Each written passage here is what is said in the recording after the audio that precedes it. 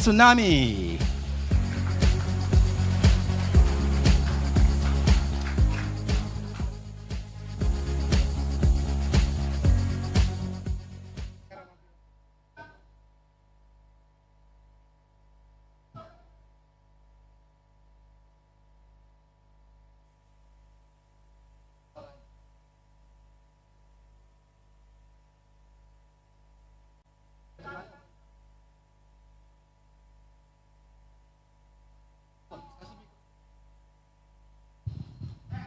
Oke, makin.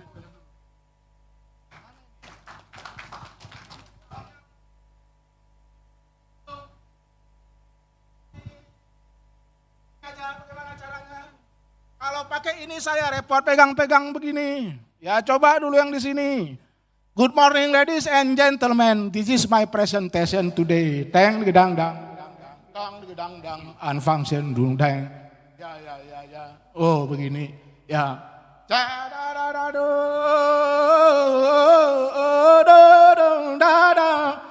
gedang dang dang dang dang dang teng gedang dang teng tua wa wa wa wa wa wa wa wa wa wa dong gedang dang taga daga dong dang dong teng teng dong daga ding dang taga daga dong dang dong taga daga dong. Nggak ada yang ketawa, nggak apa-apa. Nobody laugh. Thank you very much. This is story about the leaf. So this is the leaf. One day in the morning, pada suatu pagi, seorang ibu, tepatnya ibu daun. One day in the morning, a mother leaf start to making the breakfast for their family. Dong gedang dang dong.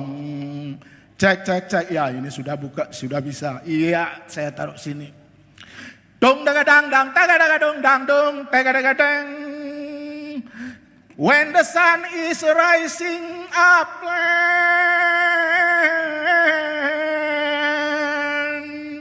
and the leaf open his window to catching the lights coming into the leaf.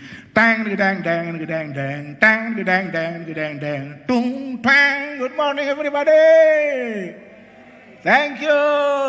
Yeah. Di pagi ini I start to making my breakfast. Yeah. The first time I have to take the water from the soil. Oh no. The first is catching the light. Chang. This is the panel surya we call in bahasa. Yeah. Can you see this? Yes, thank you very much. After the lights coming into the leaf, we have now energy to take the water from the soil to the leaf.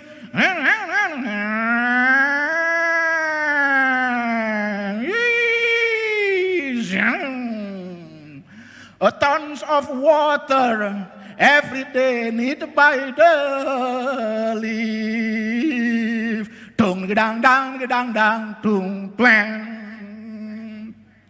Setelah air tersedia, now we are ready to boiling the water. Tung twang. Oh iya, over here. Iya. Say tung twang. Can you see this? Ya, oke. Hey, dong dang tung daga dong tang tua wow. Cek klek.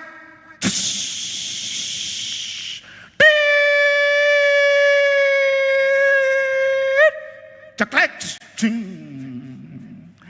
In the morning, water consists of a hydrogen and oxygen, and the leaves split them.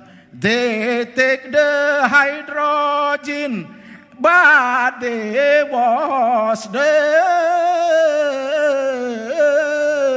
oxygen. Tung klek. Oh, as human pee every morning. Also, the leaf doing the same thing. And we are human. Take the breath. We're very happy.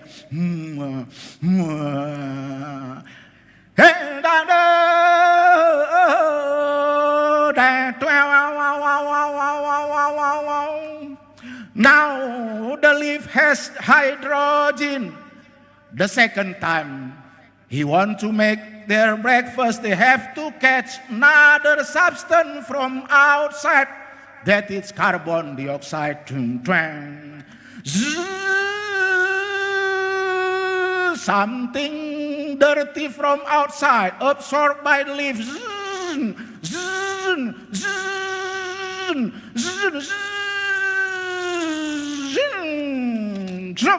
Carbon dioxide stored inside. Yeah.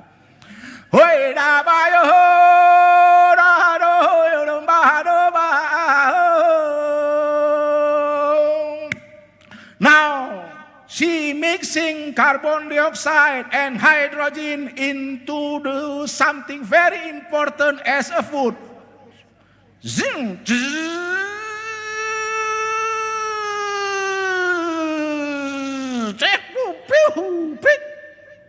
Food is ready. The simple sugar. This is food for the leaf. After the food is ready, now the food is transporting through the trees.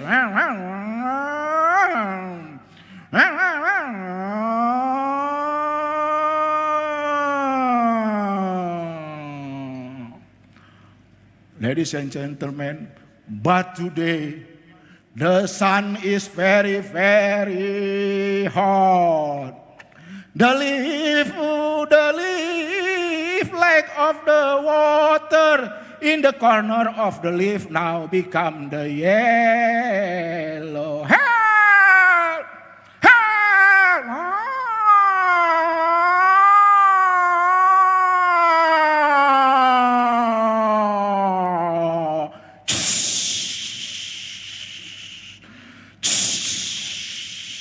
You know what it is? Shower. Every day the leaf spread the water. So while we are standing around the leaf, we can feel cool. This is the function of the leaf. At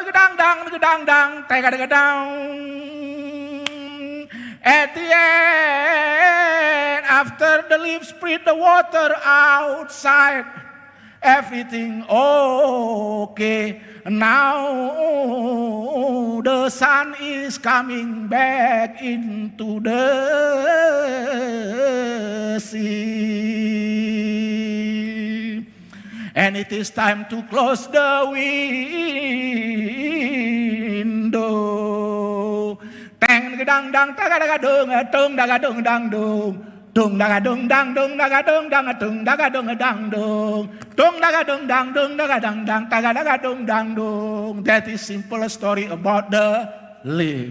So let's we keep the trees to growing and growing, not to cutting and cutting down. Thank you very much function of the leaf for us. Not only for our breathing, not only for our food, but also for cleaning the poison,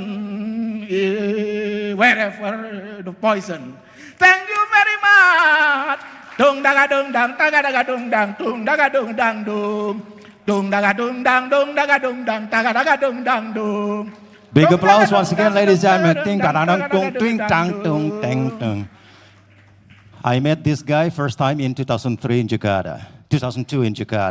Yeah, very lovely people. How to telling stories, so simple way, and then everybody understand that. Okay, well, we would like to invite right after PM Thaw and then Taiku Haris Fadila, journalist of RRI Aceh. Would you be on the stage, please? on the stage, please. And also Shefan Daniel, Group Director of MTV Sri Lanka. All right. Okay, and also Fujishita Wataru, Executive Controller.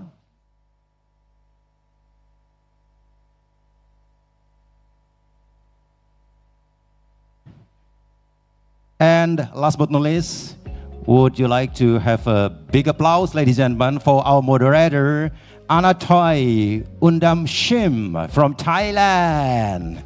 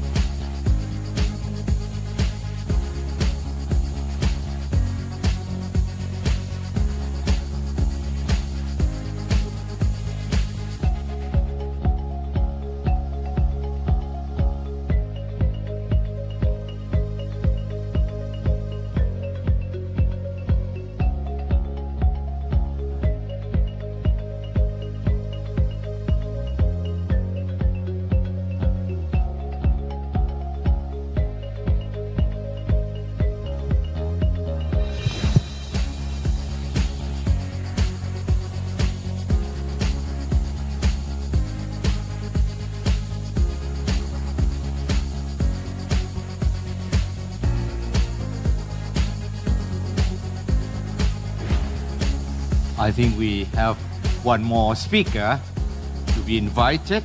So may I have Ms. Priya Kumar, Director General of Durcharam News, India, please.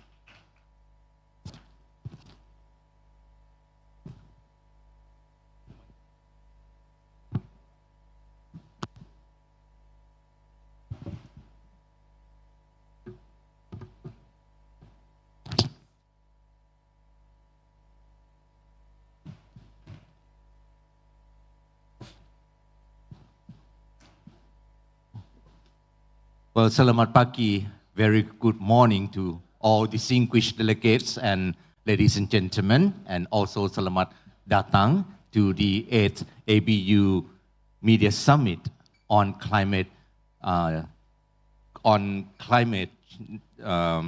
action and disaster prevention. And this is going to be a very first session, which is the commemoration session. And as we all know that 20 years ago, the tsunami hit the countries over the Indian Ocean and caused the loss of life of tens of thousands of people. And therefore, at the outset now, may I just invite all the distinguished delegates, ladies and gentlemen, to kindly observe the moment of 20-second silence to commemorate the lost life of the 2004 Indian Ocean tsunami. May I please invite all distinguished delegates to stand up and observe the silence.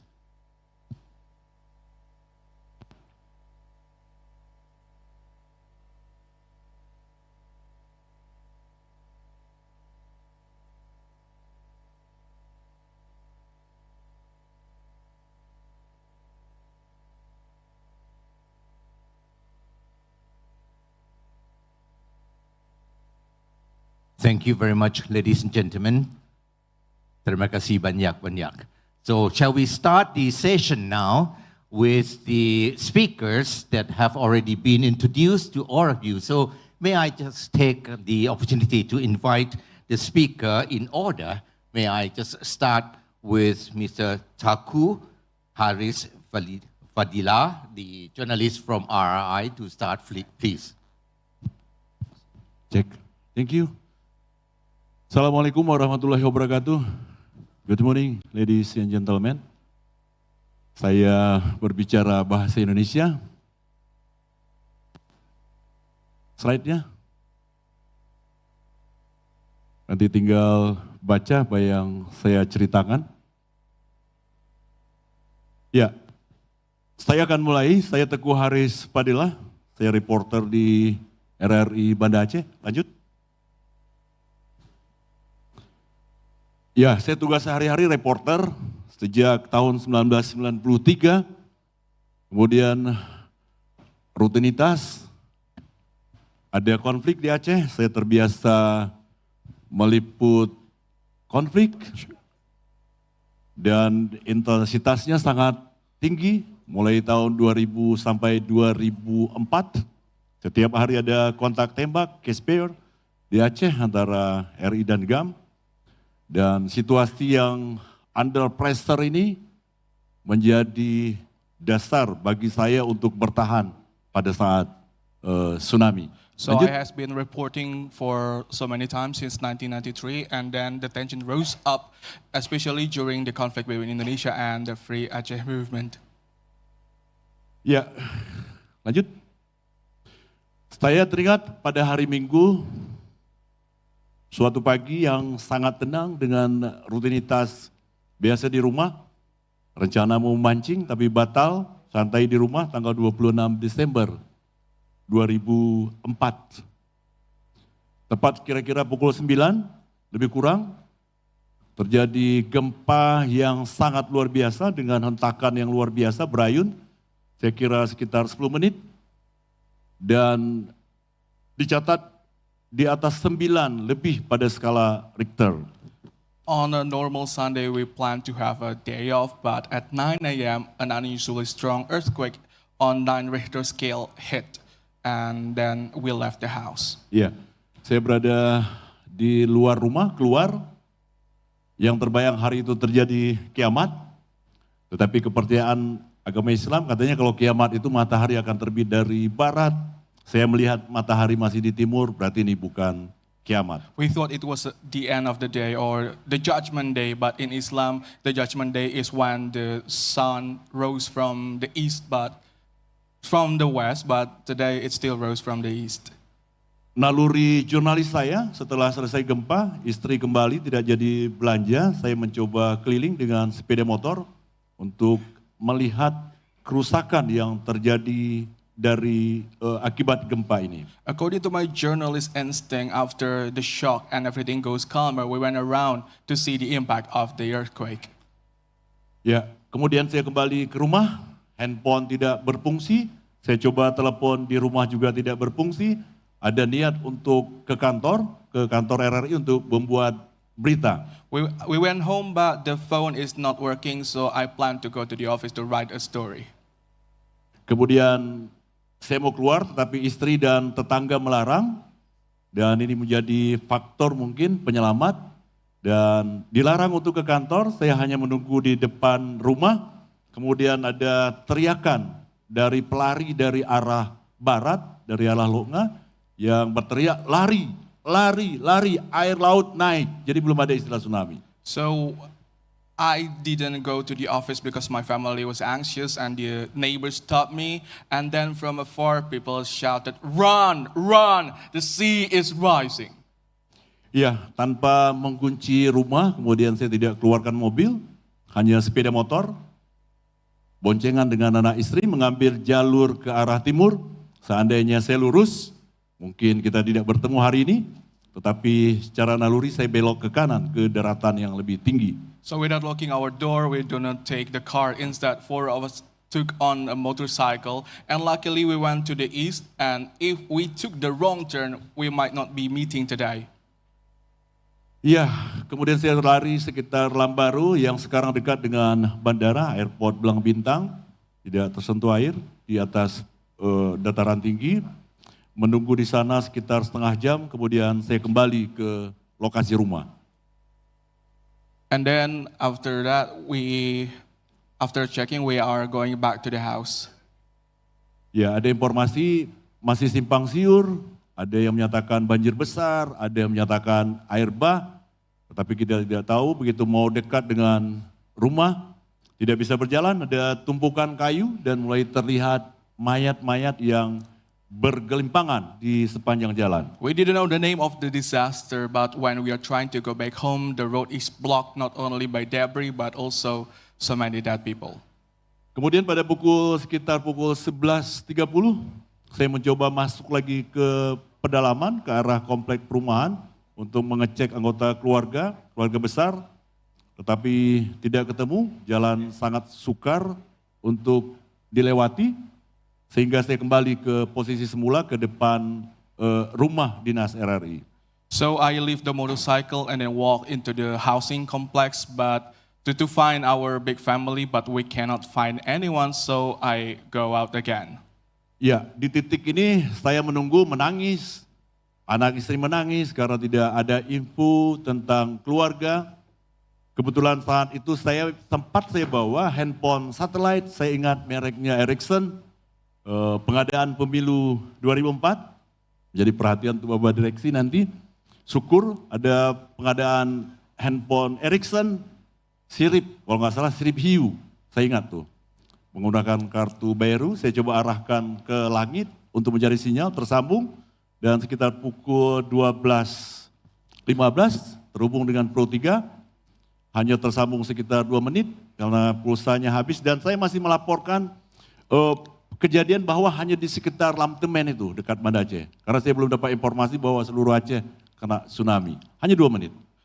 So my wife and children were crying, and I finally can get connected to Pro 3 RRI Jakarta with a satellite phone. I reported not the whole thing because I only thought it only happens around my environment.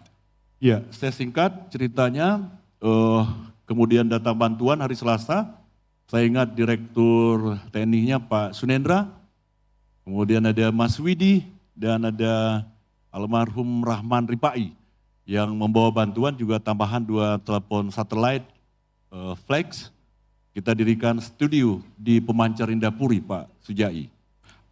On Tuesday, support from the headquarters came, and not only bringing our survival kit, but we also built an emergency station to broadcast the information. Ya, setelah itu rutinitas biasa, ada kesedihan, ada kegembiraan. Sedihnya tidak bertemu dengan anggota keluarga, tetapi alhamdulillah istri dan 2 anak saya selamat. Itu yang menjadi motivasi besar untuk bertugas. I cannot meet my big family, but my wife and children survived, and that motivated me to keep doing my duty. Iya, kita mengungsi ke Pemancar Indrapuri, sekaligus menghidupkan studio yang sangat sederhana. Kita evakuasi mixer yang kecil dari studio Banda Aceh, langsung kita hubungkan dengan TX, dengan pemancar. Jadi di satu ruangan tanpa AC, tanpa kipas angin dan tanpa telepon. We take refuge in the Indrapuri transmitter station, and in there we built a very humble studio with a very little equipment. Yang menariknya tiap pagi kita keluar dari komplek Indrapuri menuju ke kota Banda Aceh, pasti air mata berlinang kita keluar. Jadi kita mencoba mencari tahu sanak keluarga saudara kita, baik di rumah sakit, di pengungsian, tetapi sampai hari ini tidak ada kabar. Keluarga besar kita semuanya hilang, total dari 300.000 yang meninggal dan hilang di Aceh. So every time we leave Indrapuri to Banda Aceh, we always shed some tears because until today we cannot meet our big family. It is quite devastating. Around 300,000 people lost their lives in this disaster. Ya, dan sore kita kembali ke Pemancar, kita siaran, itu yang membuat kita tersenyum karena kita bertugas. Sekali lagi yang lebih penting ada motivasi dari anak istri yang selamat walaupun yang lain hilang. Itu menjadi pemicu. Dan sebagai perbandingan rata-rata jurnalis yang bertugas saat tsunami adalah yang keluarganya selamat. Jadi tidak ada beban psikologis.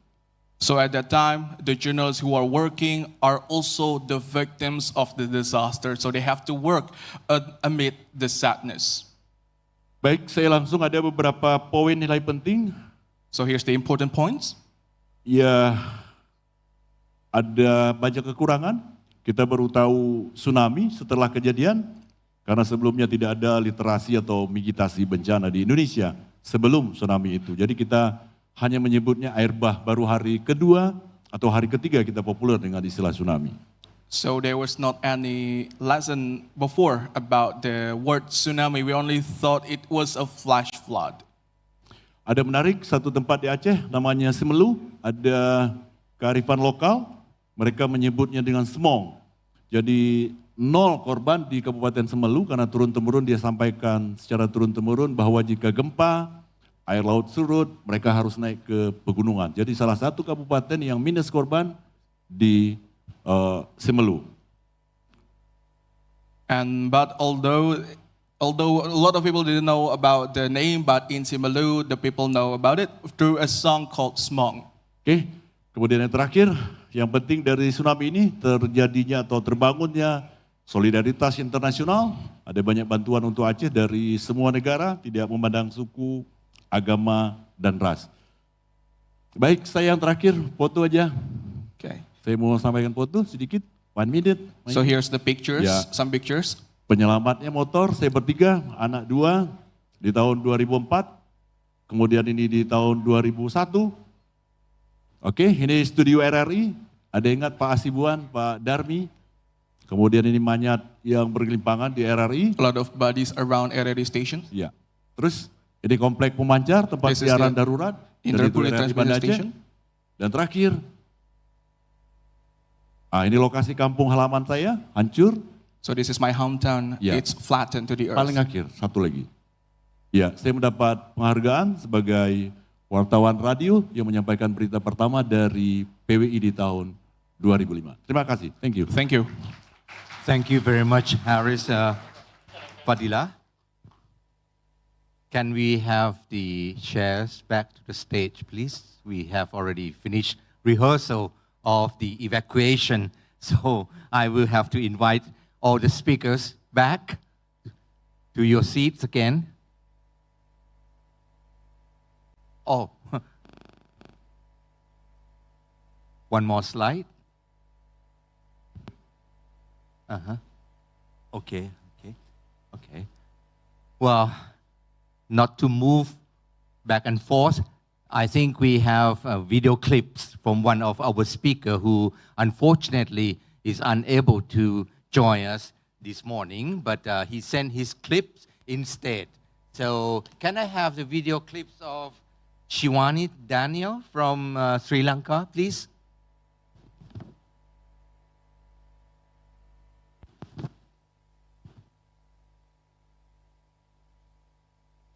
By tendering an apology to all of you for not being there physically, but nevertheless, I am no less honored to be speaking to you all today on this topic that is not only important to all of us, but personally important to me.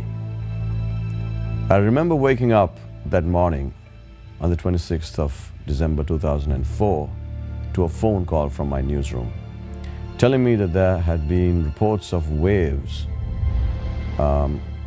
devastating parts of our coastal areas.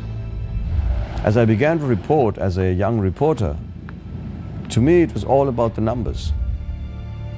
Sitting in my studio, and I knew that I commanded the attention of thousands and millions of Sri Lankans who were desperate for information at that time. And to me, all I had were numbers. 100 missing from this location, another 100 from another, 200 from some other place. And as I went through the motions of reporting the numbers, at some point my colleagues and I understood that these weren't just numbers, but they were people, they were families, entire communities. And as that reality began to sink into us, it transformed the way in which we reported the devastation. The information that kept flowing into us, we realized that every single time we read out a number, it was somebody's family, someone's mother or father, a brother or a sister. And add to that, not only were there families just torn away from them without any warning, their entire lives were turned upside down as well. They lost their homes, their friends, everything that was familiar to them, everything that they loved, snatched away in a moment. We realized that reporting on the tsunami was not reporting as it used to be. Everything changed on the 26th of December 2004. At News First, which is the news operation run by CMG in Sri Lanka, we began to go from reporting on numbers to being human. We began to talk to Sri Lanka and help them heal in whatever way we could. We began to reflect the pain, the suffering, the devastation that our fellow countrymen and women were going through. Many of us were also reported while not knowing what had become of some of our family and some of our friends. And still we felt that there was a responsibility for us to somehow show leadership amidst that devastation. And as we did this for days and weeks, we also began to understand that there was an even deeper responsibility. And this is important. When you take a more human perspective to reporting, your responsibility expands. You can't draw peripheries and boundaries around what you are expected to provide and do to a community. And so the next natural step or progression was to support communities physically. And that's what we did. For the first time, we stepped out of our studios. We used the trust that people had in us to garner support, not just locally, but internationally, and launch what was probably the largest humanitarian movement at the time in Sri Lanka. This was a transformation that I believe I was, even though it was such an unfortunate incident, was also in a way fortunate to be part of, because it transformed me, it transformed my colleagues. And the seeds of some of the humanitarian work that we do today at CMG were planted in 2004 during the tsunami. We understood that as a media network, communities expected so much more from us than simply what they saw on television or heard on our airwaves. And so a result of that, eventually Gammadha was born. Today, Gammadha is Sri Lanka's largest rural development movement. And the seeds of this movement was planted way back then. Many of our reporters are also trained in search and rescue. And so we've taken a step even further. And so the way in which we interact with our communities has totally changed. We're not just news reporters anymore. We understand our responsibility is far wider. And I'm certain that all of you in your own communities and in your own, the work that you do, have also taken that step and made that transformation over the past 2 decades. And I sincerely hope that we never have to use the skills and use the experience that we've all garnered over the past 2 decades to face another similar occurrence. But if it does happen, we will be ready to serve our communities in better ways. And I believe that is an incredible opportunity for all of us. And as we discuss how media can keep saving lives in more meaningful ways over the next few sessions and the next few days, I would be very interested to follow the discussions and the solutions that we all can collaborate together, so that unlike then, when we were pretty much alone in our own little islands, the next time we can face them together. And together, we're obviously, clearly, much stronger. I'd like to take this opportunity to thank all of you for your kind attention and wish all of you and the summit every success as you do such meaningful work. Thank you, and Ayubowan. Well, that was the video clips from Shivan, Daniel from Sri Lanka. Well, we are media practitioners, so we have to know very well how to adapt to the new environment and the changing circumstances. So instead of having a share, which we have already evacuated, may I just now invite Mr. Fujishita from NHK Japan to present your topics here on the stage. The podium is already ready for you. Fushita-san, どうぞ。Ya, selamat pagi. I'm Fujishita from NHK. So I'd like to speak about my experience when I covered the tsunami in Aceh province. At that time, I was a bureau chief of NHK Jakarta.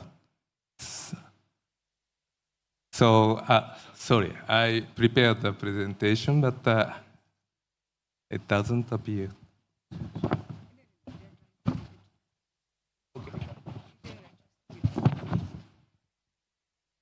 Wait a moment.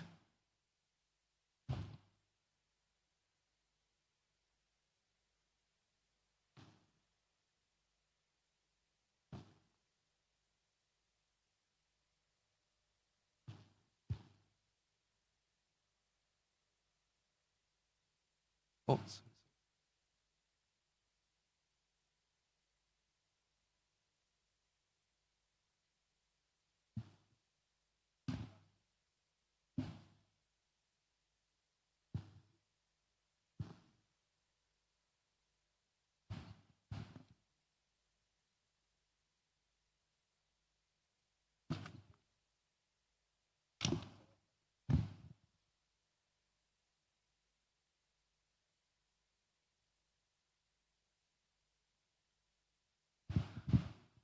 Sorry for waiting so. So at that time, I was the bureau chief of NHK Jakarta. Oh. Sorry, I will do it by. Yeah. Okay. So I entered Aceh province on 27th December, the day after the earthquake and the tsunami hit the province. Okay. And this is a photo I took just after I arrived in Banda Aceh. There used to be a beautiful city with more than 200,000 population. But I found that half of the city had been completely swept away by the tsunami. And I was shocked when I saw the devastation I had never seen before. I immediately called the news desk in Tokyo and through satellite phone and informed them more than 100,000 people could have been killed. But no one in Tokyo believed what I said at that time. The situation was beyond their imagination. A lesson I learned is that major disasters sometimes go beyond our imagination. These videos shot by local people showed extremely violent and destructive strength of tsunami. The Indian Ocean tsunami was the first major tsunami that was clearly filmed by video cameras. They made people around the world aware of how dangerous a tsunami can be. But before the Indian Ocean tsunami, it was underestimated. Many residents even went out to seaside when the tide receded, as it was actually a precursor of a major tsunami. I think media organizations, including NHK, could have done more before the tsunami hit. If the media had routine programs encouraging people to evacuate in case of major earthquake, people's behavior would have been different. 7 years later, the Great East Japan earthquake occurred in Japan. We learned the lesson again, NHK broadcasted warning repeatedly, but we couldn't prevent a large number of casualties. We considered the way we called people to evacuate was not sufficient enough, and NHK has changed it. Let me show you two short videos. First one is a clip of NHK's tsunami warning when Great East Japan earthquake struck in 緊急地震速報が出ました。宮城県、岩手県、福島県、秋田県、山形県に緊急地震速報です。また今東京渋谷のスタジオも揺れを感じています。東京渋谷のスタジオも揺れています。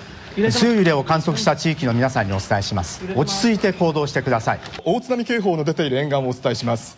岩手県3メートル、宮城県6メートル、福島県3メートルです。So next is a latest clip in New Year's Day's earthquake this year. 津波警報です。津波警報が出ました。すぐに逃げてください。大津波警報が出ました。石川県能登地方、大津波警報です。大津波が来ます。今すぐ逃げてください。津波は到達とみられます。予想の高さは5メートル。今すぐ可能な限り高いところへ逃げること。近くに高台がなければ高いビルの上か海岸。So, as you notice, newsreader used a more commanding tone and strongly urged people to evacuate in 2024, this year. So media have to learn lessons from disasters and continue to improve its disaster reporting in order to save people's lives. And I found in my hotel this signboard. So I never found this kind of signboard 20 years ago. So this is a very big improvement in the Indian, so after the Indian Ocean tsunami. Thank you very much.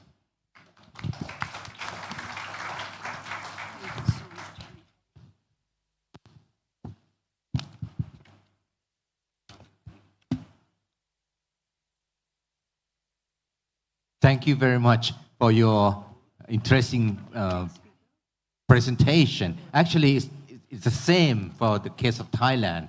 When we were first hit by the tsunami, reporters at the very first minute did not know the word tsunami at all. And like in Indonesia that we heard earlier, that we call it giant wave instead of tsunami. And until a few minutes later that we learned about the word from a Japanese word, tsunami. Okay. Now, can I also now have the honor to invite Ms. Priya Kumar, Director General of the Doordarshan News India, to proceed to the stage, please, for your presentation. Thank you.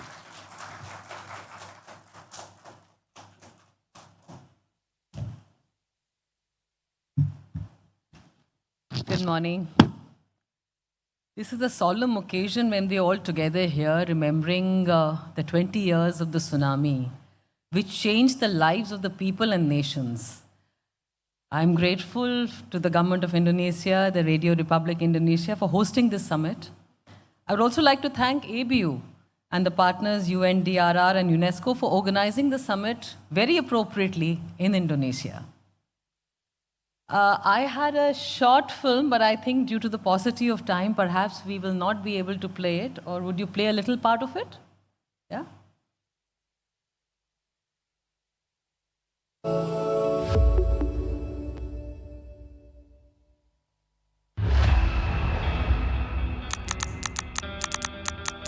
Two decades ago,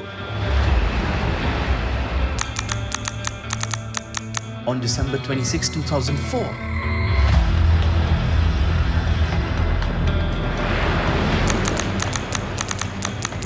a powerful 9.1 magnitude earthquake struck near Indonesia, causing a deadly tsunami. It affected India's coastal areas,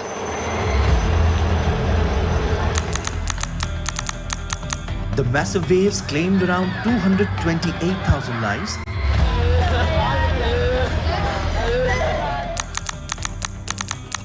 and caused nearly $10 billion in damage. With no warning systems in place, most victims had no time to escape. India's public broadcaster Doordarshan. The rest of it, I think they will play it sometime later. But today, when we cover, as members of the media, when we cover calamities, we cover disaster, we cover news, generally, during disasters, people are running away, trying to escape, while the media and our reporters are going into it, into the thick of things, trying to get that news, trying to get that information to people. So today I stand before you as a representative of a nation which suffered greatly due to the tragedy, as well as a member of the media community which played a vital role during the tragedy to bring information, and we continue to do so even now. Prior to this event, the warning systems with regard to tsunami were primitive. Scientists could only predict tsunami arrival times, not the flood potential, and there was no global tsunami warning systems. Today, 20 years later, things have changed. The coastlines are better prepared for such a catastrophe thanks to the concerted efforts by the international community as a whole, because it affected nations more than one. It affected a number of nations. And today I also want to reflect on the vital role played by the public service broadcaster, which is Prasar Bharati, which is Doordarshan and All India Radio in India, during this devastating tsunami that hit the country.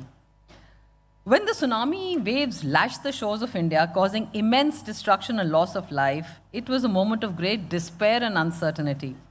Communication lines were disrupted. People were deprived of reliable information. It was during this time, during this heart-wrenching situation, that DD and AIR stepped up to the challenge to provide crucial, timely, and accurate information to millions of the affected individuals. Doordarshan's dedicated reporters and camera persons often risked their own lives as they went into the situation, into the thick of things. They were able to report the extent of the devastation, highlight the dismal condition and requirements of the affected population, and update regarding all the ongoing rescue and relief operations. Doordarshan's telecast not only informed the public, but also galvanized national and international support, drawing attention to the urgent need for aid and assistance. It also provided raw data and visual evidence to government departments, which could be used to better design and strategize the disaster management and mitigation policies in the long run. Meanwhile, All India Radio played a very important role during this calamity because of its unparalleled reach, particularly in the remote and the coastal regions, where the rural areas where there was no communication left. It was radio which reached out. AIR's team worked round the clock, broadcasting critical information. They mounted live radio bridge programs where they were connecting with the people, with the loved ones back home, showing them what was happening, connecting to people who managed to escape so that the people could understand what happened, as well as connect to the loved ones who they were very scared of what happened to them. So it was an important platform of communication that radio built up. And not only that, it was the ability of the radio to disseminate information in multiple local languages, which cater to the diverse linguistic landscape of India. So many languages, so many diverse situations and people, that this inclusivity ensured that no one was left out and everyone had access to vital information in their own language. Furthermore, DD and AR played a crucial role in reuniting estranged families. During the broadcast, the reporters also shared information about missing persons, helping loved ones to locate each other amidst the calamity and chaos. The emotional and psychological impact provided by these broadcasts was immeasurable, offering solace and hope to those in distress. The commitment and resilience displayed by the media during that time and the public service broadcaster, I would say, was nothing short of heroic. The teams worked tirelessly, often under extreme conditions, to keep the nation informed and connected. Their efforts not only saved lives, but also reinforced the critical role of public service broadcasting in times of national emergencies. This also contributed towards rebuilding the government's approach to disaster preparedness and response, emerging stronger and more resilient in the face of future challenges. Since then, the Government of India has undertaken a multi-pronged approach to improve disaster preparedness and response. Through the establishment of dedicated institutions, investment in early warning systems, community involvement, infrastructure development, and international collaboration, India has geared up to face future challenges with greater confidence and capability. As we remember the victims of the tsunami and honor the resilience of those who survived, let us also pay tribute to the unsung heroes of the media, whose efforts during those trying times exemplified the best of public service broadcasting. They remind us of the power of information, the importance of reliable communication, and the profound impact of media in shaping and supporting our society during such natural disasters. Thank you.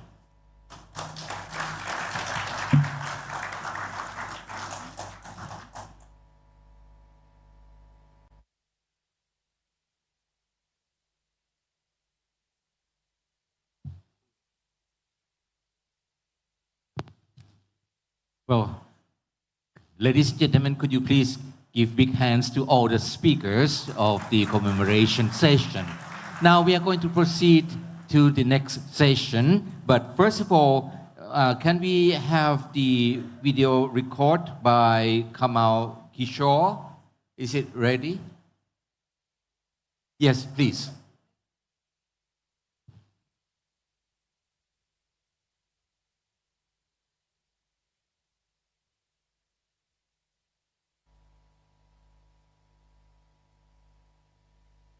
He is a special representative of the United Nations Secretary General on disaster risk.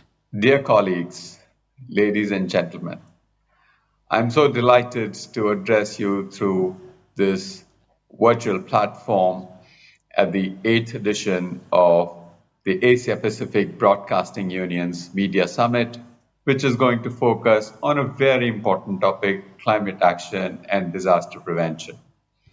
I'm very grateful and I applaud the efforts of the government of Indonesia alongside Radio Republic Indonesia for hosting this summit on a very important area of work. Republic of Indonesia is a leader in disaster risk reduction efforts globally. What they've been able to achieve in the last 20 years since the Indian Ocean tsunami is truly exceptional, truly remarkable, and a source of inspiration for climate action and disaster risk reduction across the world.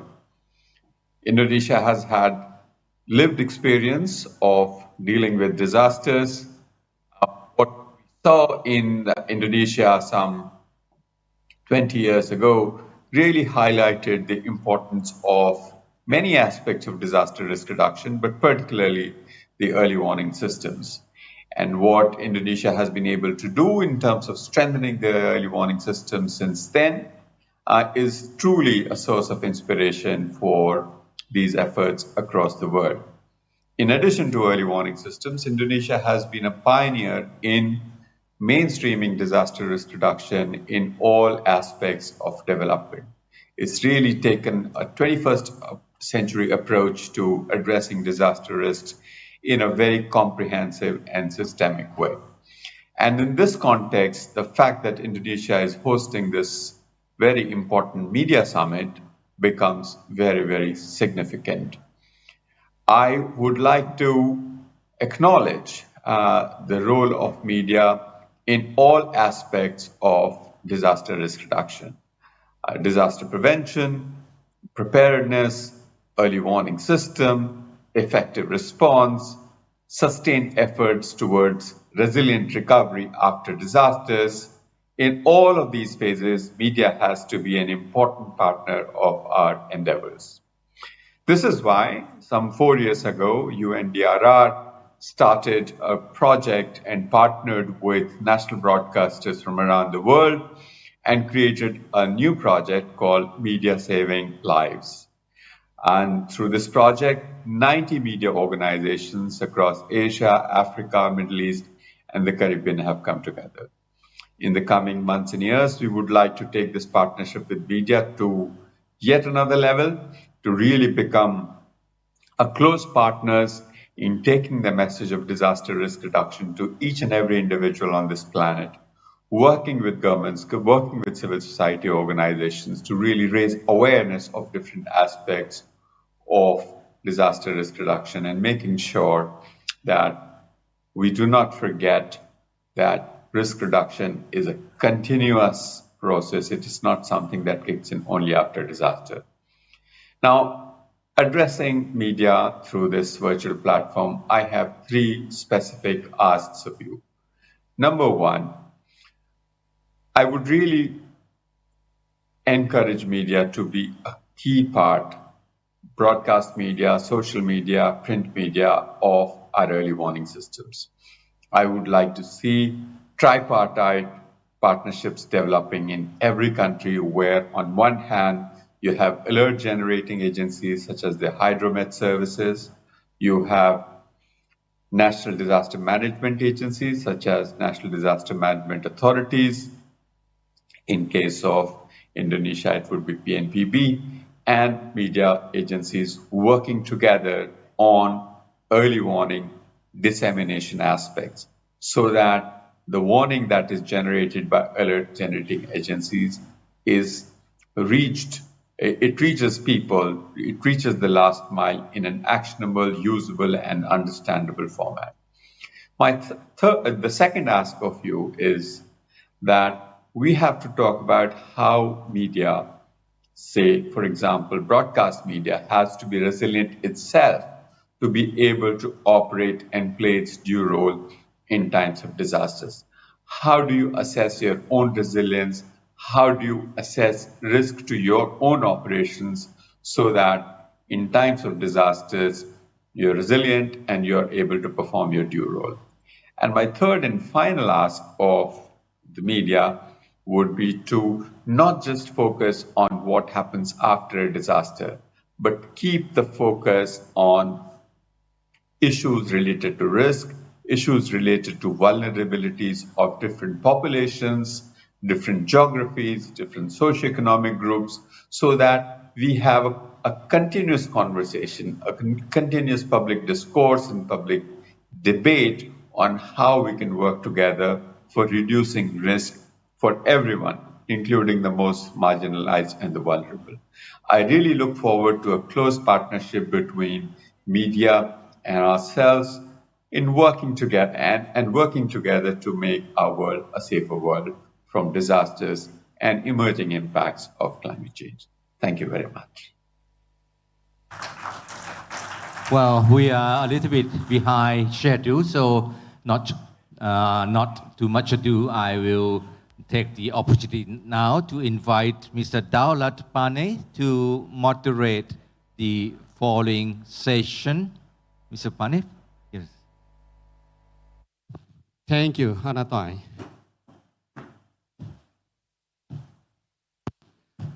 The next session is about from risk to resilience, and this session is quite different from the previous session because after the presentation, we'll have Q&A with our panelists or speakers for today.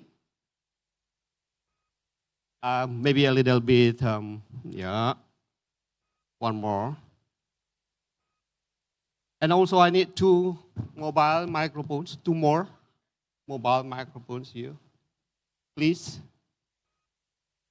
2 more mobile microphones for the speakers. Make sure it is on. And clickers.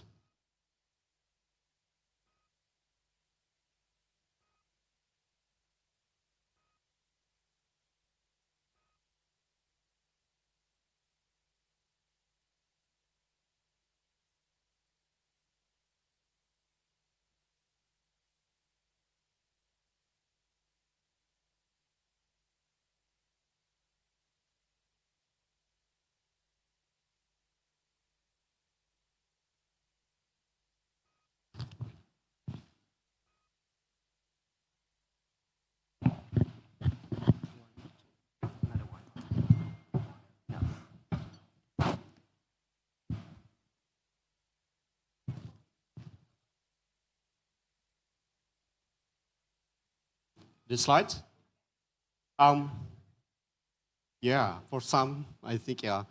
But we will have Q&A. I'm afraid that, are you sure that we'll stand during the Q&A? Or just, okay, we remove for a while this here and you have presentation while it is on the Q&A, they will set it back. Okay? Oke, Bapak boleh nggak agak di sini dulu sebentar, setelah presentasi baru kita set lagi ya. Kursinya aja. Agak di sini, di pinggir mungkin. Di pinggir saja mungkin sini. Oke. Thank you for the efforts.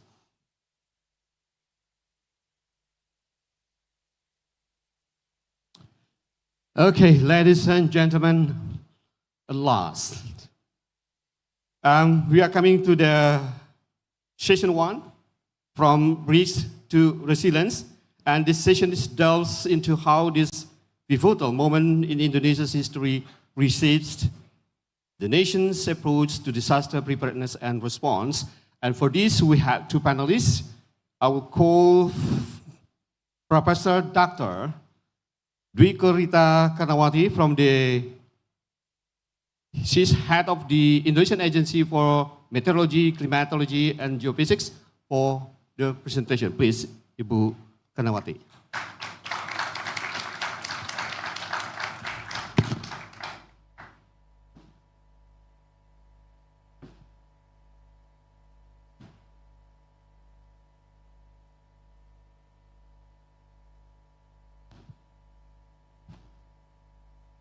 Okay, terima kasih.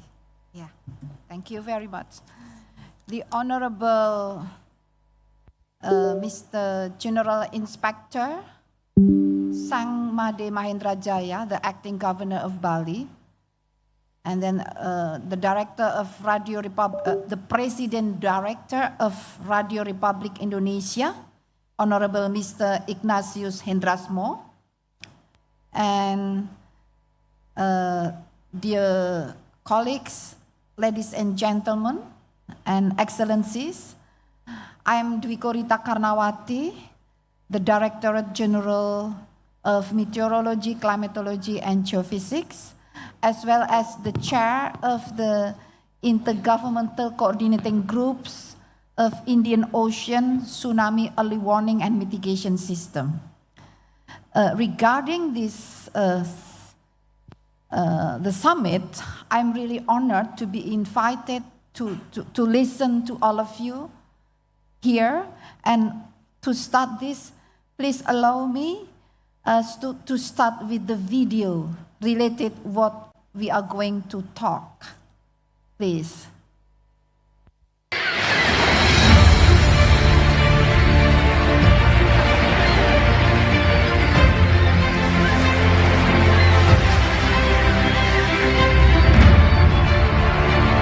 Do you remember the 2004 Indian Ocean tsunami, which resulted in the loss of many lives?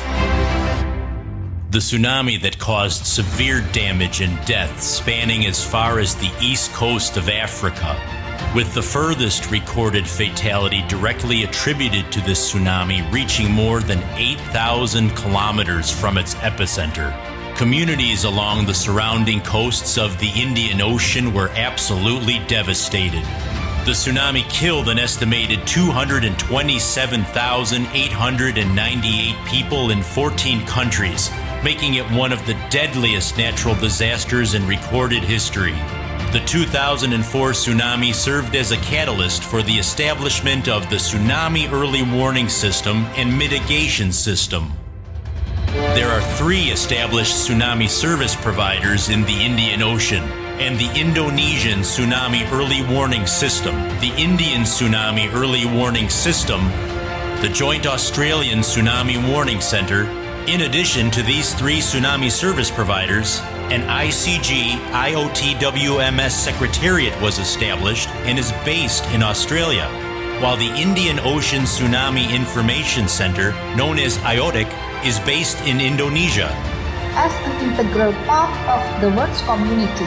Indonesia, through adaptation operated by BMKG, is committed to support and protect the Indian Ocean coastal community from the threats of tsunami through a reliable tsunami early warning system. INA2s continues to strengthen and improve its capacity.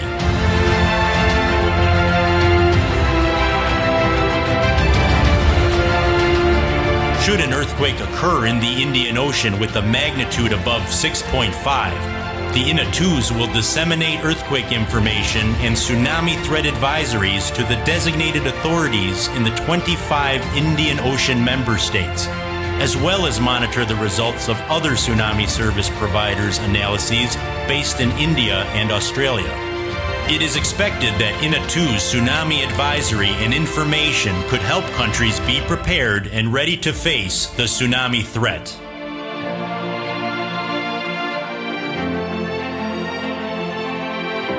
Thank you very much for your attention. And what I would like to highlight here, when we need to transform risk into resilience, first, indeed, we need to have the systematic technology, science and technology. It is a must. And we learn that we cannot work alone. We must work together in collaboration. As what is shown here in the video, we work together, Indonesia, Australia, India, in order to protect 25 countries along Indian Ocean. However, that is not enough. Despite of systematic observation continues 24 hours non-stop, the advanced technology, but still people not fully safe. Why? That's the issue related to the people-to-people connection, related to how we can disseminate the product of the technology, that the warning, the tsunami warning, can be received by the individuals. So, indeed, we need social engineering, not only the engineering, science and technology. So next slide. Next slide, please. In the next slides, I would like to show the problems faced by Indonesia. We have multi-hazards, not only tsunami. We also have the earthquake. We also under threat of climate change, the extreme climate, extreme weather, volcanic eruption. So multi-hazards. That means we need to have multi-risk preparedness, multi-risk communication, multi-risk collaboration. So that's why we are here together with the National Agency for Disaster Mitigation. It is impossible our agency work alone. We must work side by side with the National Agency for Disaster Mitigation in order to tackle the multi-risk. And we need not only the science and technology, but also education and empowerment in order to have resilience where there is zero victims and sustainability. The next slide, we have another problem. Once we use the advanced technology by observation, modeling, based on the data and information. Unfortunately, there are some people does not have the access on that information. If they have the access, they may not understanding the product of the high technology, because there is a gap between the advanced technology and how the simple and the the ordinary people can understand that. The product full of maps, full of color, full of numbers, how to translate that into simple language and can be used as actionable information. So this is the problem, and we work together with the National Agency of Disaster Management, with the local agency of disaster management, as well as with the community, like what we have used here. Maybe the last slide. The last slide, please. The last slide. Last slide. Next. No, I mean the video. There is a video, short, very short, showing how we work together with the community to educate the fishermen about the early warning, and they can help themselves. They can teach their own community to understand the warning, and they help their own community to be safe from tropical cyclone. So I would like to introduce one of the champion in the remote area in Indonesia, which has been saved from tropical cyclone due to the community empowerment program, community education. Please. Syukur alhamdulillah sampai hari ini dan sejauh ini berkat bantuan dari BMKG kami sudah lebih mempersiapkan diri untuk menghadapi segala macam ancaman. Saya tahu bisa membaca informasi dari kiriman BMKG itu berkat Sekolah Lapang Cuaca Nelayan, yang mana kita sekolah itu informasi cuaca nelayan itu kita diajarkan. Ini gelombang ketinggiannya berapa dan kecepatan anginnya. Dari gambarnya itu kita langsung praktikkan langsung. Jadi waktu penerimaan materi kita akan praktik di kedepannya. Jadi dengan itu saya rasa bahwa mereka akan cerdas, yang lain-lainnya akan cerdas. Dengan berkat adanya bantuan televisi ini Ibu dan informasi cuaca yang dikirimkan untuk kita ini, kita juga bentuk tim siaga. Karena belajar dari Seroja sebelumnya, akhirnya kita sekarang membentuk tim siaga juga untuk untuk mengungsikan warga apabila cuaca ini menjadi ekstrem. Kalau untuk saat ini, kalau di sini saya suruh nelayan sudah tidak melaut lagi tanggal 2 ini, dan sudah nelayan sudah kembali semuanya. Tanggal 3 ini itu sudah dia sudah lebih dekat ya. Lebih dekat. So I 1 let sampai them 1,25 ini. Ya. Jadi ini udah dekat. They teach me how to understand that. I pretend that I don't understand. What is this? This is, madam, this is the sign of the danger. We must not go to the sea. So they explain to the people, to me even. So we really consider this is very important. In conclusion, again, we need to have several alternative of efforts. I mean, not in conclusion. I mean, this is also additional important thing is about the previous slide, the broadcasting.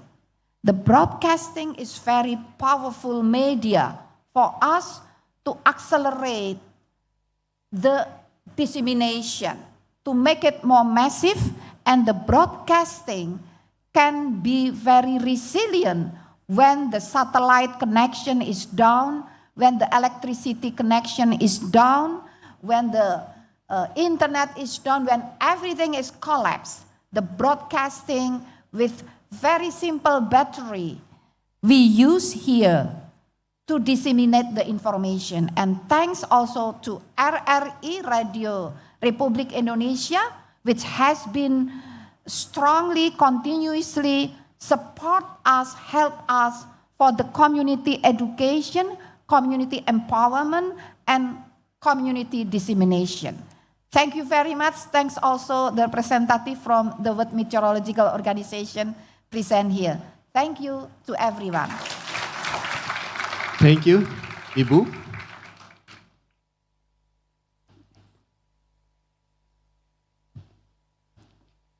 Now I would like to call to come to the stage the Deputy Minister of System and Strategy, National Disaster Management Authority of Indonesia, Dr. Raditya Jati, please.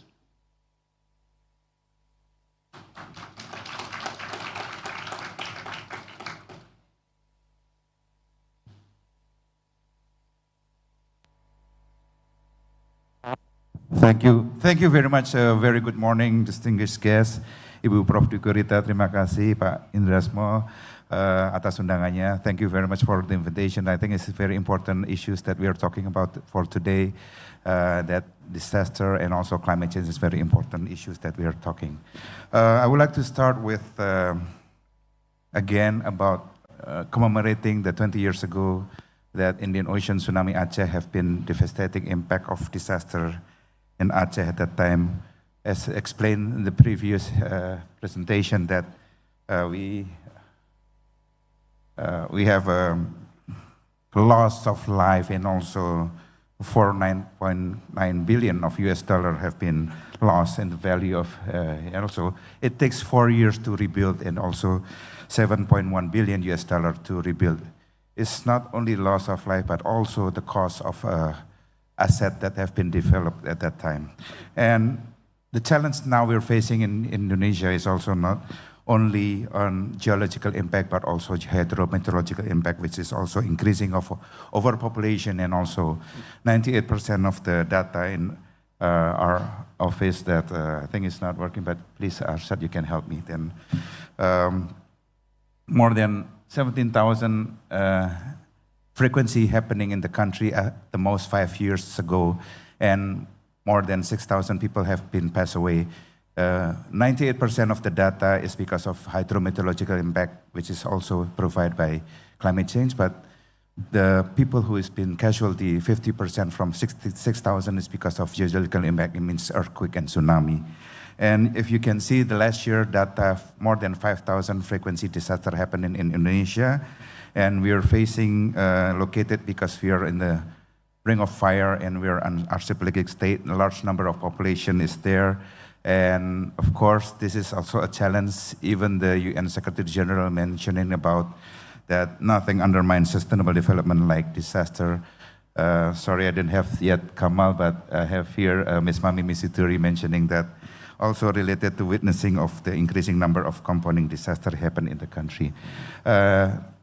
And you can see risk is not only a single risk, but now we're facing cascading and collateral impact, which is a systemic risk, mentioning that to face resiliency, we have also deficit of it, including in Global Assessment Report in 2023, that we're facing this deficit of resilience.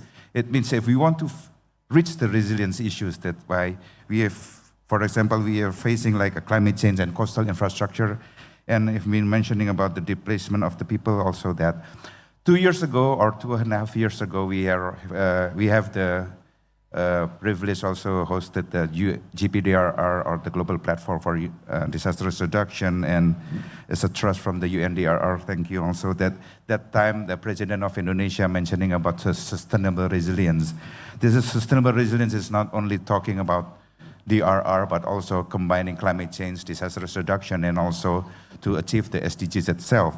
And these 4 issues on disaster risk reduction, climate change, and also SDGs is also interrelated with the indicators from the Paris Agreement, also the Sendai Framework, and also the SDGs.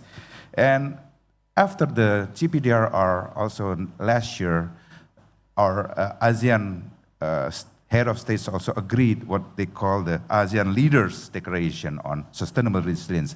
This is how we can really commit it on sustainable resilience. It's not only talking on climate change, it's not talking on disaster risk reduction, and it's not talking on SDGs, but how to combine and to break the silo on the Sendai Framework and also Paris Agreement, and also how to put that into practice.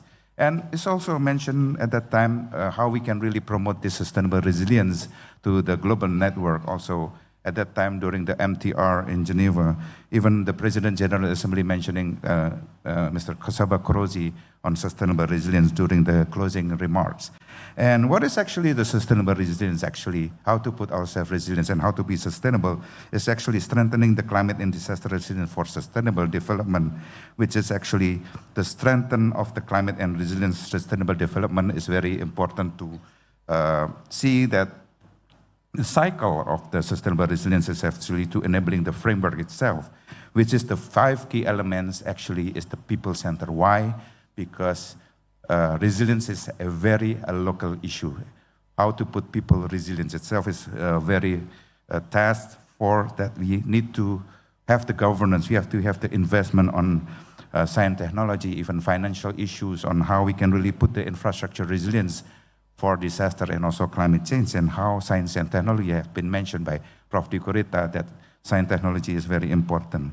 So how we can really deal to put ourselves resilience, and we have what we call the index of risk, have been counted every year, and we're decreasing the risk, actually the index by 2.5%. This is also a big homework for us until 2045, which is we have the national plan, or we call it national plan for every 5 years, but we have a long-term plan, 25 years. This is the first time that Indonesia have the 25 years plan for to put ourselves in national resilience. And it's not only by us, again, bridging other ministerial and also line ministry is very important, including the Home Affairs that have the standard minimum services on how to put us to be a resilience. Again, starting from the data, we have what we call INARIS, compiling all the data, even from BMKG and other line ministry. This is a web-based, and it's also application of INARIS, can be layering, and we can see how many hazard is there. It's more than 13 hazard is there. Then it's compiling in every stage of disaster, including prevention, during emergency response, and also during rehabilitation reconstruction, that we have to put all into a spatial web base that everybody can understand in scientifically, but also again how to analyze this as one of the reliability assessment of risk. This can be one of the conducting studies that can be given to for the decision maker. And we provide the data also from other line ministry to be compiling on what we call the risk. We have the geoportal data, we have the data from GIS BNPB, and we have the INARIS, we have the channel Telegram, and how to communicate that is very important. I would like to share also during the COVID-19, at that time it was very challenging because BNPB at that time was chosen as head of the task force for the COVID-19, how we can really put the information for the people under the most layering of the village level, and how to deal with that, how to work with the most local people on the task force, and how many people are vaccinated, how many people are impacted by the COVID itself, how to communicate with the people with the one command from the president. Actually is important that decentralization is working, but how we can really work with this 34 province of Indonesia until the community level, until the village level. And cross-ministerial institutional responsibility is also important, that how we can really put the task force regulation can be change of behavior of the people, not only communicating, but they're changing their behavior using masks and also washing their hand, and social distancing is very important. That's why there's also portal that can be accessed by all, accessed by the people, and we're using that and to protect from us, to improve the health insurance and also resilience itself. So actually pandemic is also included into disaster risk reduction. This is time when 2015, at that time, SRRG Margaret was from mentioning that the first time the pandemic included the framework for disaster risk reduction at the closing statement. So I think this is also important to understand how to develop the communication to the people itself. During the crisis communication is important, and preventing hoax. For example, 2017, during the eruption of Mount Agung, the picture was about the mountain of Pinatubo in the Philippines, but actually at that time, some countries are giving travel warning to Bali at that time. So risk communication is important also, not only for the mainstream media, but also the social media also important. That's why BNPB, we also have some channel, some other channel that can be used, and media center is also important to disseminate the information to the people. Every day we have to disseminate to understand that at that time COVID, even media social, including TikTok, that people are now using TikTok to communicate each other to prevent the migration of the people itself. We like also to share the outcome document from the Bali Agenda for Resilience 2 years ago in Bali also, that it is important that to communicate the barrier of encourage the strengthen the contextually relevant of understanding the risk. Here are two examples of two communities surrounding the Pasabaya, which is at the Gunung Agung and also Merapi. And you can see that they are using the radio communication before, please. Radio communication that they communicate to the people. So it's from them and to their community itself. So it's not only from the government, but also from the community that have initiative. And if you have time, also you can visit the Pasabaya. This is 28 villages surrounding the Gunung Agung. They have this until also now they encourage the young generation also to join the Pasabaya. Even there now they are making the village, smart village application for informating the people surrounding the 28 village surrounding Mount Agung. I think this is what I can say for discussion. So again, thank you very much for this important issues on climate change and also to make ourselves resilient. Thank you very much. Thank you, Bapak Radia Jati. Okay, once again, thank you for Ibu Dwi Korita Karnawati, the head of the Indonesian Agency for Meteorology, Climatology and Geophysics, and also Dr. Aditya Jati, the Deputy Minister of System and Strategy, National Disaster Management Authority, BNPB Indonesia. From their presentation, I think you have got what Indonesia do for this, the EW, early warnings, and also reduction disaster reduction risk reduction. My blood friends, I'm very sorry to let you know that since we are wasting with the timetable, so it seems that the QAA cannot be doing now, so you can directly meet Ibu Karnawati and also Pak Jati if you have questions about their presentation. Thank you once again to Ibu Karnawati and also Pak Jati. And for the next session, I would like to call again my friends, Anatolai. Thank you. Thank you very much, Bani. I will go quickly to the next session. So may I just please invite our moderator for the next session on early warnings for all campaign, saving lives and building resilient communities. Can I invite Steve? Are you here? Yes, the floor is yours.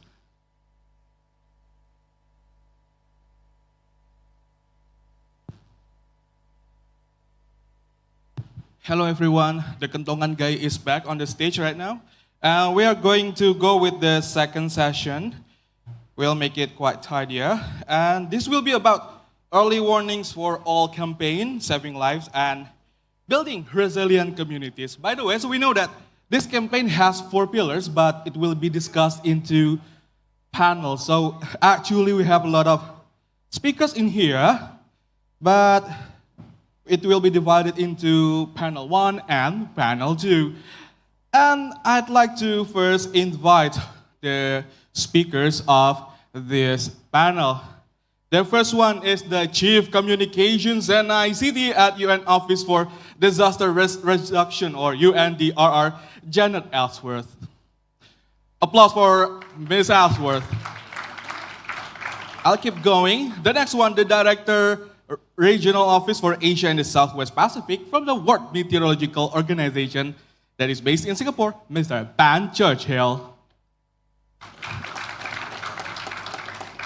Okay. And I will let the panel 1 first. And the third one will be Amir Rias, the Program Officer in International Telecommunication Union, or ITU, Regional Office for Asia and the Pacific. Okay, apparently, is he around or is he joining online? He is joining online. So let's start the panel 1 about Intro to EW for All campaign and its implementation so far. So let's welcome the speaker for the first pillar about disaster risk knowledge and management, Ms. Ellsworth. Yeah. Great, thanks very much. So I do have a few slides, and I don't think we'll be in the way of those. And I will give you a brief overview of the whole initiative, but also talk about Pillar 1, which is led by UNDRR. So just as we're going, there we go. We can move straight to the first slide. Thank you. So there's been a lot of talk here today about early warning systems in general, and it's good to take a moment to understand why it's such a critical part of what we do and why it really is important for the media to be involved as well. So we know that 3.3 to 3.6 billion people are living in contexts that are highly vulnerable to climate change. Now, that's nearly half of the world's population, and we also know that risk related to extreme events is increasing. So that is likely to increase as the populations increase, as urban populations increase as well. So at the same time, next slide, thank you. Early warning systems are a crucial part. They're a crucial tool in our toolkit of managing our risk. So at the same time as we need to work on reducing our overall risk and working on climate emissions, etc., at the same time, we do know that a 24-hour notice of an approaching event can actually reduce resulting damage by up to 30%. And this, we know, saves not only lives critically, but also costs. So also we can have savings in economics and damage infrastructure. So there's two really important parts of why early warning systems are so important. Next slide. So in 2022, the Secretary General of the UN launched the Early Warnings for All initiative, and the overall target is to ensure that every single person on the planet has access to an early warning system by 2027. That's a really ambitious target, but there are very good strides that we're already undertaking. And so the initiative itself is there to focus on how we support countries and the partners already working on early warning systems to amplify their efforts by working together to make sure that investments in early warning system developments are streamlined, to make sure that there's no duplication, and most of all to make sure that they're being implemented in a multi-hazard way, making sure that they reach the last mile, they're taking into account vulnerable communities. So all of those elements were mapped out under 4 critical pillars. So the first one is disaster risk knowledge, and that's led by UNDRR, and obviously there are a lot of partners supporting each of the pillar works. The second one is on the detection, monitoring, analysis, and forecasting of hazards, and that one is led by WMO. The third one is on warning dissemination and communication, and that's led by ITU. And the fourth pillar is on community preparedness and response capabilities, and that is led by IFRC. So, as you can see, a lot of partners, not only the UN system, are leading this, they're coming together, and they're also working to coordinate the action on the ground, not only at a global coordination level to set standards and policies on what this would look like, but really to make sure that countries are getting the support that they need to make this happen. Next slide, thank you. So if I look now at Pillar 1, because the other guests later today will talk about the other pillars. So I can just touch briefly on what a vision of success looks like for risk knowledge management. So really understanding risk is the groundwork at which you would base all your other investments. So really getting to the heart of how that risk, what that risk looks like, understanding it both in terms of hazards, but also vulnerability and exposure, and making sure that the investments you're making really do make sense for the risk that you face. So that means a focus on data, and specifically there's several action points that you can see here. So disaggregated, timely, relevant risk data and risk assessments. Hazard exposure, vulnerability, and coping capacities are well known by decision makers and communities. Risk maps and data are widely available. Geo-reference data platforms and tools to issue impact-based forecasts, and risk knowledge capacity building, and monitoring and implementation of the Sendai Framework Target G, which, although it precedes the early warning initiative, also already recognized that early warning systems are a critical part of the toolkit when we're reducing risk and preventing disasters. So this is what the vision of success was laid out for Pillar 1, and as I mentioned, the UNDRR is co-leading with many other partners to help to disaggregate, to collect data, to analyze, and to make sure the data is really working hard to inform the whole initiative, but also the next steps. Next slide, thank you. Ms. Ellsworth, you have 1 more minute. Yeah. Thank you. Just coming up, so here, I won't go through all of this, but just to give you a quick snapshot of some of the successes that we've already achieved under this. So you can see a lot of national consultations, gap analyses, national coordination mechanisms and roadmaps. Now, it does sound, of course, like a lot of curation of information and bringing people together, but it's important not to underestimate those impacts, because already we see the benefits of bringing people around the table, of optimizing the efforts that everyone is making, and to smooth the way for the implementation of their early warning systems. Last slide, thank you. I'm just going to focus, I just want to end really quickly on some very practical things that the media can do to support this effort.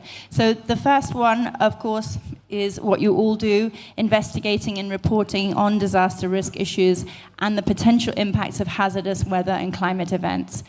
Secondly, get the message out. I've just given you 1 or 2 statistics about why this is so important, but there are more, and we know that you can localize those, how many people will be impacted, how many people can be saved by early warning systems. This is something that you can really do to support the political commitment and traction that this initiative will get, and the ability to save lives. Finally, support the dissemination of official public warnings, and this is really, the way the media plays a role as a stakeholder.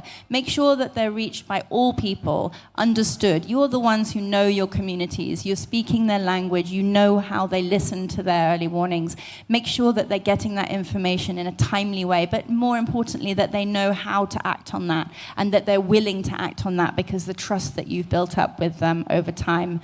And finally, make sure that your own media houses are resilient, because we will need the media to be able to respond in a crisis, to be able to operate. So really look at your own practices. Do you know what to do? Do you have contingency plans? Because in the event of a disaster, we'll need you up and running to help with those early warning systems and that information for communities on the ground. So that's all. Thanks very much. Thank you very much, Ms. Ellsworth. All right. Right now, let's move on into Mr. Ban Churchill. Well, thank you very much, and thank you, Jeanette, for that introduction, and it'll actually save me a lot of time because you've covered a lot of ground already. If we can move on to my presentation. The presentation, please. Please switch to Mr. Churchill's presentation. But just as I'm making a start, I just want to extend very warm greetings from the Secretary General of the World Meteorological Organization, Professor Celeste Saulo, and also thank the Asia Pacific Broadcasting Union for this opportunity to present at this 8th Media Summit on climate action, disaster prevention. I look forward to learning from you all and finding better ways to work together. I'm grateful to the hosts, Republic of Indonesia, and also the island of Bali and the Sakala Resort and the team here supporting the event. And I also want to acknowledge and appreciate Professor Dukorita Karnawati, the director of BMKG, but also importantly the permanent representative of the world of Indonesia with the World Meteorological Organization.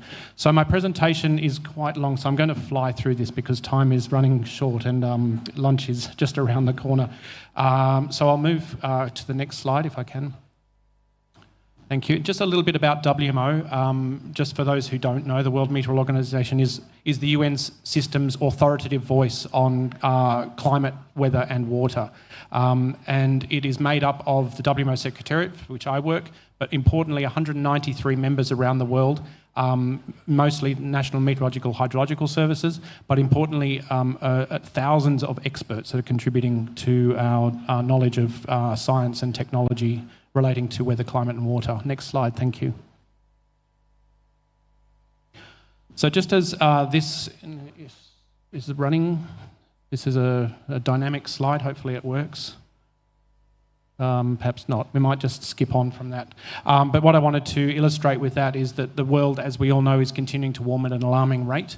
The last 12 months, perhaps if we can go back to that slide, maybe press play.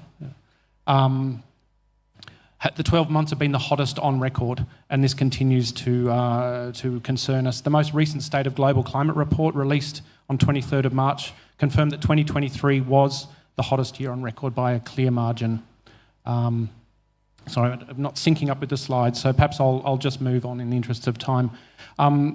Obviously, with a warming climate, we have another phenomenon, which is the cryosphere, which is a major concern.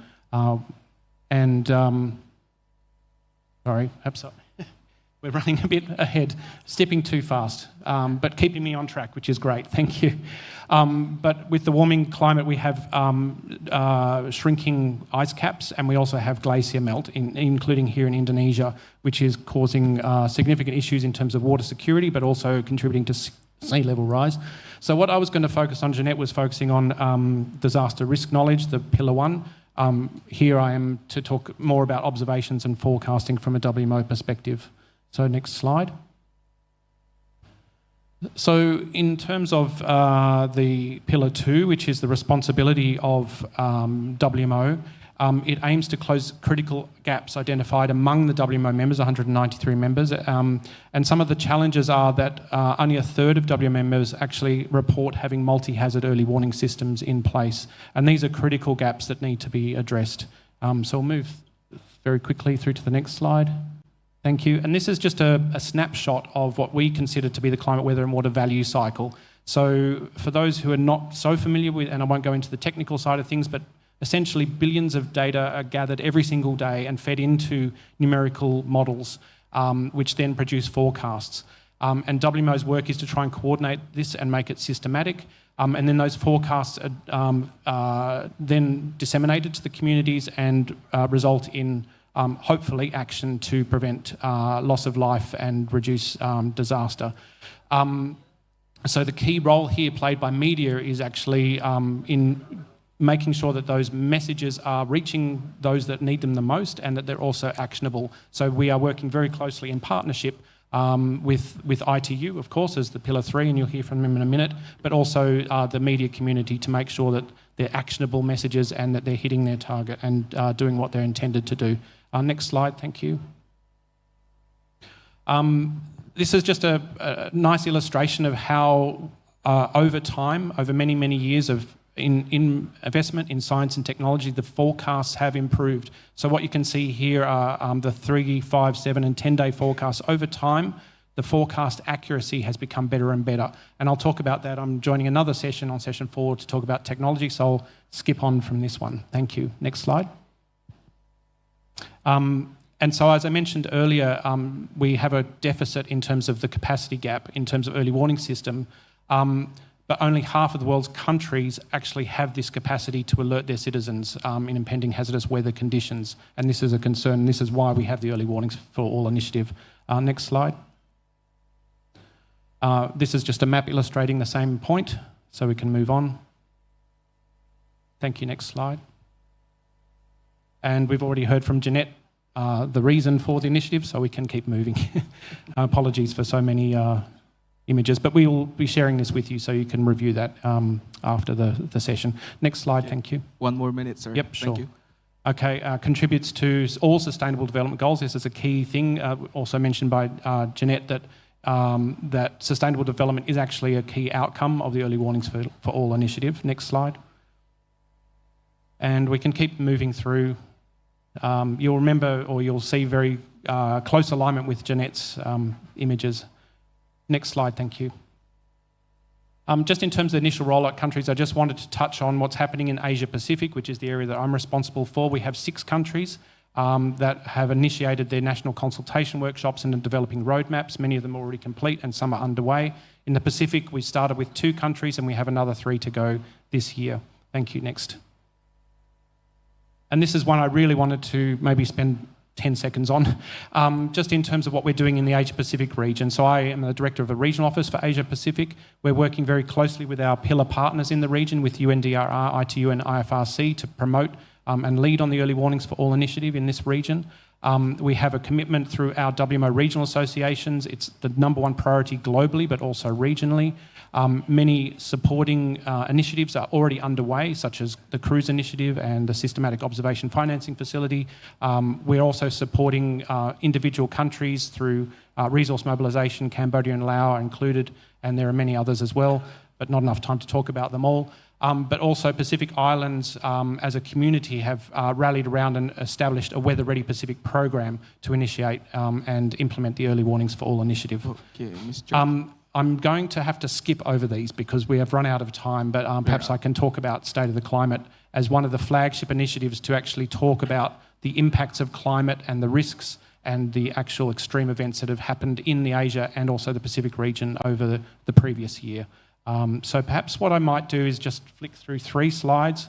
There's lots of information there on the extreme events that happened in 2023, but if you could move through 3 slides very quickly.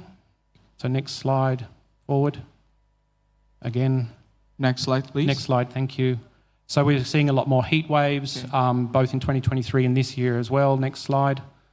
Floods have also been quite dominant. Next slide, please. Thank you. We've had a series of droughts across the region, mostly driven by the El Nino phenomenon, which is receding now, but we're still seeing significant heat across the continent and out into the Pacific. And next slide. And of course, in terms of what's happened so far, we've seen unprecedented rainfalls in areas that we wouldn't expect to see that in the Middle East. In China, a combination of heat waves and floods. Typhoon Gami just crossed the Philippines and into China, is causing significant flooding and damage. And all through South Asia, Southeast Asia, heat waves have been the dominant theme. And of course, in Bangladesh and India, we've seen significant heavy rain and flash flooding just this year, and we've got a long way to go. And I'll just finish on the next slide, actually, because I'm getting signals from the moderator. Okay, thank you, over time. Thank you. Next slide. And I just want to move to a case study on the cyclone Mocha. Keep going with the slides, please. This one. This will be my last slide. Okay, and sorry thank you. for taking so long. I just want to put up this example to illustrate the effectiveness of early warning systems. 50 years ago in the same country, a tropical cyclone impacted this same region, the Bay of Bengal, and the estimated death toll from that event was somewhere in the order of 300 to 500,000 people, lives lost. So this is actually exceeding the aforementioned Indian Ocean tsunami. So a very significant event. More recently, in 2023, there was a cyclone of the same magnitude and intensity. The difference this time is that there were early warnings in place. So satellites picked up this forming cyclone. The warnings were sent out by the Regional Specialised Meteorological Centre in India to humanitarian agencies on the ground in Myanmar and Bangladesh. And because that early warning message went out, anticipatory action was taken. People were evacuated on a large scale, and the communities were empowered by giving upfront finance and also moved to a safer place. And the death toll was significantly reduced to just over 100 people. So I think I will finish on this because it's, I think, a message of hope that early warning systems do work. And if they're done properly and if we all work together, we can make the Early Warnings for All initiative a very big success between now and 2027. So thank you very much. Thank you very much, Mr. Churchill. Thank you. And now, joining us online is Mr. Amir Riaz. Mr. Amir Riaz, it's your time now.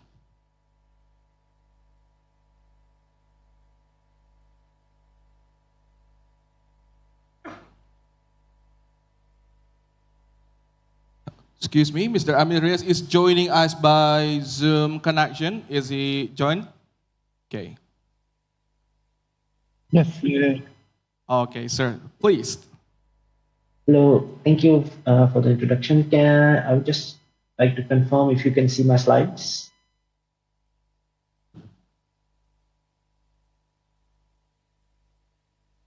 Okay, can we have visual for Mr. Amir Riaz? Thank you. He's sharing his slides. Yeah. Yes, can you hear me well? Okay. Make it full screen, please, everyone. Thank you.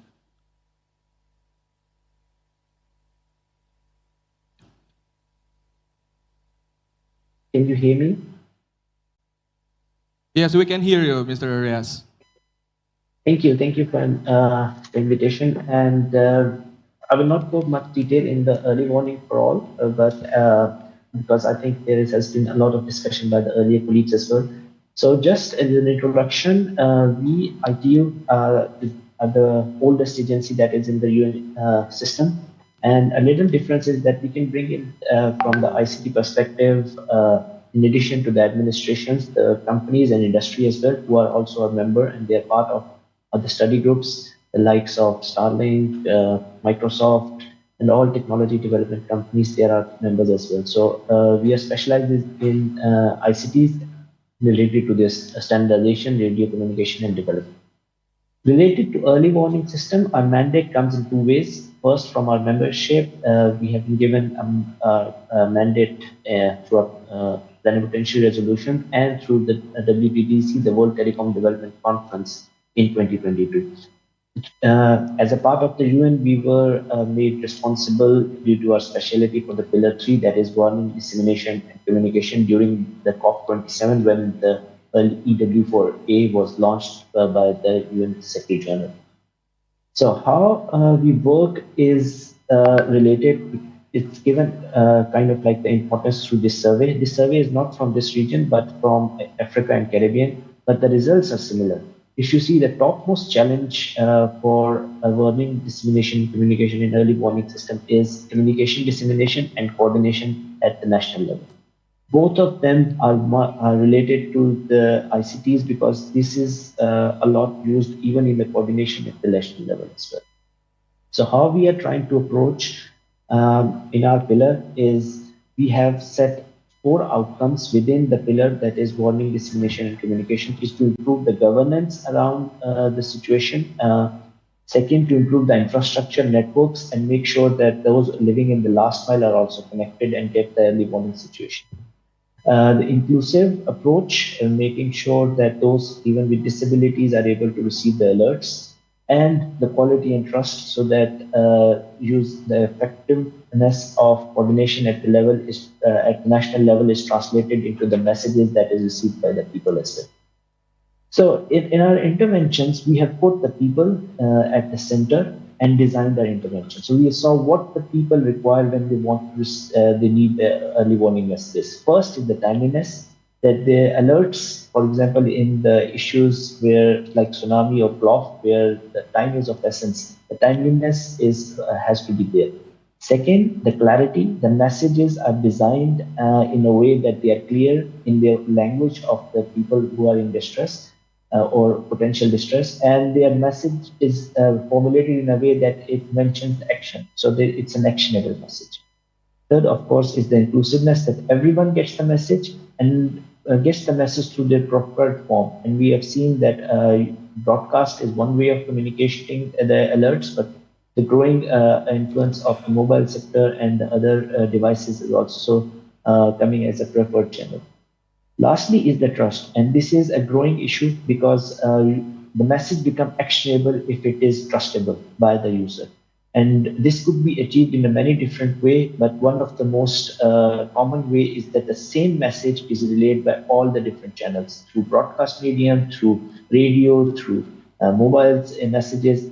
If the same message is sent across through different media, then it's more actionable and the alerts are understandable by the people as well.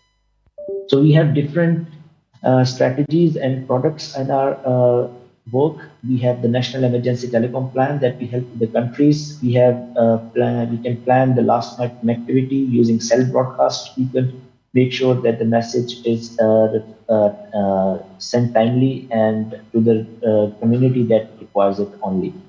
At the national level coordination, we have CAP, the Common Alerting Protocol. It's a standardized protocol on how to disseminate the information, and we work closely with WMOs. And more importantly, we are starting to have the artificial intelligence embedded in it. I will come into the detail in the session 4 in which I'm speaking as well. So under this, what we have categorized our work into 3 major areas in terms of assessments. technical assistances and different activities under it, and capacity building. And we work with different stakeholders in adopting this in the framework that we develop at the national level. Okay, Mr. Rias, you have 1 more minute. Thank you. Thank you. So we have developed a program and we have solid activities that are there. You can see in the chart that year by year, a program and what we need to achieve each year under the early warning for all is there, but until at the end of 2027. These activities include all policy, technical and financial related work designated under the 4 outcomes that I showed you. So how to get involved? We work with stakeholders and we cannot do it alone. It's a huge work that we are working. We work with the financial contributors, the donors, fuels, the Green Fund. In addition, we work with companies, especially in the domain of in artificial intelligence, to have the expertise there. And then we have a lot of pledge commitments from stakeholders within the industry at the national level and the global hyperscalers as well. These all of them come from governments, private sectors, and ITU membership itself. And a key example is the AI for Early Warning for All group that we have established with the industry. And I can show you some example later. Okay. Thank you. Over to you. Okay. Thank you very much, Mr. Rias. Please hang on with us. We'll have one Q&A session with the speakers, only for one question. Please answer it in a very brief manner. It's like a quiz, right? I'm pretty sorry about it. So for every one of you, for Ms. Ellsworth, Mr. Churchill, and Mr. Rias, what are the current challenges in this issue and what role can the media play and help in this? Thanks very much. I'd say some of the challenges are that we need everybody on board to be able to make that work. So it's the fundamental responsibility is, of course, with the government of the country, but they cannot do that without the support of the private sector, without the support of civil society, the media, and everybody. So I think this is a very important message that the media can help us with, and it is about. Whereas we work at UNDRR, we're working in disaster prevention, and we work in the space, all the space that happens in between the disasters. So this is a quiet time, this is a peaceful time, and that's the time when we need to build trust between media, and communities, and also with government, because when things are when the worst happens, that's when we will need to activate the early warning system. So that would be my plea for the media on this. Okay, thank you, Ms. Ellsworth. Mr. Churchill, please. Thank you very much. Look, it's a really good question, and I think I just want to commend actually the media community for doing a wonderful job, particularly over the last few years where extreme weather is becoming more frequent and intense. And I think the reporting has been very accurate and also people-centred. I think the presentation from the gentleman from Sri Lanka was very compelling, that they moved from numbers to people, make it meaningful. So I think this could continue. So that's my plea is that this does continue. But I think we also need to focus not just on the problem and the crisis that is happening, but also what the solutions might look like. So looking at some of the positive actions that have been taken in terms of adaptation to climate, and the technologies that are developing very rapidly and being implemented to try and, I guess, instill that sense of hope in the community. Because I think, generally speaking, the global community is quite overwhelmed with what's going on with climate at the moment. It'd be nice to sort of put some nice stories in between there that actually give people sort of a sense of optimism and hope that things are sort of moving in a better direction. So looking forward to working with you on that challenge. Thank you. Thank you very much, Mr. Churchill. And now, your answer, Mr. Rias. Thank you. I think broadcasters played a very vital role because in case of disaster, the people trust the most from a source that is reliable. And in this case, the broadcast, radio or television, they play a very vital role. But the main challenge, I think, is in the coordination and the communication of alerts from, for example, National Disaster Management Agency to the broadcasters. Sometimes the events that are, for example, tsunami or a drought, a kind of event with less time to act, This coordination at the national level has to improve, and this is where I think some of the standardization work could be achieved. Okay, thank you very much. So, yeah, actually, everybody should be on board. I wonder why people don't want really join on board. So, we hope everybody can join in, especially all the media, the agencies join in, bringing the early warning for everybody. Okay, thank you very much, Ms. Ashworth, Mr. Churchill, and Mr. Yes. Ladies and gentlemen, we will have the lunch for now. We'll continue the second panel right after this. Thank you very much.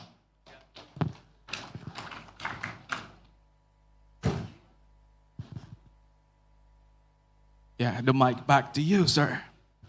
Thank you very much. And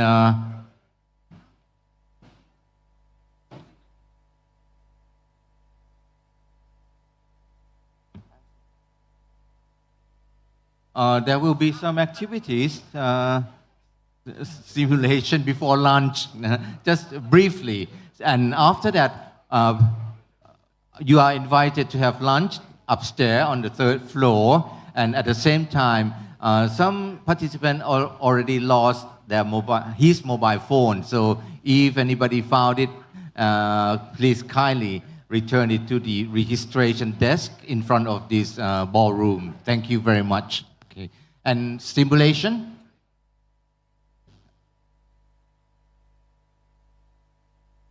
What? Yes.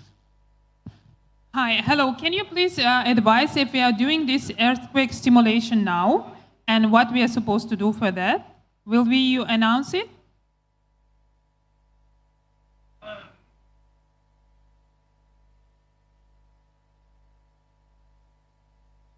The meteorology agency will be talking about it.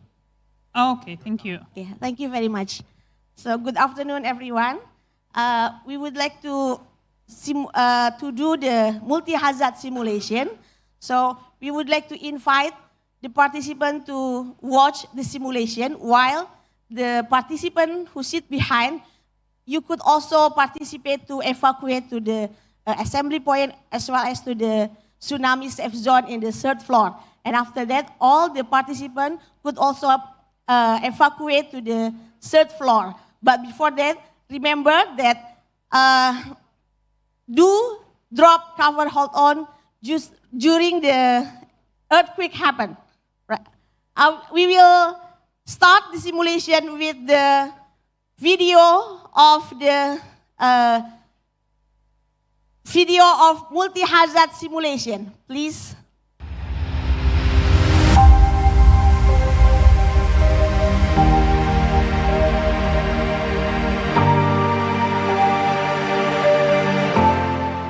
The Agency for Meteorology, Climatology and Geophysics of Republic of Indonesia, or BMKG, introducing the Center of Excellence on Water and Climate Resilience in Asia Pacific. Is a collaboration platform among Ministry of Forestry and Environment, Ministry of Public Work and Housing, and BMKG for countries in the Global South that is facing disaster related to water and water management. It is one of the important outcomes of 10th World Water Forum in Bali on May 2024. So the vision of the Center of Excellence is for shared prosperity through water and climate resilience, and the missions to advance the vision of shared prosperity and resilience through a series of focused objectives and initiatives, which will contribute to concrete deliverable or actions. The World Water Forum has been successfully conducted, supported by multi-hazard early warning system operated by BMKG in Bali region. The system consists of meteorology early warning system, climate early warning system, and earthquake and tsunami early warning system. The system needs to be supported by preparedness capacity. And for this, let us do the multi-hazard simulation to achieve early warning, early action.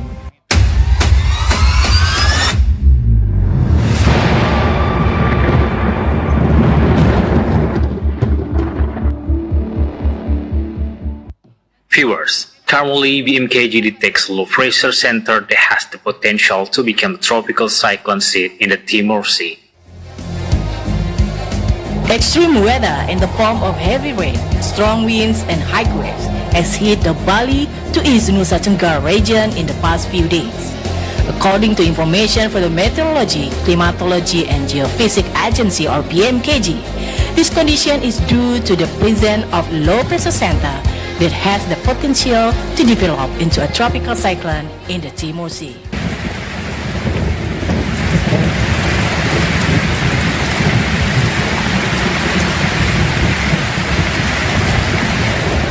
And during this extreme weather, a strong shaking is felt entire Bali. Earthquake! Earthquake! Don't panic! Do drop cover, hold on! Do drop cover, hold on! Don't panic! Don't panic! Drop cover, hold on! Drop cover, hold on!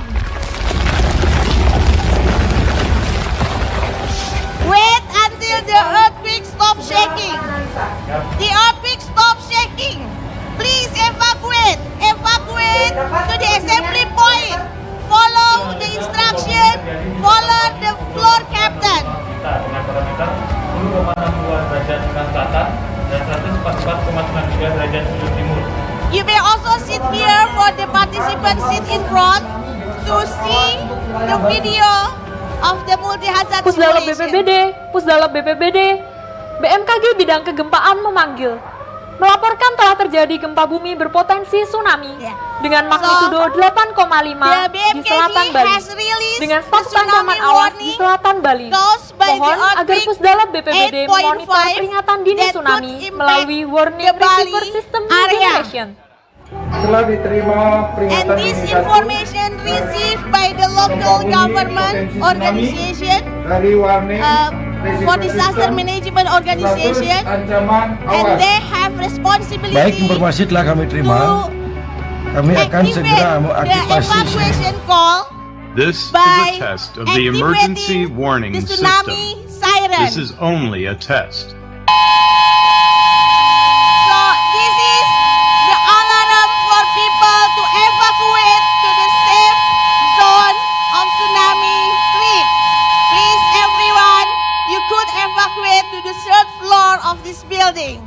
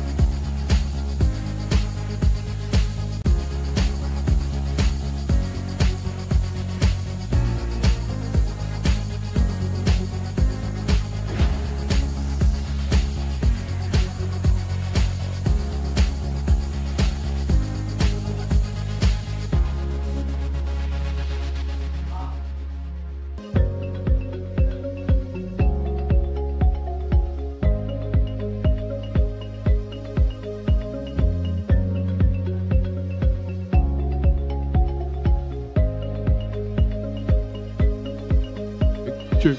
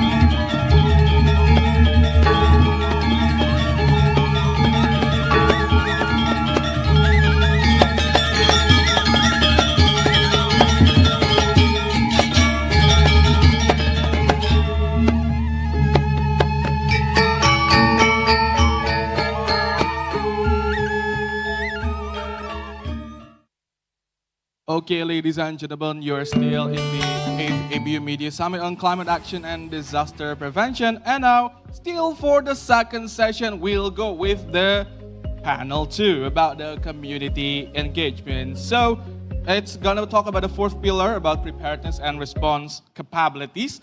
I'd like to invite the speakers to go to the stage with me. The first one, Teguh Khairil Azmi, Disaster Risk Management Coordinator, IFRC Cluster Country Delegation for Indonesia, Timor-Leste, Singapore, and Brunei Darussalam. Give applause for Teguh Khairil Azmi. And right behind him is Elliot Christian, the CEO of alerthub.org. And he'll talk about the role of Common Alerting Protocol. Applause for Elliot Christian. And now we'd like to also invite M. Sujai, the Director of Engineering and New Media of Radio Republik Indonesia.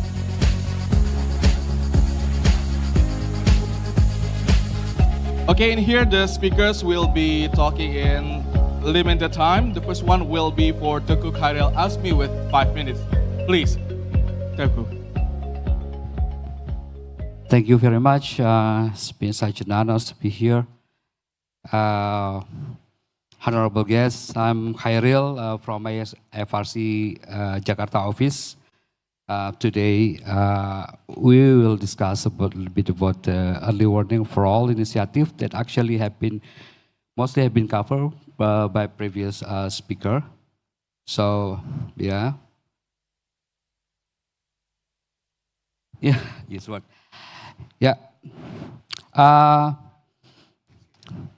Yeah, as the early warning for all as the global initiative and as presented before that IFRC led the pillar 4 for emergency response and preparedness and response.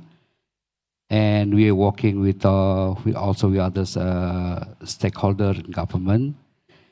And I will skip this. Actually, this is already covered by others.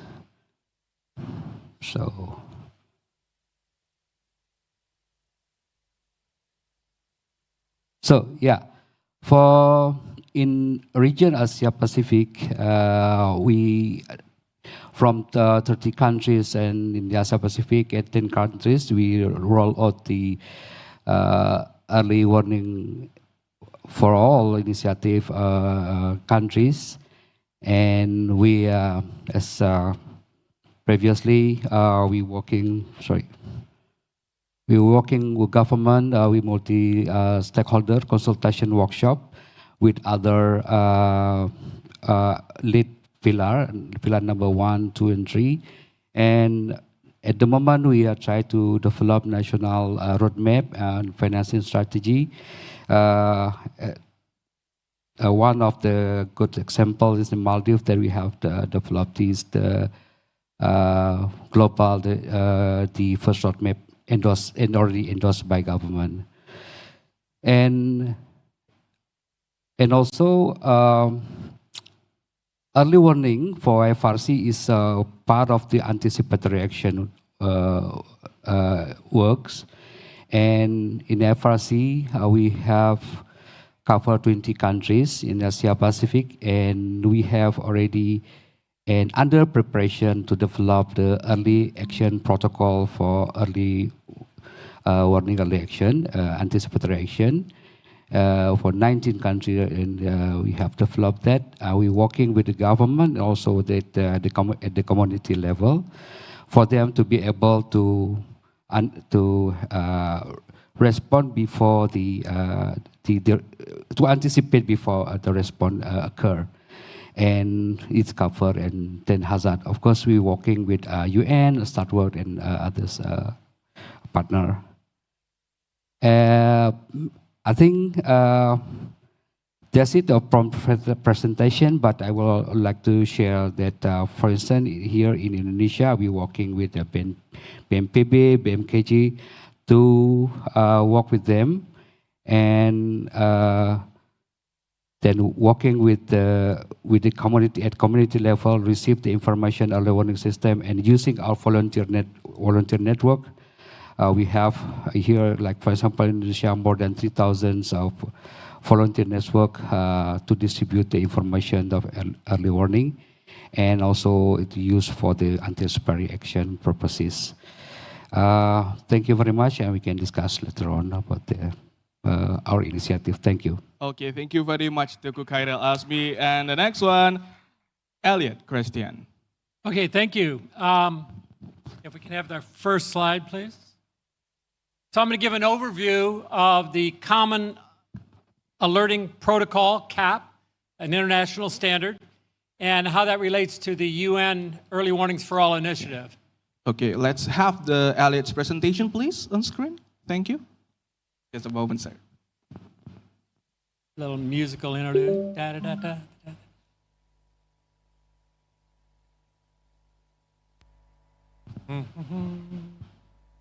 Okay. Apparently, CAP will be very important, right, sir? The Common Alerting Protocol. I was told that not all people know about it, but it actually has been affecting us until today. There we go. Here we go. All Finally. right. Okay, please continue. Technology comes through in the end. All right. So next slide. First, let me start with what is CAP. So consider this breaking news. A flood is coming. Next slide, please. A flood is coming. Lives are at stake. People need to be warned. They need to know the key facts for this emergency. Next slide. What is the emergency? Where is the affected area? How soon do people need to act? How bad will it be? How certain are the experts? And what should people do? Next slide. So CAP is the international standard format for communicating those key facts. CAP is useful for all types of hazards, and CAP is useful across all types of media. Now, according to your role, you might be a journalist, you might be an emergency responder, you might be an emergency manager. You might need other information to supplement the key facts, but these key facts should be communicated by a CAP alert message to everyone who's going to be involved in the emergency. Next slide. So a CAP alert is just like a traditional news article, but CAP gives those key facts as separate elements. And many of those elements are actual data rather than just text. So those data values are what in CAP support automated processing, and of course, much more. Next slide. In a complex emergency, information of many types and from many different sources has to be assimilated. And that's at scales ranging from local up to city, provincial, national, global. And alerts are a big part of that information load.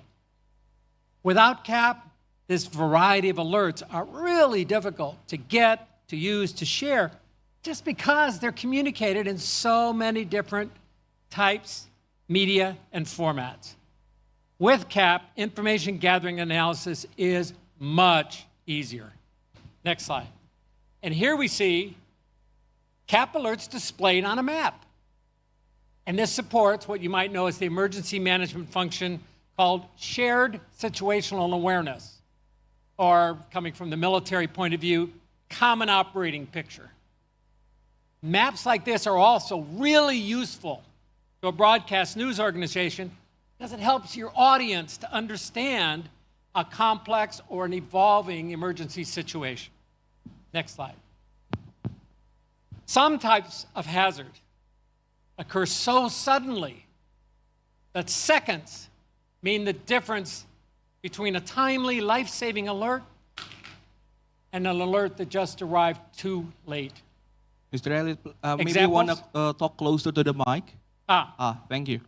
Examples of that would be earthquakes, tornadoes, tsunami, flash floods, volcanoes, landslides, terrorism. Next slide. The CAP alerts can be posted immediately and then immediately disseminated within seconds. And those CAP alerts are digital. That means you have immediate action not only by people, but by devices. Devices like sirens, highway signs, train controls, and other automated mechanisms that really do save lives. Now, most emergencies, back up one. There we go. Most emergencies are small scale and they occur really often. So people get familiar with their local and routine alerting systems. And in fact, in many places, the alerting systems for severe weather is actually the backbone system for many other kinds of hazard threats as well. In contrast, disasters, and by definition, they're much less frequent. So what we want is routine emergency alerting, weather, traffic, should scale up to continue handling even when it becomes a disaster. That way people are getting alerted by a system they're familiar with, they trust it, they know it. Next slide. Speaking of trust, alerting more and more is relying on large public networks like the internet. And as a consequence, aggregators and other intermediaries lack the direct knowledge that would be needed so you can distinguish an authoritative source of messages. So we have the International Register of Alerting Authorities filling that knowledge gap on a country-by-country basis. So you have a degree of trust in an alerting authority because you trust the folks who registered them. Next slide. This is that. This is the International Register of Alerting Authorities. Next slide. And here we have a screenshot. Next slide. Yeah. Showing one alerting authority of the United States, which is NOAA's National Weather Service. We see the hazard categories for which this authority typically issues alerts. And on the map, we see the typical alerting area for this alerting authority. And in this case, there's a CAP feed URL. Next slide. Now, if we follow that URL, these are the CAP alerts disseminated by the U.S. National Weather Service, thousands of internet news feeds. Remember, CAP alerts is like a news article, so we use news feeds. Internet news feeds is how we publish those alerts. You might know it as RSS. You might know it as a blog. Yes, the official authorities are bloggers, in fact. Next slide. With that background, let me put CAP in the context of the UN Early Warnings for All. Next slide. And to do that, I first have to introduce my company. Next slide, please. Yeah, alerthub.org, CIC. CIC just is community interest company, which is a nonprofit. Our goal is to help countries assure that people in harm's way get timely and effective emergency alerts so they can protect lives and livelihoods.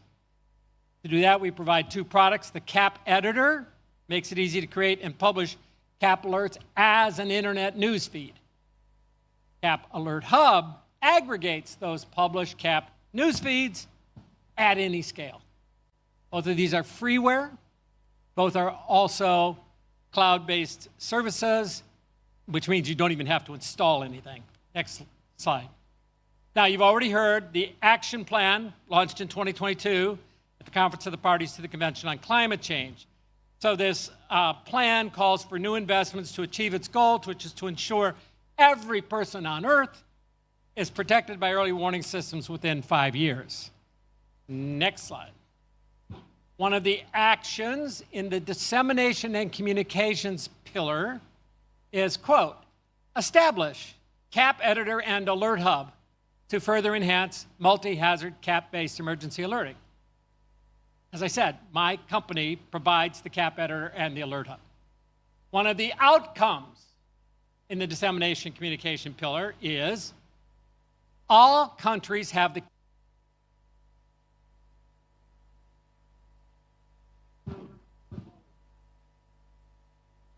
Okay. Okay, the mic of Mr. Elliot, is it?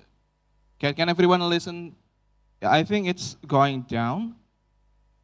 Yeah. I think I am giving you mine. Yeah. And keep it close to you, okay? Thank you. Okay. Now he doesn't have a mic to call me when I'm going too long. So the call to action on emergency alerting is it exactly what was adopted by the Early Warnings for All.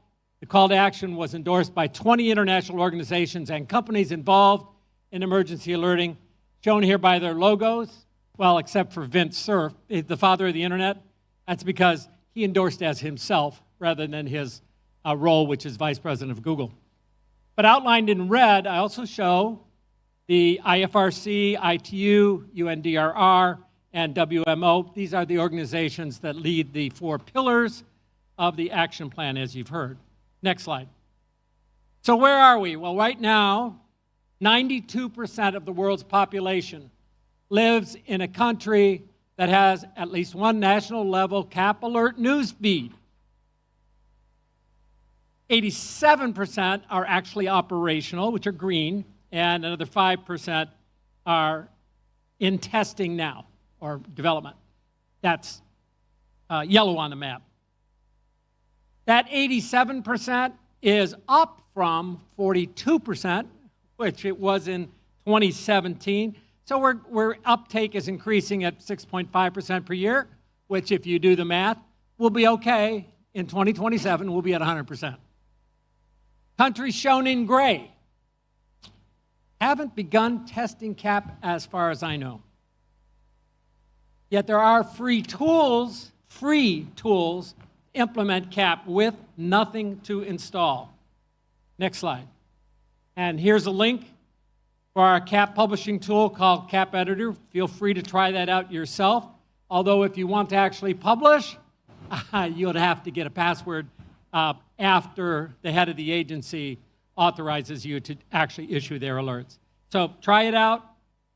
It's in, this free tool is in operational use today by 56 countries, and others are testing it. Next slide.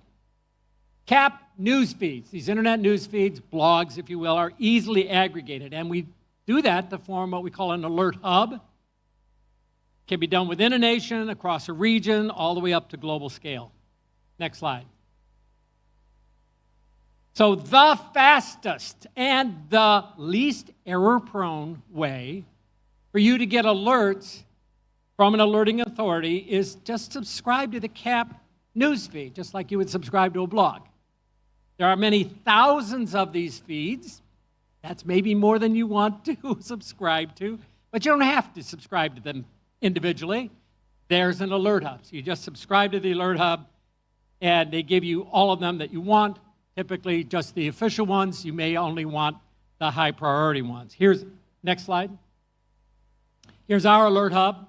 We're aggregating emergency alerts worldwide from 230 CAP news feeds at the moment, published by 170 alerting authorities across 148 countries and territories.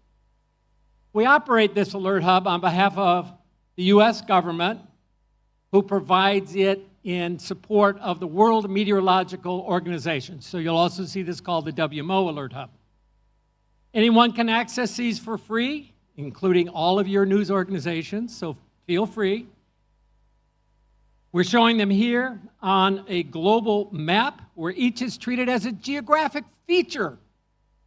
That's a very powerful way for us to support emergency operation centers, which you'll know if you've been in one of these rooms and seen the big map.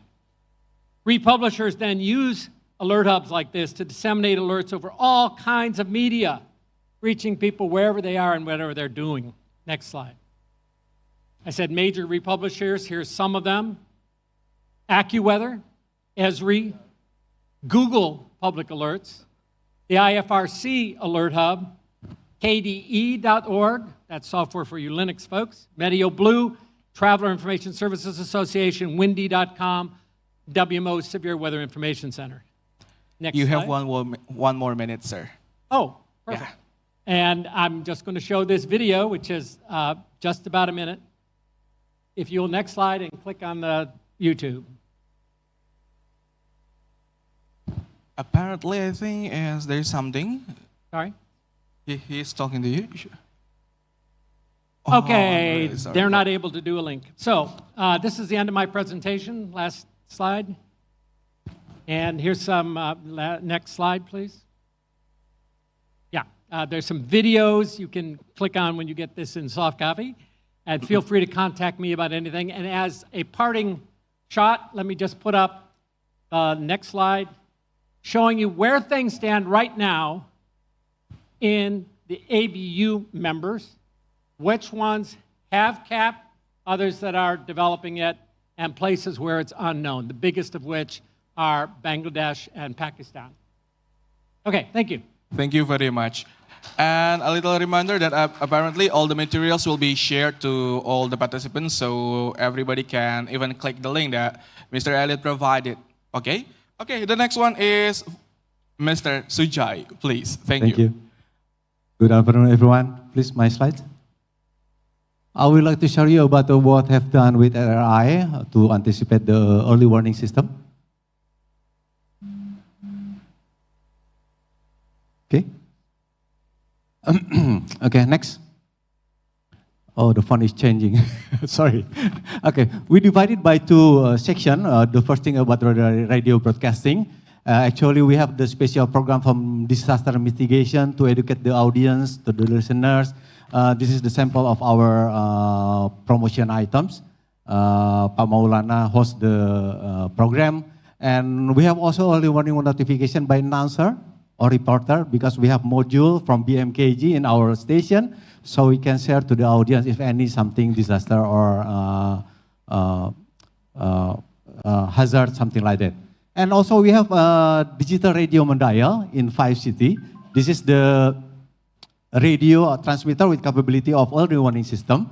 We put in the Painan, Padang, West Sumatra, and also we put in Banten, Labuan, in West Java, also in Pelabuhan Ratu, West Java, and in Central Java we put on Cilacap, and then once more in the Labuan Bajo at Nusa Tenggara.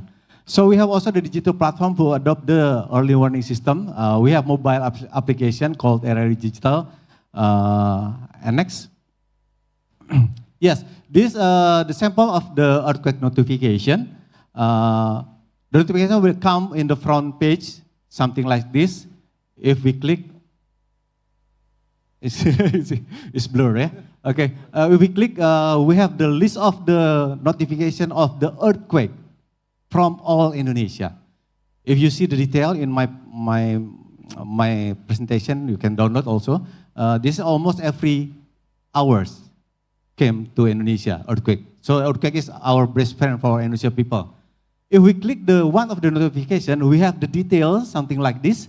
And we have the star, this is the center of the disaster. And then also, we have the detail, something like this. This is the longitude, latitude, where is the location exactly, the magnitude, and also.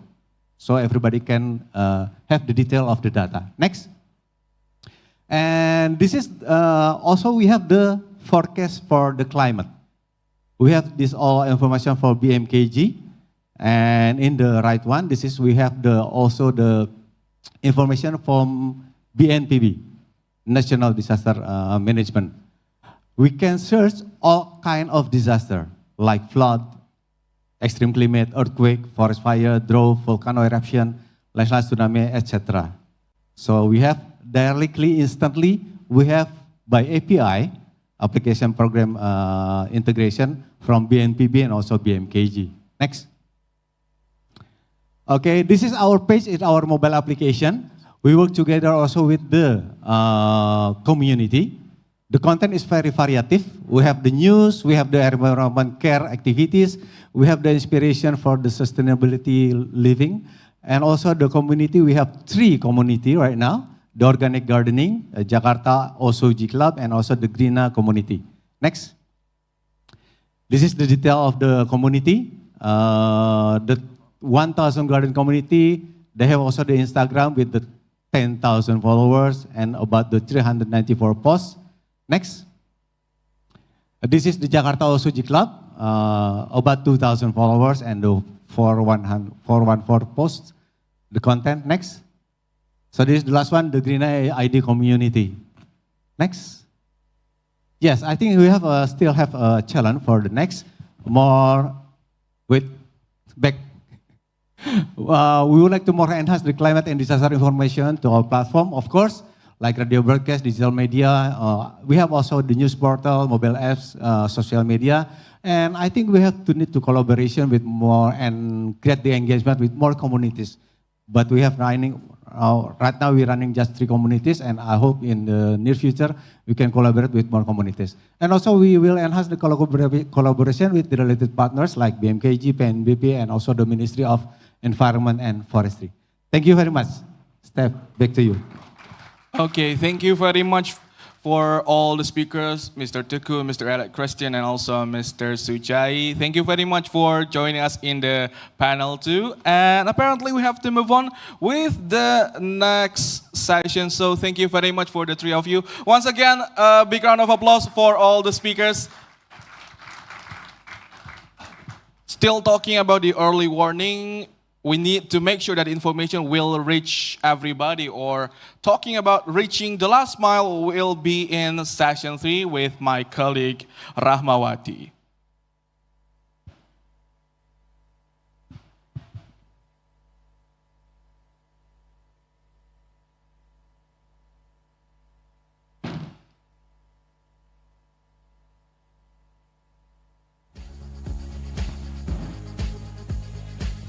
Okay.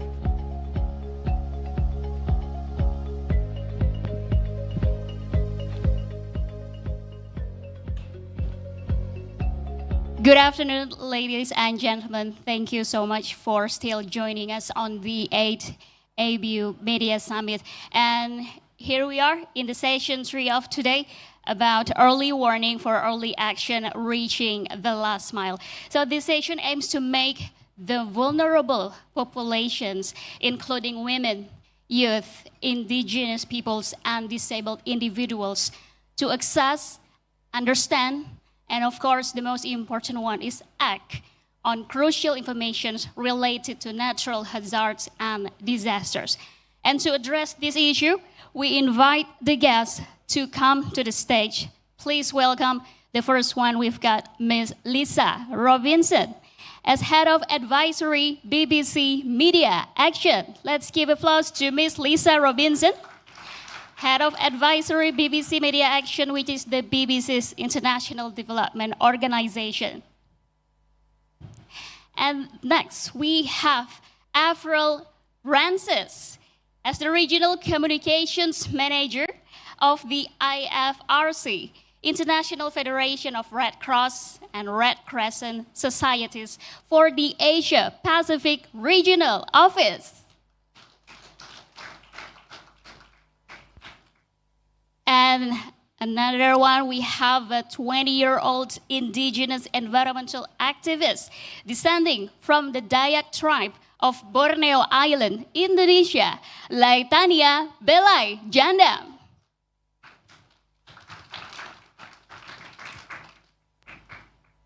And from Voice of Indonesia, the Overseas Service of Radio Republik Indonesia, we have the program coordinator, Ani Hasanah.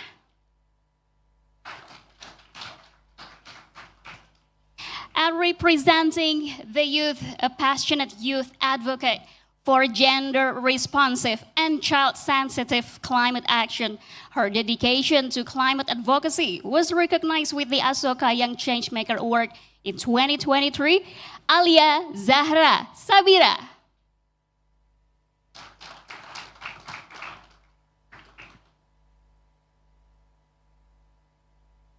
Okay, and ladies and gentlemen, before getting into the discussion, let's take a look at the speaker's presentation started by Ms. Lisa Robinson, Head of Advisory at BBC Media Action. Please.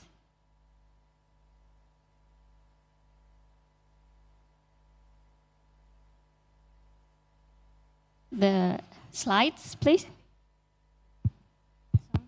Now it's working. It's All right. working. Great. Okay. First of all, we've got an all-female panel, so let's have an extra round of applause for that. Great. I'm just going to start with a quick story that some of you might recognize in your own context. I grew up in a place in the United States where tornadoes are frequent. I was back visiting last summer, and the tornado siren goes off regularly on Fridays at 12 o'clock. So if it goes off not at Friday at 12 o'clock, you've got a problem. When I was visiting, the tornado siren went off. Half the sky was black, half was not. And the siren went off. My phone made a screeching noise. All of the early warning systems worked really well. Nobody budged. People were zipping around the lake, out doing their yards. Nobody budged. Fast forward to Somalia. Last autumn, around October, November, there was really intense flooding from El Nino. There were excellent forecasts well in advance. And having researched some of the people who were affected, we asked, did you receive the alerts? And surprisingly, an overwhelming people have said, yes, we got the alerts, we got them ahead of time, we understood what they said, they were in our local language, and we understood what they told us to do. So the impact-based forecasting worked really well, the early warning system worked really well, even in a low-income country, and people still didn't respond. And we asked them why. They said some very understandable things. They didn't have resources or means or know exactly where to go. There were security issues. Many, many people said that we shouldn't be forecasting the weather, that it was God's business to know what was going to happen in the future, and it's not for us to say what was going to happen. That's not something that can be shifted away with really good early warning systems. That's something that needs to be tackled long term. And it's something that can be part of an ongoing conversation with populations about risk, about emergencies, and how to respond better to early warning systems when they do kick into action. So that's a bit about what was behind this particular project. I think we're all here because we already agree that media and communication plays a critical role in reducing disaster risk, in early warning, early action, and also humanitarian response. I think we need to advance the conversation about what is effective communication and how can we measure the impact amongst populations where it really, really matters. So, next slide.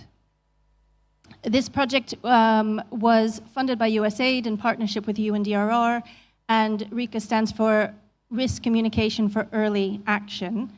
Next slide. Ooh, the font, that's not my font, but it looks nice anyway. It was a really short project, 7 months only, and it was really looking at trying to advance the ability of stakeholders in 3 countries to communicate effectively for early warning and early action. Those 3 countries were Somalia, Cambodia, and Barbados, and it also included an element of developing some global tools. It very deliberately focused on bringing stakeholders together to tackle how they could communicate better effectively, more effectively together. We know that none of the individual stakeholders can do it on their own. It really takes a joined-up effort, and we've heard that several times. So we're looking at national and subnational governments and departments that are responsible for risk communication. We're looking at technical experts, perhaps in the academic sector, who have a lot of knowledge and are often accused of not communicating well or too technical, but surprisingly, many of them are already really excellent. They're lecturers, and they're very good at communicating what they know. Media and communication professionals, and I say media and communication because that's looking at the very holistic media and communication environment or ecosystem that people live in, and local community actors and civil society. All right, I can skip through these quickly, but in the past we've seen a lot of really good focus on disaster risk communication, so really emphasizing the behavioral science behind what makes people act or take actions or not. We've seen a lot of focus on the dissemination of getting those early warning communication just right. We've seen less of a focus in that connect between the two, and so that's what this project really focused on. It also took into account some research that the Risk-Informed Early Action Partnership conducted, which was really highlighting the role of communication across the early warning action, or early warning, early action value chain, and the importance of understanding local audiences and the local context in order to get that communication right. They also pointed out that really critical component of strong connections amongst stakeholders of all kinds in that. Next slide. So the project focused on 3 really tough challenges that we see around early warning, early action. Go on, next. In Somali, we were looking at conflict-affected populations. So not only in how to reach them, but how we can communicate in ways that they can take action. Next. In Barbados, we were looking at a context that had relatively high capacity for communicating and reaching populations until the electricity is cut out. And so you have a generally highly connected population that might not operate so well without being connected. And how should they set things up in order to reach those? One of the populations there are fisher folk, who are often several kilometers out at sea and are actually amongst the most vulnerable, but also amongst the most disconnected sometimes when they need it most. Next. And for today's discussion, the third country that we focused on was Cambodia, and there we focused specifically on hard-to-reach populations. We're talking hard to reach not only through broadcasting reach or media reach, but also hard to reach because of language, remote geographies. Sometimes poverty will contribute to this, but also social exclusion as well. People who are perhaps in communities but are not included in some of the communication that happens. Okay, just a little bit, please. Thank you. Last one, we can skip the slide. We did come up with a couple of slides, a couple of tools. Next, please. So just to tell you, no, after that? Right, okay. So we did some research in Cambodia to really understand what it is that would help communicate with those hard-to-reach populations. It was done across 3 different geographies in Cambodia, looking at very different populations, and we interviewed about 85 people total. Next, and last slide. And that is, these are some of the findings that we found. They're not hugely surprising, but I think one thing to remember for this group is the real importance of integrating media and communication and outreach. So we found that even though some of these hard-to-reach groups were not necessarily connected to media, they were connected with people who did have access to media. So recognizing the chain of communication is very important. So if you're communicating with people who you're reaching as media practitioners, you can remind them, reach out to people in your community who don't have access. People will come to them naturally. So positioning communication in a really practical way for people to be able to hand on to others is important. And I know my colleague from IFRC will also talk about that very important network of word of mouth and peers and trusted individuals within the community. That's it. Okay, thank you so much, Ms. Lisa Robinson. Now we move to the next presentation from Ms. Avril Rances, please. Good afternoon, and thank you, Rama, for the introduction. I hope that we are still keeping awake with the post-lunch sleepiness. We'll try to be as lively here as possible. So the IFRC, the International Federation of Red Cross and Red Crescent Societies, is leading Pillar 4 under the Early Warning for All initiative, focusing on preparedness and response capabilities. Next slide. So this is my favorite, one of my favorite photos from Afghanistan. For us to reach the last mile, we really go the extra mile. So the IFRC is committed in enhancing the preparedness and response capacity by supporting our network of Red Cross and Red Crescent societies. And this is the overview by focusing on inclusive risk communication, integrating community engagement and accountability, and capacity building and strategic partnerships. So those who were able to attend the pre-summit workshop here yesterday, we spoke about knowing our audiences and how diverse they are. So the different demographics, age, gender, what their interests are. And as seen by the network of staff and volunteers of the Red Cross, Red Crescent movement, it is really diverse. Like there is no the same need between 2 villages, no matter how close they are to one another, and they really have specific needs in terms of receiving, understanding, and acting on the different forms of information that they receive. Next slide. Oops. Thank you. So how do we exactly reach the last mile in the movement? So we developed tailored early warning systems that account for cultural, linguistic, and accessibility barriers. I remember when I was a new staff in Bangladesh in this food security program supported by the USAID, I overheard my colleagues saying, if AFRIL doesn't understand what we are writing about, then we cannot submit this report. Because I was working with highly technical colleagues. They had a PhD in agriculture. They were medical doctors for our health and nutrition programs. And I really appreciate that because I was still at my learning stage of the program. And for me to understand, it needs to be explained to me in a way that I can understand.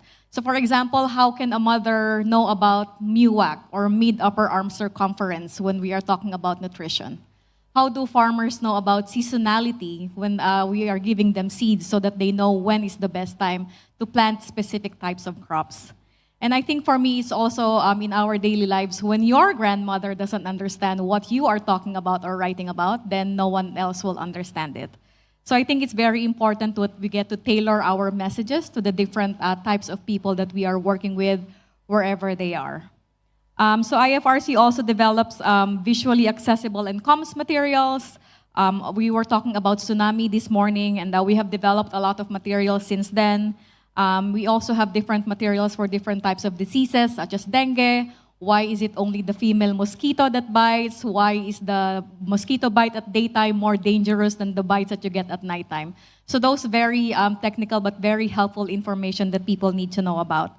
And nowadays, we also have a lot of materials around mental health, which we also repost on social media every time we feel there is a need or when people affected by disasters are in the need of it.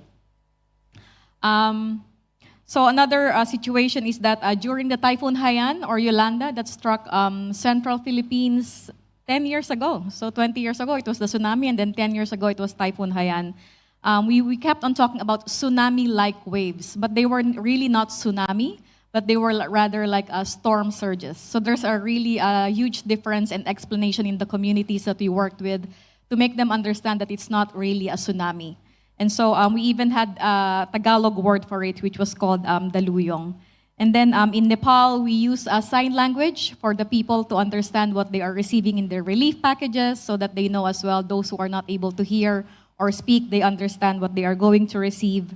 And then on the technical assistance that we provide through capacity building initiatives that are aimed to strengthen early warning mechanisms.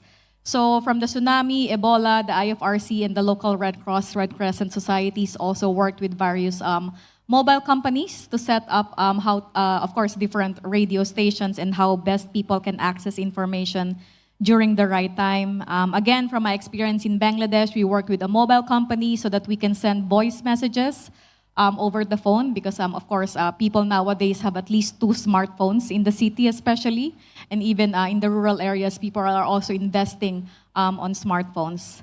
And then it's also true, that was mentioned earlier by our colleague from World Meteorological Organization, that Cyclone Mocha was one of our successes because of the early warning systems that we have installed, especially in the camps in Cox's Bazar, where people know the different types of flags and what warnings they bring. And because of that, there's very low level of number of casualty. Next All slide, right. please. Sorry, Ms. Francis. We'll get the details about it later. Shall we move to the next presentation by Voice of Indonesia's program coordinator? Thank you, Rama. Ibu Ani Hasanah, to find out the contribution of Voice of Indonesia as the overseas service of Radio Republik Indonesia in raising environmental issues. Please, Ibu Ani Hasanah. Okay. Hello, good afternoon, ladies and gentlemen. Thank you for the opportunity. First, before we start, I would like to tell you a little bit about Voice of Indonesia. Voice of Indonesia is one of part of Radio Republik Indonesia, and it is the one and only international radio stations in Indonesia. It broadcasts not only in one platform, but also in various platforms such as by shortwave, RRA digital, mobile apps, and also via streaming and website. And nowadays it has 9 languages.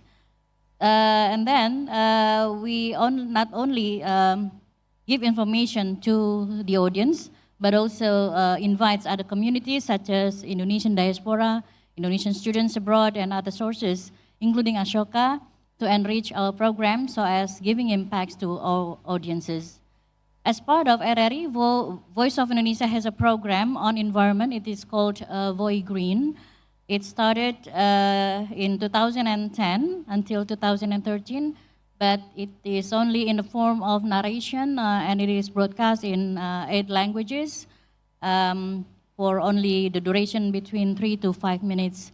And then next until in November 2023 until April 2024, we established cooperation with ASOKA, a non-governmental organization which concerns on social and environmental issues. The cooperation was in the form of a joint production program with the same name, Voi Green. And unlike Voi Green in the past, in 2010 until 2013, Voice of Indonesia, Voi Green, in cooperation with ASOKA, was in the form of interviews and dialogue with 1 until 3 competent guests from Ashoka, and we talked about various kinds of environmental issues as well as the role of youth in preserving the environment. Next. And here are our programs with Ashoka concerning on environmental issue and also in women. And in the 5th episode, Voice of Indonesia Green, Voi Green, talked about electricity and renewable energy. It features Atta Kasaka Yusel, a young man who, through various board games, invited his peers to realize that 86% of energy in Indonesia are coming from fossil energy, which cannot be renewed. He also encourages his peers to have a good habit of saving energy. And I think that's all from Voice of Indonesia. Thank you.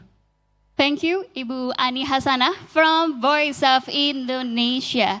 And now we move to one of Voice of Indonesia's partner in the environment program, ASOKA, represented by Alia Sabira. Thank you so much. Good afternoon, everyone. It is an honor to be here. Thank you so much for Radio Republic Indonesia with our collaboration with Voi Green to held a program regarding children and young people role in climate action. So as young people myself, we are facing bigger challenges than us. So we are more prone to disaster. Maybe there are multiple and often overlapping climate disaster that are about coming to us if we're not taking an action now. So with Ashoka, as an organization, we're working on how can we involve children and young people to be part of the action. Please, next. So as we identify the barriers on how to engage young people, we realize that the climate is very complex. It is really hard to actually share information about climate change to children and young people. And it's often lead to fear and anxiety for them because it somehow show a very pessimistic messages. And it's also a lot of false information on the climate change issues. And we also realize that educational inequality, especially in Indonesia, is still happening with some other places that cannot really access the climate change like other places.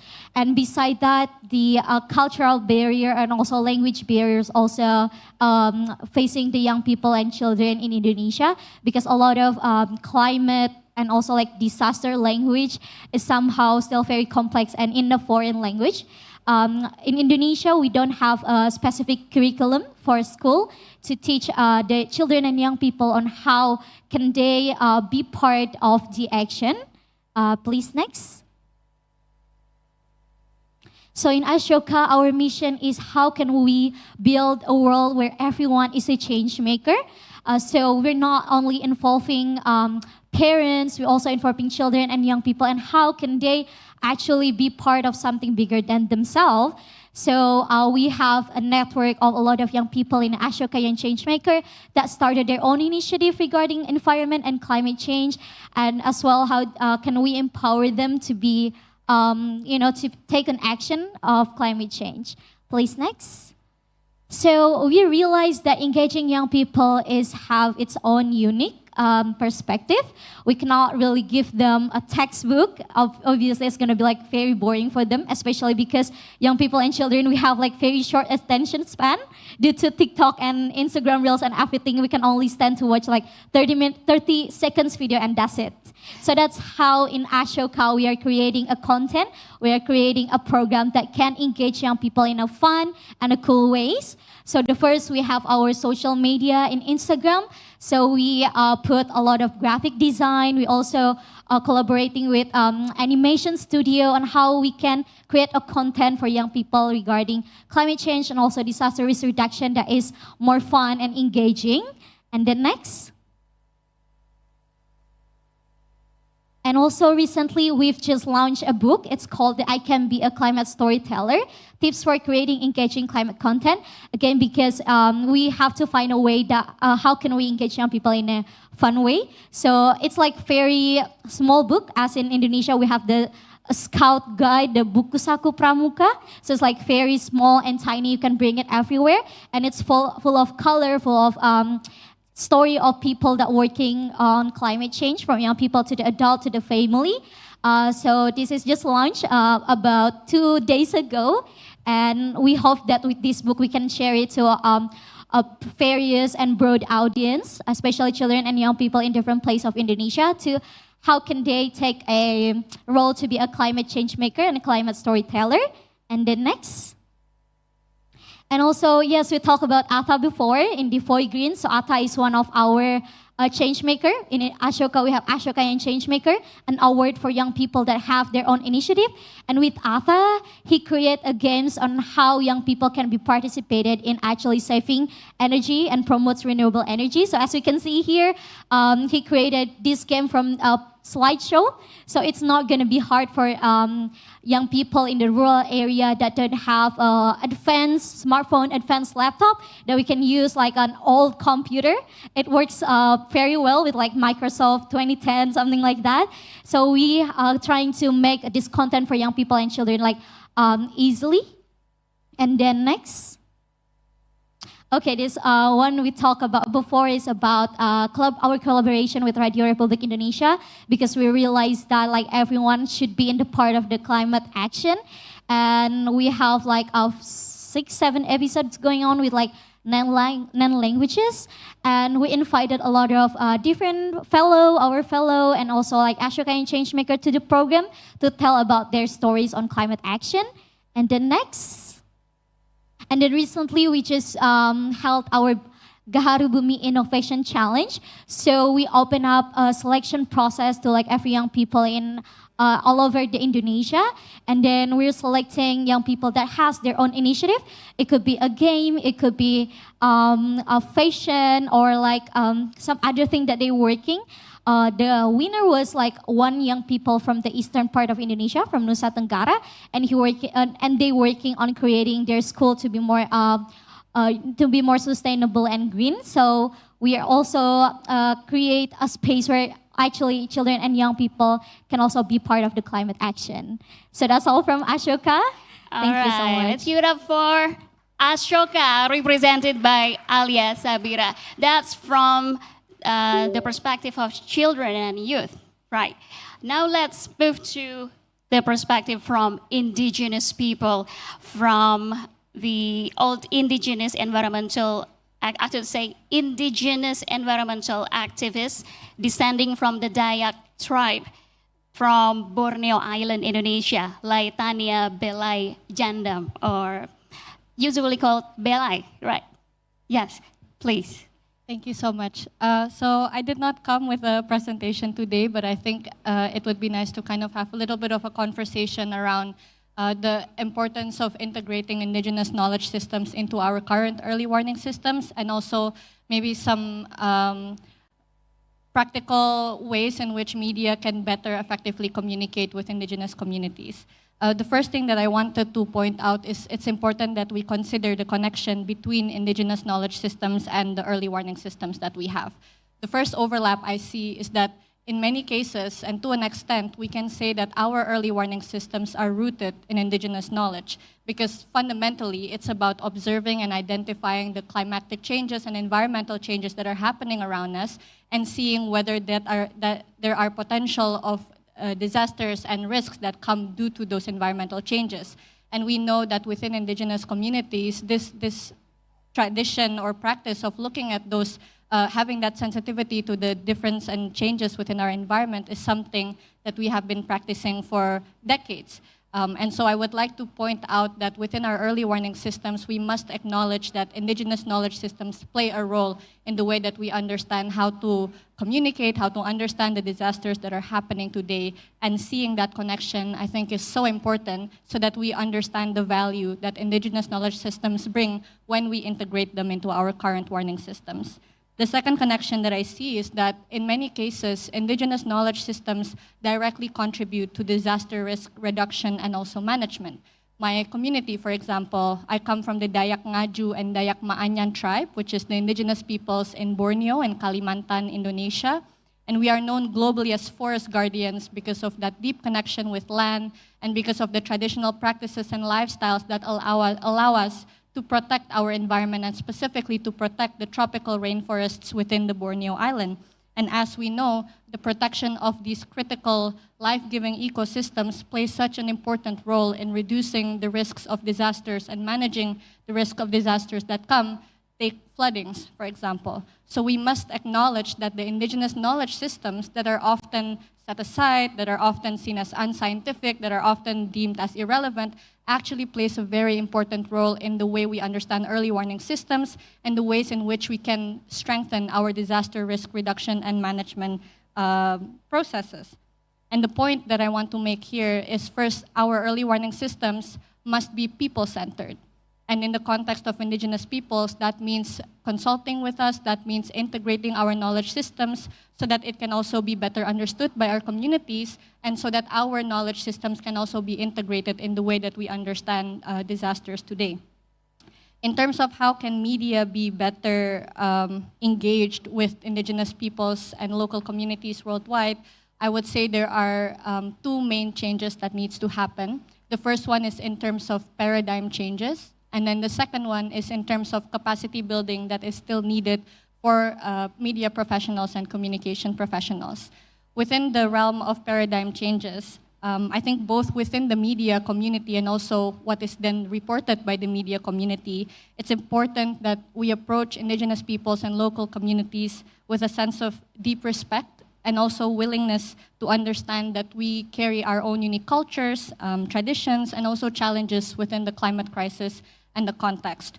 And another paradigm changes that I think is important to realize is that indigenous communities are not monolithic, right? We all come with our own distinct cultures, traditions, practices, languages, histories, and local knowledge systems, all of which are fundamental and are valuable when it comes to strengthening our early warning systems and disaster risk reduction and management processes. And the second paradigm changes is in terms of how we understand and see communication and development of systems when it comes to engaging with indigenous communities. And what I want to say, and I know this is something that is understood in theory but often not the case in practice, is that it is indeed a two-way street.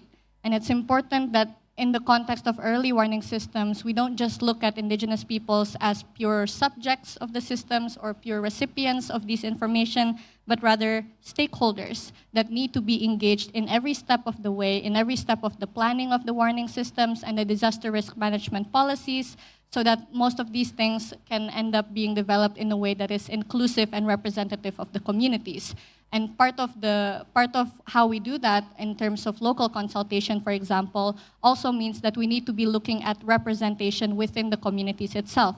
So making sure that within these rooms, indigenous women and indigenous youth are also involved in the process, so that we ensure that what comes out of these discussions are also inclusive and representative of the context of the community. And finally, the capacity building that is needed for media and communication professionals to have that cultural sensitivity and have the ability and capacity to better engage with indigenous peoples. And there are lots of frameworks out there for example, radical listening or free, prior, and informed consent that are, again, well understood in theory but not always in practice. And these are frameworks that I believe would be very relevant when it comes to building capacity within the media community itself. Radical listening, for example, is a process that is coined by two nonprofit sister organizations called Health in Harmony and Yayasan Alam Sehat Lestari, or ASRI, which is based in West Borneo. And really this process of radical listening is putting communities at the center and seeing communities as the experts when it comes to local consultations, instead of seeing ourselves as the experts and therefore taking a top-down approach. This could be one thing that we can try and learn together so that we develop more locally designed solutions and solutions that would be much more effective when implemented at the local level. And other frameworks like FPIC, so that we make sure that communities have free, prior, and informed consent given when there are programs and activities that are a follow-through of these early warning systems and DRRM policies. And finally, I think at all contexts, it's also important for us as media communication professionals to always respect the rights of indigenous people, and in particular, their rights to self-determination and also their rights to agency, so that when we create these policies and programs, these are things that they have ownership over. And I think that really makes the difference in the long term. And the last thing that I wanted to talk about is how can we build better partnership in the long term? What are some long-term strategies that we can think of so that we go beyond just the early warning systems and the DRRM points or projects? And I think in the context of these two things, what we mean when we talk about long-term strategies and long-term thinking is really building resilience, right? Building our ability to withstand, but also to recover from when disasters unfortunately happen. And on one side, in building resilience, it's important that we have to understand the vulnerability of indigenous peoples in the context of the climate crisis, looking at their direct dependence on natural resources, for example, or seeing the climate-sensitive livelihoods that they depend on, their high exposure to hazardous events. These are the things that are unique vulnerabilities and challenges that indigenous peoples face that we have to understand, but also communicate to our policymakers, to our decision makers, and to the communities, so that these vulnerabilities and challenges are taken into consideration during the planning and implementation process. And at the same time, when we talk about resilience, I think the other side of this in terms of engaging with indigenous peoples is seeing empowerment as a form of resilience as well. How do we empower indigenous peoples to be a part of these processes to build their climate resilience and their ability to withstand disasters that might occur in their context or within their communities? So thinking about things like how do we allow for ownership and agency? How do we invite their knowledge and expertise to the decision-making tables? And I believe that these changes are something that can be made possible when the narrative changes. And narrative changes can come from the media community and communication professionals. So these are some of the things that we can take into consideration, and I believe it's important that we have this shared understanding, especially when it comes to engaging with indigenous peoples and local communities. Sure. Thank you so much, Belai.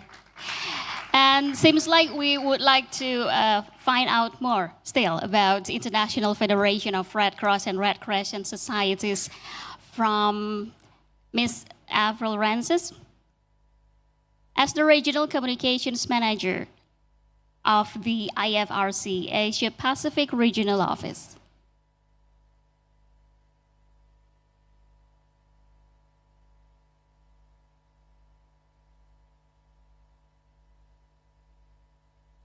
Okay, thank you, and it's me again.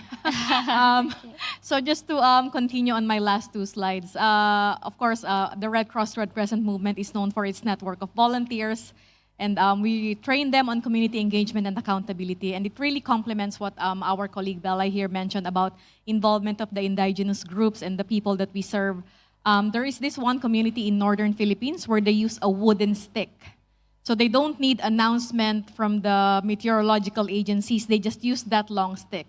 So if it reaches to that certain level, it's kind of a yellow, orange, and red. And then of course, when it reaches the orange and the red, that's when they start the announcement in the communities that it's time to evacuate. So the people know better. Those people in the communities know better what to do than us who are entering the communities. Of course, we are there to help them, but let us not forget the local knowledge and experience that they have, because they have lived there for many years. They actually know when an earthquake is coming or when a big typhoon is approaching. And then, of course, working with the local communities to leverage indigenous knowledge and practices, so similar to what I just shared previously. The last slide. So partnerships and work around policy and advocacy engagement. So partnerships, it is not just us usually who are the organizations working in an area. There are different other actors out there. And we want to make sure that we consult with them, we discuss with them. It also includes the religious people, the elites, because they are the ones who are part of the community and know the community very well. And so there's also that with these partnerships and strategic engagement, there is that sharing of knowledge, sharing of resources and best practices, and that's how we can enhance or further improve whatever it is that we are doing on the ground. And then, of course, lastly, the work at the higher level. So we want to make sure, I think the government of Nepal, for example, in the rolling out of early warning for all on the IFRC side, the government has started adapting or including in the national plan about the DRR framework, and I think we have also finished in the Maldives the roadmap towards early warning for all initiative.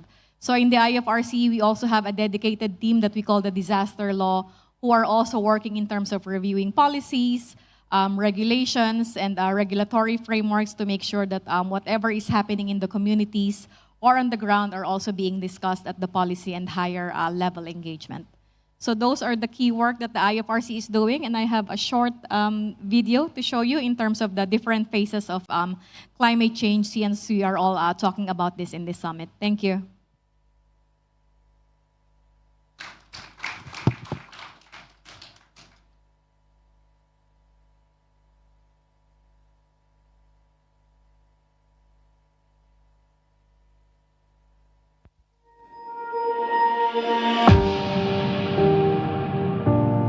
This is a climate emergency. It affects everyone. How will we face the future? We'll face it together, no matter who we are, where we're from, or how grown up we are. The climate crisis has many faces, but you don't have to face it alone. The actions we take today will affect tomorrow. Billions of small individual changes can and will make a global difference when we stand together to help end the climate crisis.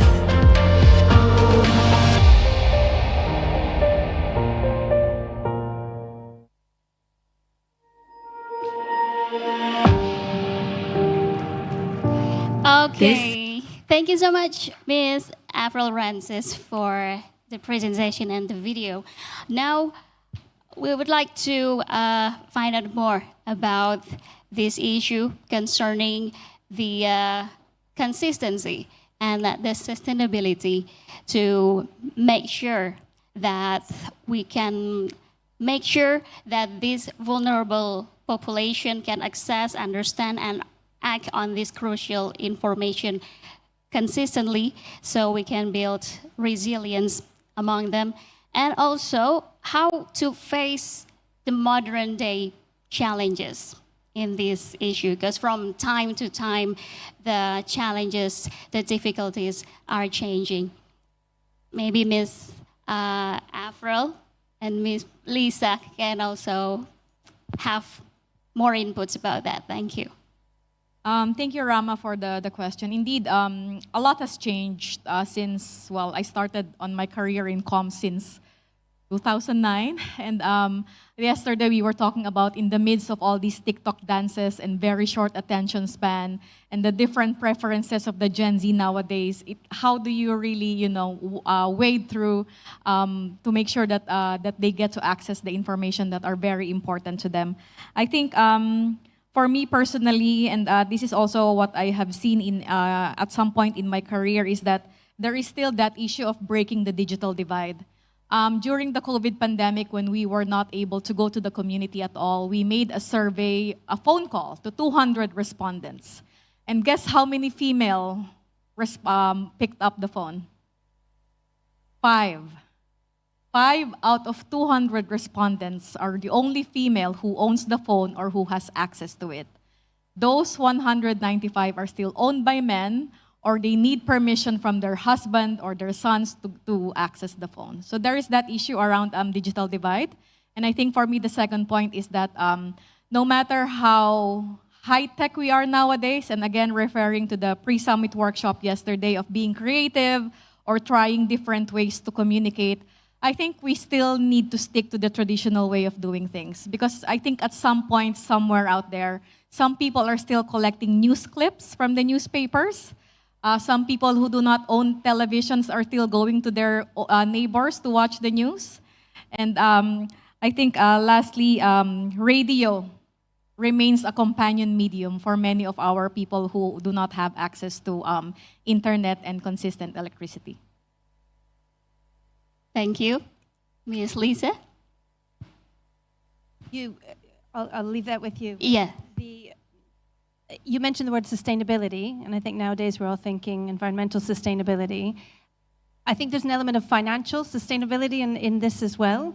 And I have to say that from the project, one of the activities was in each of the countries to convene all of those different stakeholders together for a workshop. Not training, that's very one way, but really a workshop to understand how they could connect together and what it was that they wanted to work on.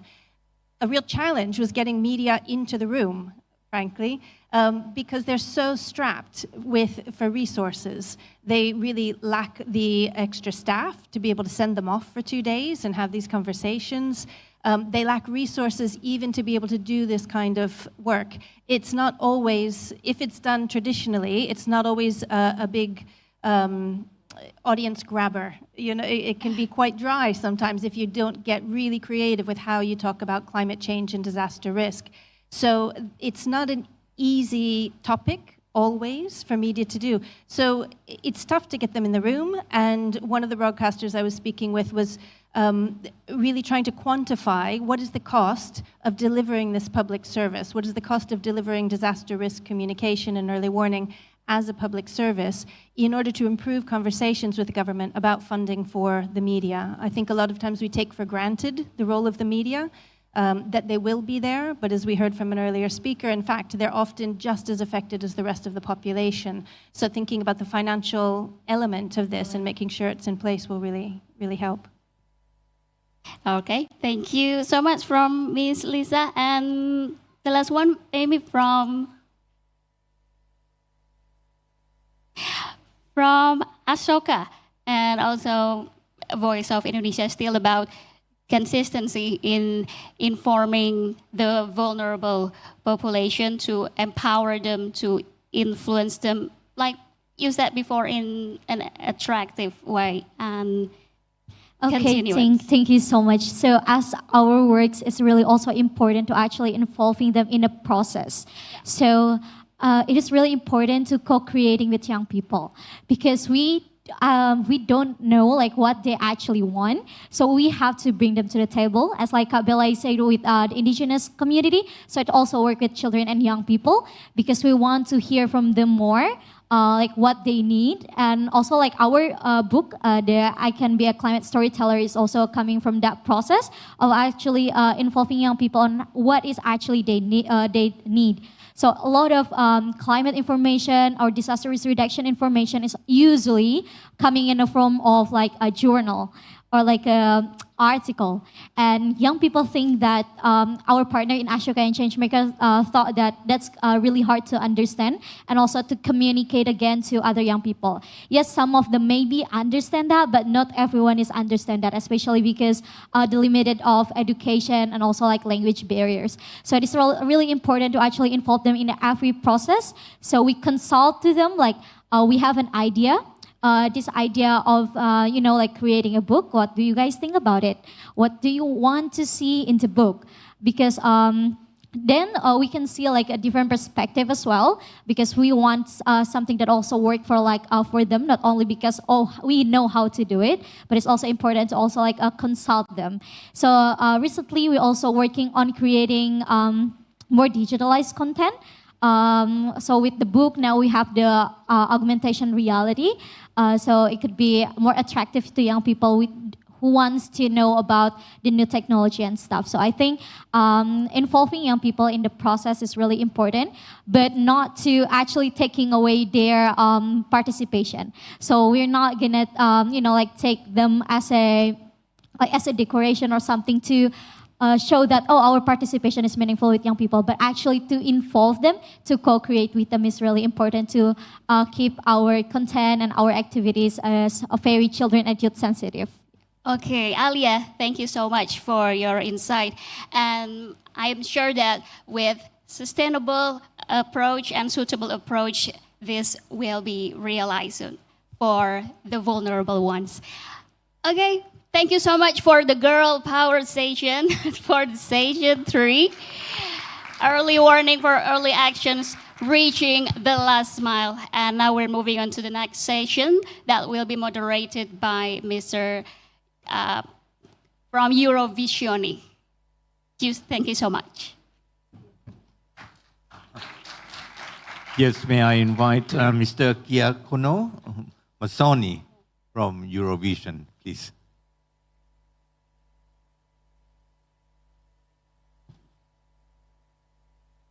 Thank you very much.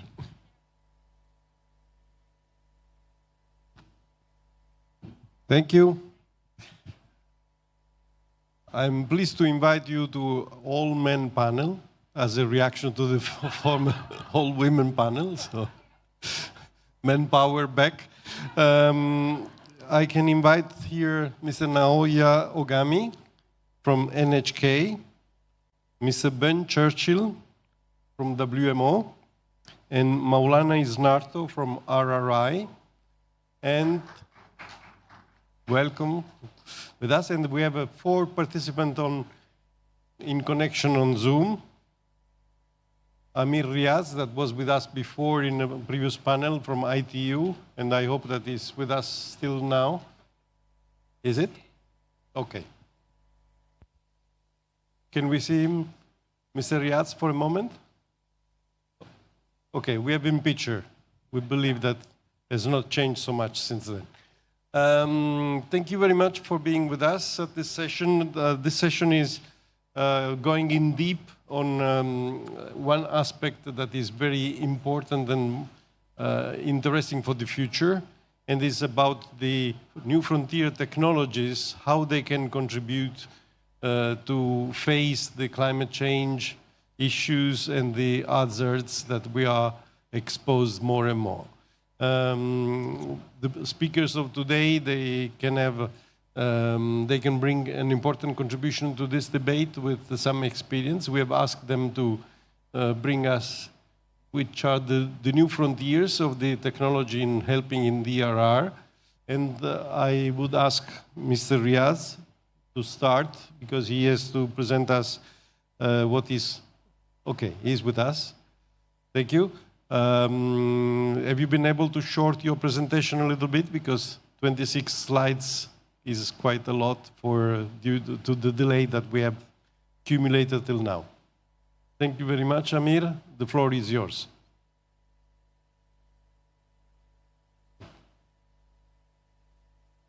We cannot hear you. Can we have... Now, yes, please try again. Can you hear me? Yes, now yes. Okay, thank you. Thank you, moderator, for allowing me this, and I will try my best to complete in time. Can you confirm if you can see the presentation in full screen? Yeah. Not in full screen now, yes. Okay, thank you. So for this presentation, I will take some case studies related to how we are using the AI and data to support our work in the pillar 3 of the EW4A, the warning for all. Just a reminder that ITU is leading the 3rd pillar, the pillar 3 on information dissemination and communication under the UN Early Warning for All initiative. So as I mentioned earlier in the morning session as well, that there are three areas in particular areas in which we are assisting the countries in developing and updating their early warning system dissemination and communication systems. So one, the particular that I wanted to highlight is the disaster connectivity planning. And this is where a lot of the new technology, especially the AI that we are making use. So just a background on AI, where we want to use AI. If we plot the AI strengths and the difficulty to do without the AI on the x-axis, so we are trying to either in the green, where the AI strength lies, or at the maximum where it could be done more efficiently than AI. We are not intending to use AI in domains where the other means are already very effective. So we have, targeted the areas and activities where we are targeting the AIs. So just again, a reminder that we have 4 outcomes under this pillar, under governance: improve the governance of the way at the national level, the topic of warning dissemination and early warning is taken. Improve the infrastructure, have it inclusive so that the early warning reaches everyone, and improve the quality and trust through feedback mechanisms.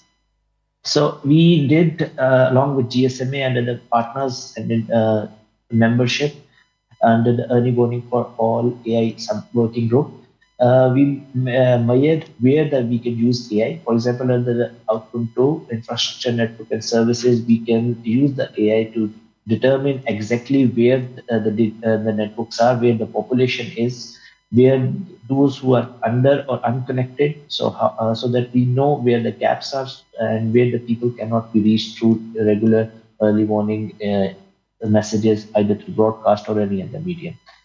The second is that we can measure the infrastructure resilience and backups. I can show you the example later on as well. Under the outcome 3, which is the most inclusive, we can track how the people have acted if the alerts, when the alerts have been issued, using different data, the big data like the call detail records, or using the satellite images to see whether the action has been taken according to the alerts that have been provided. Lastly, under the trust and quality, we are using the data scrapping techniques for accuracy of the CAP alerts. AI is massively involved in translation because, especially in Asia Pacific, even in one country, many different languages are spoken, including the big countries like India, Indonesia, and many others, where different languages are spoken. So AI could be used to effectively and quickly, translate the languages. Then we have user profiling and sentiment analysis that can be done using the feedback. So essentially, these are the main areas where the early warning for all under the pillar 3, we are using the AI. So one of the main products that I mentioned, the DCM, the Disaster Connectivity Maps, this is a map in which we activate during the emergencies. So when we activate, earlier we were trying to see where are the locations where the connectivity has gone down, so that we can provide focused interventions at that particular area. And then right now, under the early warning for all, we are using the satellite imagery and AI to identify unconnected ambient populations. I will give you an example on this together working with Microsoft and GMDRR. So for the disaster connectivity, I can share with you the example of Tonga. You would remember the huge explosion under sea volcano eruption.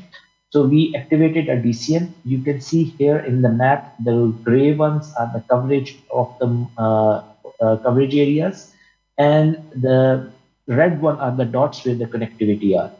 So this is the image that we formulated just before, 2 days before the volcanic eruption, just around over here in the graph, around 13th of January. The actual eruption occurred on 15th.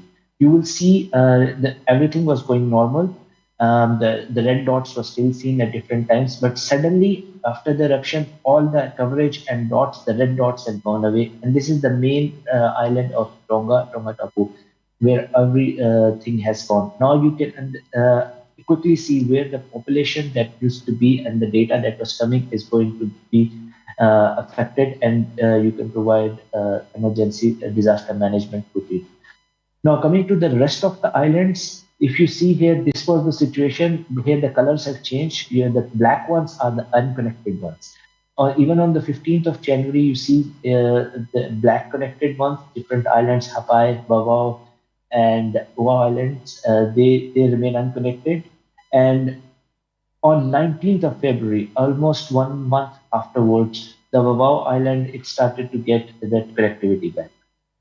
But the Hapai and Oahu Island, it took longer.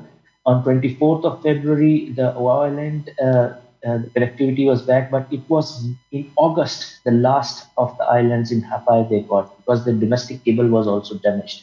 So it took around 6 months. So what it essentially meant that any information that has to be communicated, then you needed some alternative channels, maybe radio or other amateur radios or other solutions. And especially when our broadcasting are also dependent on some of the fiber cables, so the broadcasting was also not being relayed in some areas as well. Now, recently we have done a pilot using the same PG. We have a Christian risk triangle, in which the idea is that if you make any of things hazard, vulnerability, and exposure to zero, the risk becomes zero. The idea is to minimize all of them, and the places where there is more, the connectivity has to be increased. So this is the example in case of the main island of Fiji. You can see here again the similar areas, the connectivity speeds. The island population distribution is mainly around the corners of the island. The main in the center is a little more hilly area. You see here we plotted the fiber cables, and also in the center, the links in the green in the center are related to the microwave links. So a critical infrastructure. These microwave links are providing feeds to the towers as well as the broadcasting towers as well. So what we evaluated is also put the coverage as well. And one evaluation was that one is the South Ridge microwave tower was a very critical infrastructure for any typhoon. So one thing that we established that it has to be protected to enable most of the communication going on. So then we provided the coverage maps, and you can see along with as the commercial companies, the telecom companies, they go where the coverage is. But most of the central area is not covered by any mobile operator. Then we put the ambient population map. Now this is where we have extensively used AI. This is population distribution using satellite imagery. As we took satellite images for 2-3 days and then evaluated where exactly the population is. So we took 2-3 days so that we can remove any structures, for example, cars or vehicles which are in moving, so that we know exactly the population that is stable at one area. So you can see there is a lot of population that is not in the coverage. What this means is that alternative methods need to be used to provide early warning messages to these areas as well. Again, we put the hazardous map of the Christian triangle there, and there are some areas which are evaluated which remain unconnected and interconnected in Fiji. And this goes beyond the main island to the other islands as well. You can see a lot in the smaller islands, a lot of population needs some other areas as well. I'll stop here. Over to you, moderator. Thank you. Thank you very much, Amir. Thank you. Very interesting. If we can bring a mic to the speakers on the other side of the stage so that they can intervene. And in the meantime, I have a question for you, Amir.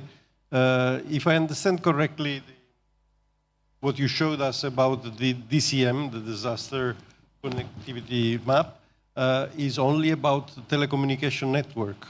This doesn't include the broadcasting network. Is correct? We did it mainly through, because the GSMA was able to provide a cover map, but we can do it with any coverage. We can do it with broadcasting, with radio, and of course the satellite covers all of them. But the main idea was that this coverage, the mobile has a very limited coverage, and around 4% of the population lives beyond the mobile coverage, and this includes only on land. If we go, for example, countries like Indonesia, which are archipelago side, all the fishing population, they live beyond the coverage of any mobile. So what essentially this meant was that we were trying to bring broadcasting media much more into the early warning, the whole early warning strategy, because there's a lot of population which is unconnected, and those who are in fishing, obviously there is no connectivity there. So one idea is because the satellite is everywhere, but the satellite terminals are not available, and it's not possible to have satellite terminals with every with every population. So this is why we are focusing that the strategies of early warning should not involve only the mobile sector, but also the broadcasting. And this is because the broadcasting has much wider coverage. Okay, thank you. That's important because we have here an audience of broadcasters. They are all expressing the will to cooperate. So please use this willingness for the next stages of the project. Did you got any mic? Over there? Okay. So mic's only on that side of the stage. Thank you. So Ben Churchill from WMO, can you complement what ITU has said on the side of the meteorological organization? What are your forefront technologies? Yeah, thank you, Giacomo, and thanks for the presentation from Amir, which I think was very enlightening from the pillar 3 of the early warnings for all perspective from ITU. I just wanted to give the WMO perspective on technology, and before I do that, I think it's important to put things in a historical context. So next year, WMO has a big birthday to celebrate, 150 years. ITU actually is older than WMO, if you can imagine, I think 10 years before. So this is back in a world where we didn't have any digital technology. WMO was formed as the International Meteorological Organization, basically to protect lives at sea. It was about sending messages, weather information in between countries, and that opened up this whole concept of sharing data amongst countries freely, and that still underpins the WMO convention today. But fast forward to about 50 years ago, we started seeing rapid changes in technology, both in the way that weather and atmosphere was measured, but also how it was communicated. So back in the 70s, we were starting to learn about satellites, particularly weather satellites, those that spin around the Earth, the polar orbiting satellites, and also the geostationary satellites which hover over a particular domain. And these were just emerging in the 70s, and at that stage we were seeing very sort of staccato images. You may remember them, not all of you are as old as I am, but I certainly remember looking at the forecasts coming through on the news, and you'd get a satellite image, and it was very exciting to see something from space. If you then fast forward the satellites to about, I think it was about 6 or 7, maybe 8 years ago, countries like Japan, China, South Korea were then now putting these sort of what were just one image taken every 10 minutes or so to taking images every 60 seconds and so on, and being able to generate a lot of data on the planet. And this is very helpful for generating forecasts in a timely and accurate way. So that's one aspect. The on-the-ground monitoring is the automatic weather stations. Pretty much everything that you measure about the atmosphere can now be done by one gadget, and these can be installed in many, many locations to build up a kind of an observing network. And this is very useful as well. And on the communicating side, of course, all this data has to sort of travel around the world and be ingested by computers and processed and then sent from global processing centres to regional centres and down to the national level. And WMO and ITU are very strong partners in this respect, and we do this through a very well-connected network across the globe. So these are some of the sort of the developments. in terms of numerical weather prediction, when I was rushing through my presentation earlier this morning, I did put up a slide that was multicoloured, which talked about the accuracy of the forecasts, and I didn't have time to explain it. If you can just imagine that, the key message from that is that the 10th day in a 10-day forecast today is now almost as accurate as the 3rd day in a 3-day forecast about 20 years ago. This shows the acceleration of technology. It's been pushed by these satellites, the automatic weather systems, all working together with observations coming from aircraft, from ships, from weather balloons. I think it's 1 billion data a day are being ingested into these supercomputers. The supercomputers are becoming faster. We now have them in the cloud, so it's just exponential, the growth. I'm not sure, if the sky's the limit on that. So this is all very exciting. And now we have artificial intelligence. And we're starting to see some very interesting results with, and this whole processing of forecasts is called numerical weather prediction, by the way, or NWP. Scientists are now combining AI with NWP and producing some very exciting results in terms of accuracy. And so this is going to take a lot of pressure off the supercomputing. And although we can't just throw all the forecasts to the AI system, that would be too risky. But step by step, I think you'll start seeing more integrated forecasts, which is great. Now, I actually also want to think about, because the last session was actually very interesting in terms of the mention of traditional knowledge. And another thing that I can see AI being used for is actually understanding traditional knowledge and also how to communicate the last mile. And so understanding the socio-demographics, how to reach communities, what is their preferred language, what is their preferred mode of communication.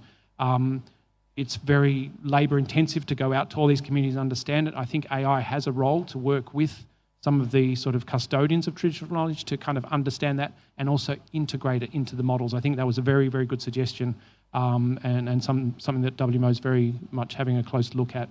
So these are just a few things just to give you a flavour, but also to put it into context, historical context from way back when weather was being exchanged just in shipping lanes to keep ships sort of safe at sea, to now where we're actually using early warning systems, monitoring, processing, analysing observations and producing forecasts that save lives and protect livelihoods. So we have come a long way, but there is still so much more we can do, and AI is a very exciting development. And when you combine that with numerical weather prediction, with satellites, as they become more sophisticated, we're moving now from these satellites which can zoom into like the genesis of a tropical cyclone and give like advance warning almost 10 days in advance. We're looking at the private sector now becoming a lot more interested, launching not just single satellites, but mini satellites in arrays. So we're going to get an amazing level of coverage of the planet. And I think we should leverage that. We should really invest in these partnerships and work with the private sector and with academia. And this is something that WMO is doing under Pillar 2 of the Early Warnings for All initiative. So I know I ran over time last time. I'm going to try and stick to time this time. But I'm very interested to have conversations with anyone over the next few days. I'm very, very happy to be here as part of this summit.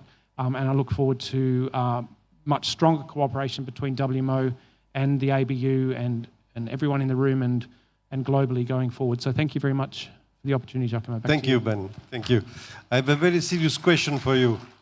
Do you think that with the artificial intelligence, finally, we will be able to identify the day when I will picnic and will not rain despite the advertising on the meteor? Look, I think anything is possible. Yes. Even this. I mean, it's possible that, what we've also seen as a trend is that the scale of forecasting has come down from 10 kilometre to 6 kilometre to 3 kilometre and now sometimes 1 kilometre grids. So you can get a 10-day forecast for pretty much this hotel that we're staying in these days with the advances in numerical weather prediction. The accuracy. So I think the answer is yes, it's a question of when. And also what we would also want to look at is how we transfer that information. How is the message sent? And this is the role of the media. And how is it received? And what are people doing with that information? So the accuracy is not only in the prediction in timing, but also in the zone that can be more more limited accurate. and Yeah. more. I mean, we've moved from these long-range forecasts to nowcasting, where we can actually understand using radars and other instruments to understand what's happening now and, you know, what's happening in the next 1 or 2 hours, which we haven't been able to do before. So this is developing. Also, forecasting has become more impact-based. You probably heard that term quite a lot, but this is understanding not what the weather will be, but what it will do, what impact will it will have, and what do people need to do to protect themselves, or in some cases actually even benefit from the weather. Weather isn't always the bad guy. Sometimes, you know, if it's raining somewhere else, you might want to actually harvest that and harvest the tropical cyclone rain. This is something that has been done through traditional knowledge and so on over many, many years for, you know, when you're planting crops and so on. So it can be used for different sectors, agriculture, transport, many, many applications. So it's an exciting time. It's also a very worrying and concerning time, but there's also many opportunities that I think we can seize. Thank you. Thank you. So, thanks to Amir, we listened how technology could improve the connectivity and the communication to the last mile. Thanks to you, we know that the AI can help a lot in forecast. How can AI and new technology improve your work as broadcaster reporting about disasters? Okay, so I would like to... you have slides? Yeah, please give me the slide. Can we see the slides, please?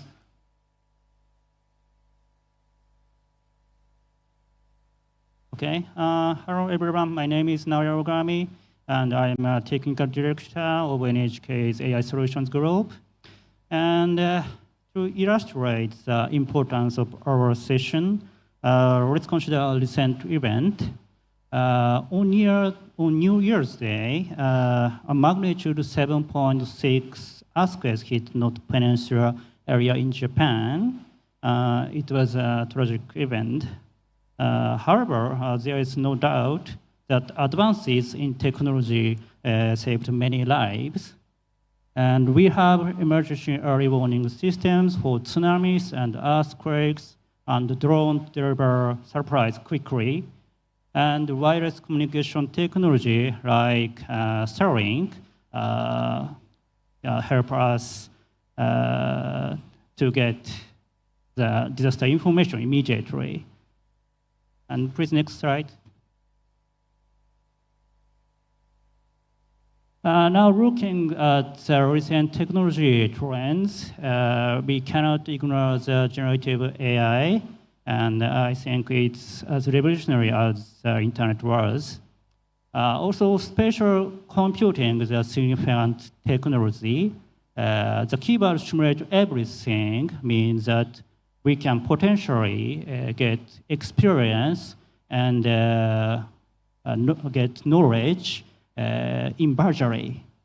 So how can we media leverage these cutting-edge technologies to save lives? Today, I would like to share our ideas and some examples that NHK has provided. Please, next slide. Okay. Okay. The first is the virtual NHK. It is a bureau participatory production platform utilizing the metaverse. And, you know, one of the media's roles in DRR is to promote the understanding of disaster risks. And virtual NHK helps with that.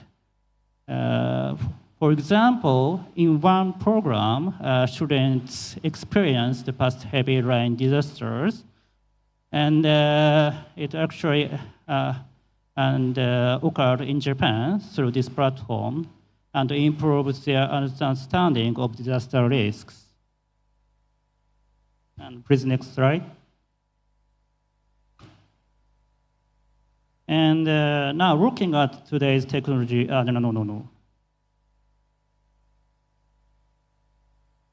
next topic is 3D Gaussian splatting, which is cutting-edge technology revealed last year.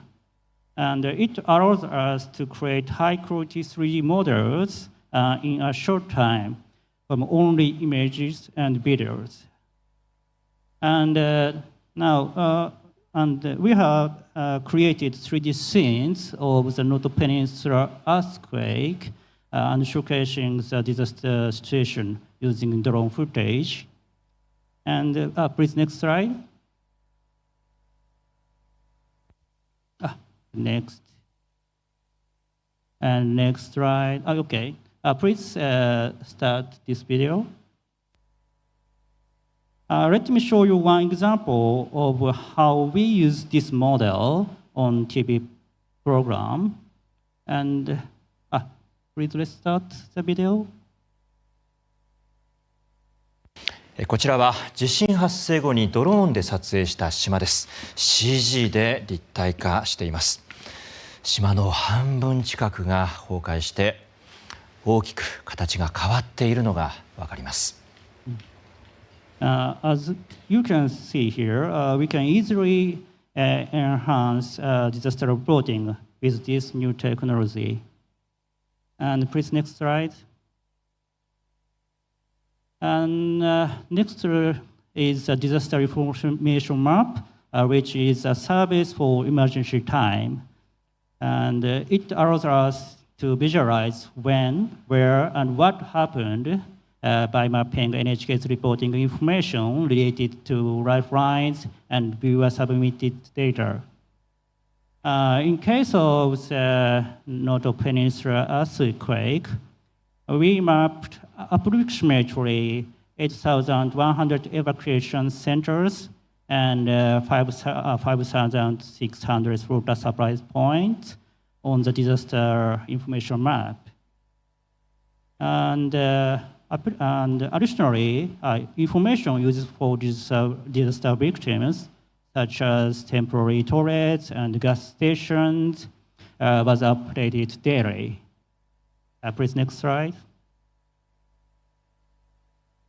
However, there are some challenges in this operation, and we had to operate more manually and basically, rather than relying on high-tech solutions. One of the reasons is that timing of updates on damage and lifelines by local governments is unclear, and the document formats are not standardized, and the data is unstructured. So we are currently working on the trial or analysis and extraction of unstructured data using the latest AI algorithm. And please, next slide.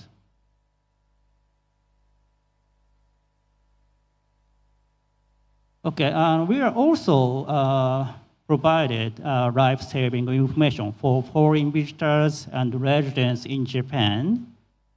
And we use AIs for transcription and AI descriptions. It is a live streaming service that provides urgent information about major earthquakes, tsunamis, and other emergencies with English subtitles and audio, simultaneously with the broadcast. Please, next slide. Okay, now we have explored various examples of how the media can save lives by adapting the latest technologies from different perspectives. And media's role in disaster risk reduction is crucial, and embracing the innovation quickly is key to saving more lives. This concludes my slide. Thank you very much. Thank you for listening. Thank you very much Yeah. for this interesting presentation. I think that the struggle with the Excel files that are not aligned is a nightmare for all of us. So as soon as your technology works, please share with us. We will need it. Your last point about the additional information that are available for disaster online, This is on the website of the NHK, or there is a dedicated space for this information when earthquake occurs? In currently, the service is provided only only Japan, but we have now discussed about how to spread the information to the world, and we are now this is a trial phase, so yeah. Yeah, yes, right. So it's online. Yeah, it's available online. Yeah, it is online. Not scrolling over the video broadcasting. Yeah, that's right. Okay, thank you. This brings exactly to the next speaker, because how to communicate with the population when there is a crisis situation, or when the crisis situation are very numerous, how to do this properly. There is an interesting experiment that is now conducted from RRI. So the next speaker is Maulana Isnarto, and he was mentioning me that exactly you are dealing with a specific channel for disaster risk reduction. Yeah. Yes, okay. Thank you. Please Thank go you. with your presentation. Thank you very much. Thank you, ladies and gentlemen, brothers and sisters. This is the men's session. So it's quite different with the girls session, because the girls session is very charming, but we are like very formal and bureaucratic. Do you feel that? No. I just like to bring the other perspective of today, because two of my colleagues say about technology, artificial intelligence, the WMO, but I'm going to bring something that from the journalist perspective. So the presentation title is Climate Change in the Media, Public Perception and Responsibility of News, and a Kingdom collaboration. Maybe you can guess what the Kingdom is going to be one in my presentation, and you can comment in my YouTube now. Okay, and next. I'm going to start with a reflection. The reflection of, especially for the journalists. The journalist is, how often do you hear news anchors reporting on the climate change as it related to your community? You can answer by yourself. I think the climate change is not at top of mind as our. Maybe political point is more top than the climate change issues. The second reflection is, how often do you hear more people talk about the realities of the climate change in a positive light? Some people talking about the climate change only in perspective of disasters. But based on my best practices in Indonesia, climate change in disaster has a gap, it's different.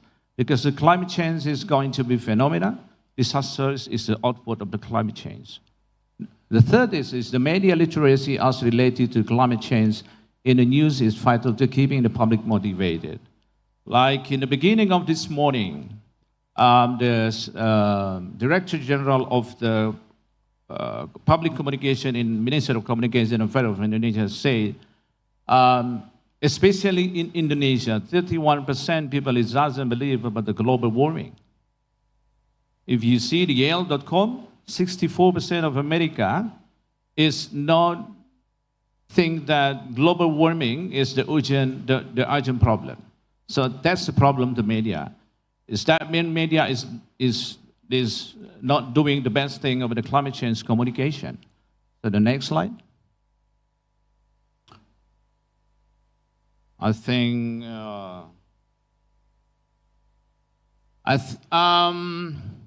so the Kingdom. Here's the Kingdom.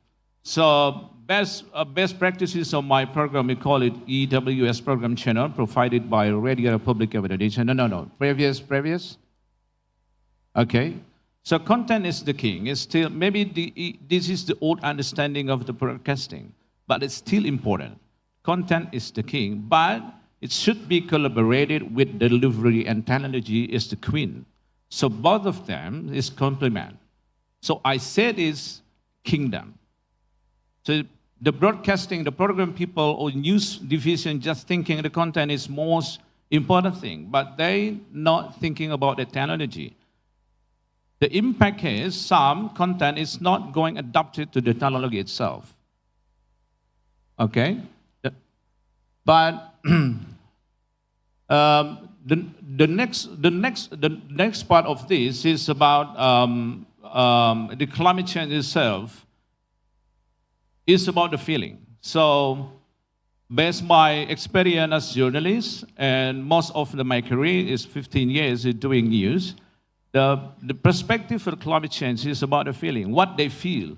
But some journalists always give the information about the data, about the amount, dramatically event and everything. But in the previous session, the girl said about the indigenous people, local tribes and everything is true.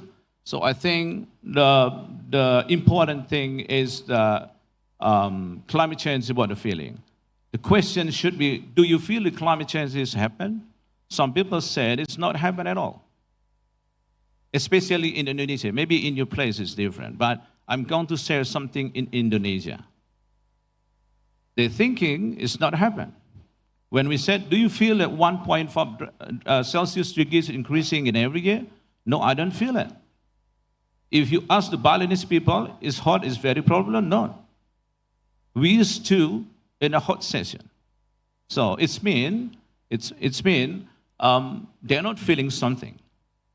So if we going to climate change to be a feeling things, we have to tell them the story. We have to tell them with the feeling way, not with the scientific. Because, the climate change is very hard to understand and deliver the message to the people.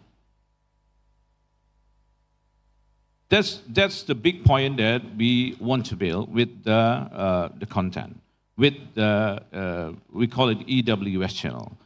EWS channel is starting with we separated two things.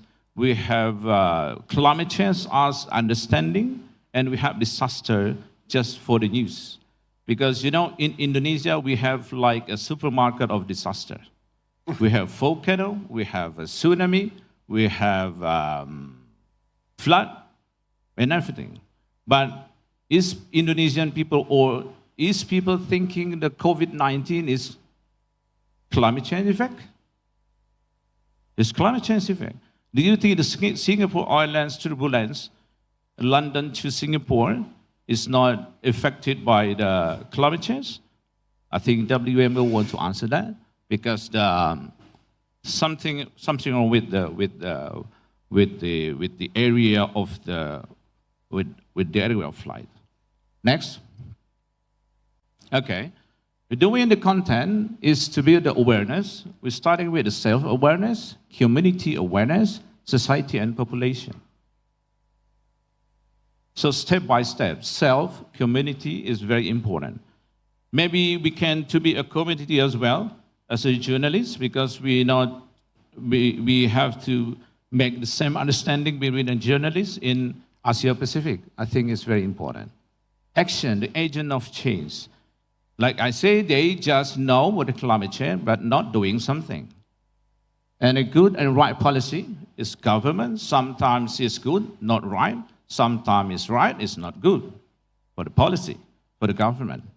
And then maintenance of understanding is very important because, the climate change like the issues. So everything, they touch our life aspect in all aspects of life and lifestyles. Next. Delivery in technology coverage is more important, like Indonesia, because we have the geography and topography. It's very complex.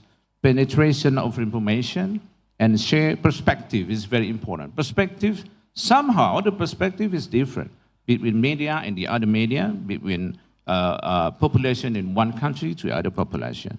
Interactive is more important. We have to listen what they want. We have to listen what their perspective of the climate change itself. And then connectivity is very important because in Indonesia, there is I think the most important thing is for the local citizen. Some local citizen has a story about the climate change perspective. Next. And then we close up. Okay. Okay, thank you. This is the Arab location, like the previous station in Labuan Bajo. But do you know the reason the technology should put on the location? Because 5 location in there, this is known as the red area in Indonesia. You know, the first one, Pelabuhan Ratu in Sukabumi. This is one of the highest potential of tsunami. We call it megathrust. And then the last Labuan Bajo is going to be a very beautiful island in Indonesia, but they have the new problem today is about waste. So we have put the technology in the 5 location because the 5 location is the red area of the disaster of Indonesia. Next. And then we have to close. Huh? Okay. Give me a second. Okay, next. Next. Okay. I just want to say in the last presentation, when you're doing action for the climate change, don't think that we save the world. But when we save the world, it's mean we save ourselves. Because the human need sustainability. World is not sustainability. We just doing something for ourselves. So thank you for the presentation. Thank you very much. With that, we have completed the frame of the update of technology. Nargiza, are you clement and do you give them some minutes, or we punish them without 10 minutes at 4 p.m. So we have to be back in the room in 10 minutes. Thank you very much. Thank you to the panelists and thank you to Amir from remote. Okay. There is no photo session for the band session? No, just joke.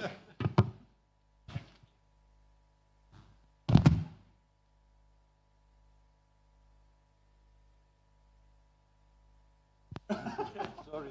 Okay.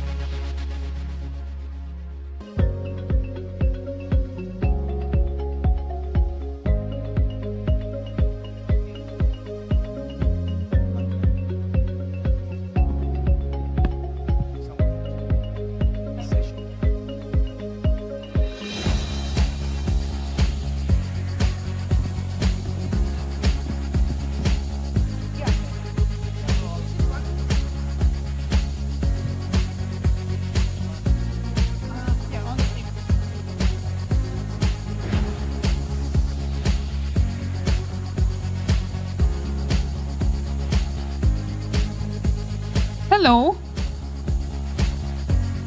I hope you grabbed your coffee and we are ready to continue. And the next session is section 5, Media Saving Lives, the role of radio in times of emergency. So we will be talking about the role of radio. And I'm inviting 2 moderators for this session. Anthony is already there. And can we have Giacomo? Okay, I think he's coming. So you can please start, Anthony. Thank you very much, and good afternoon, everybody. As we've just heard, this session is about the influence and the power that radio has in reaching communities during times of emergency. And when you think about radio and how it connects with people, it really is about that connection and maintaining that personal touch when connecting really is a vital part of where radio is at the moment. We know that radio is accessible, we know that radio is reliable, and we know that radio is trustworthy. And as we've just heard, this session is broken up into 2 parts, the power of the spoken word or content, and then the technological side, or how technology continues to shape the medium of radio. And I will be moderating the content side, and then Giacomo will look after the technology. Each panel will, a member of the panel will speak briefly, and if we have time at the end, there'll be an opportunity for some questions. But let me welcome my panel, who will focus on content from all over the globe, you could say. Rita Nijam. Rita is the Program Director for Radio Liban and will be our first speaker this afternoon. Also, Pak Andrasmo, the President Director for Radio Republic Indonesia. If you could make your way forward, please. Thank you very much. And Mr. Gerard Kudekdea, who's the CEO, Group Sayabonga Gold Media and Communication Strategies Education Services. And we're going to hear from them about how radio has really helped shape communities in times of emergencies. So Rita, if you take the microphone that's on the table there, and we might begin with you, that would be lovely. Thank you so much.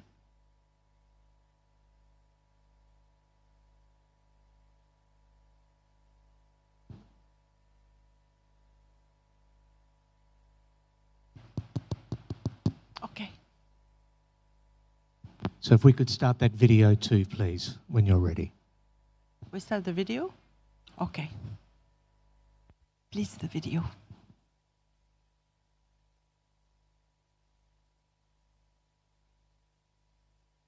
No, it's not the beginning. The video at the beginning. The beginning.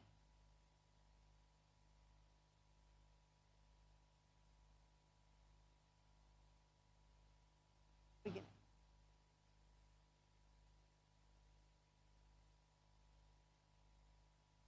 63% of Lebanon was green in 1970, and today the green space is only 12%. Can you imagine the huge change, the disaster? We used to see and enjoy the song of the beautiful birds like hoopoe, goldfinch, bulbul, blackbird, the sparrow, and now we just can listen to cars and electric generator everywhere in the country. In 1950, we used to have the train as common transportation powered by electro-water with zero pollution. And now we have millions of cars spreading CO2 in our lungs. We used to go to the beach and even to the river, enjoying sun and clean water. Now, the sun may cause cancer and swimming trigger allergy and disease. As a little girl, I used to collect apple with my sisters, brother, and father. Now, there is no more apple garden, or let's say very little. The agriculture production decreased like 72%. We used to have 4 seasons in my country. Now we experience a shift of seasons. Spring is like summer, and autumn is like winter. And the fruit blossom, bloom early, and die before the snow.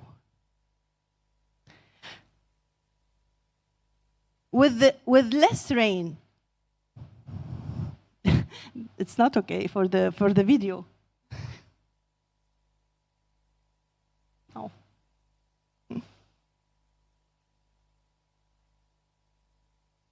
We lost the footage of the video. I see. So we might see if we get you to keep talking, if that's okay, and we'll see what we can do on the video. It's okay. Okay. So, thank you.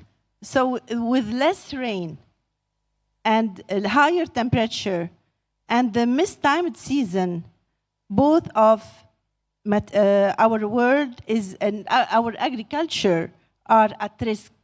This means our food also security as well as our ecosystem are in danger. Rainfall in the Mediterranean are expected to drop by 20%, even in the next 20 years, according to IPCC, the UN body. Because of the heat, many insects invaded the trees, the cedars, the 1,000-year-old tree attacked by sandal insect, causing huge damage to our forests. Moreover, the most harmful disaster is caused by the phosphor bomb when Israel hits the south of Lebanon, and fire burning dramatically the soil, the olive trees, and damaging the oil production and killing people.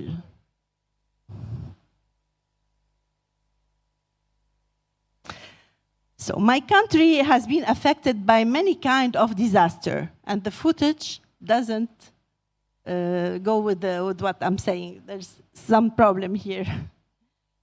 How can media, and specifically radio, help in the DRR? Radio can tell every day the fire weather index, so people get alerted of the danger if they light any fire outdoors.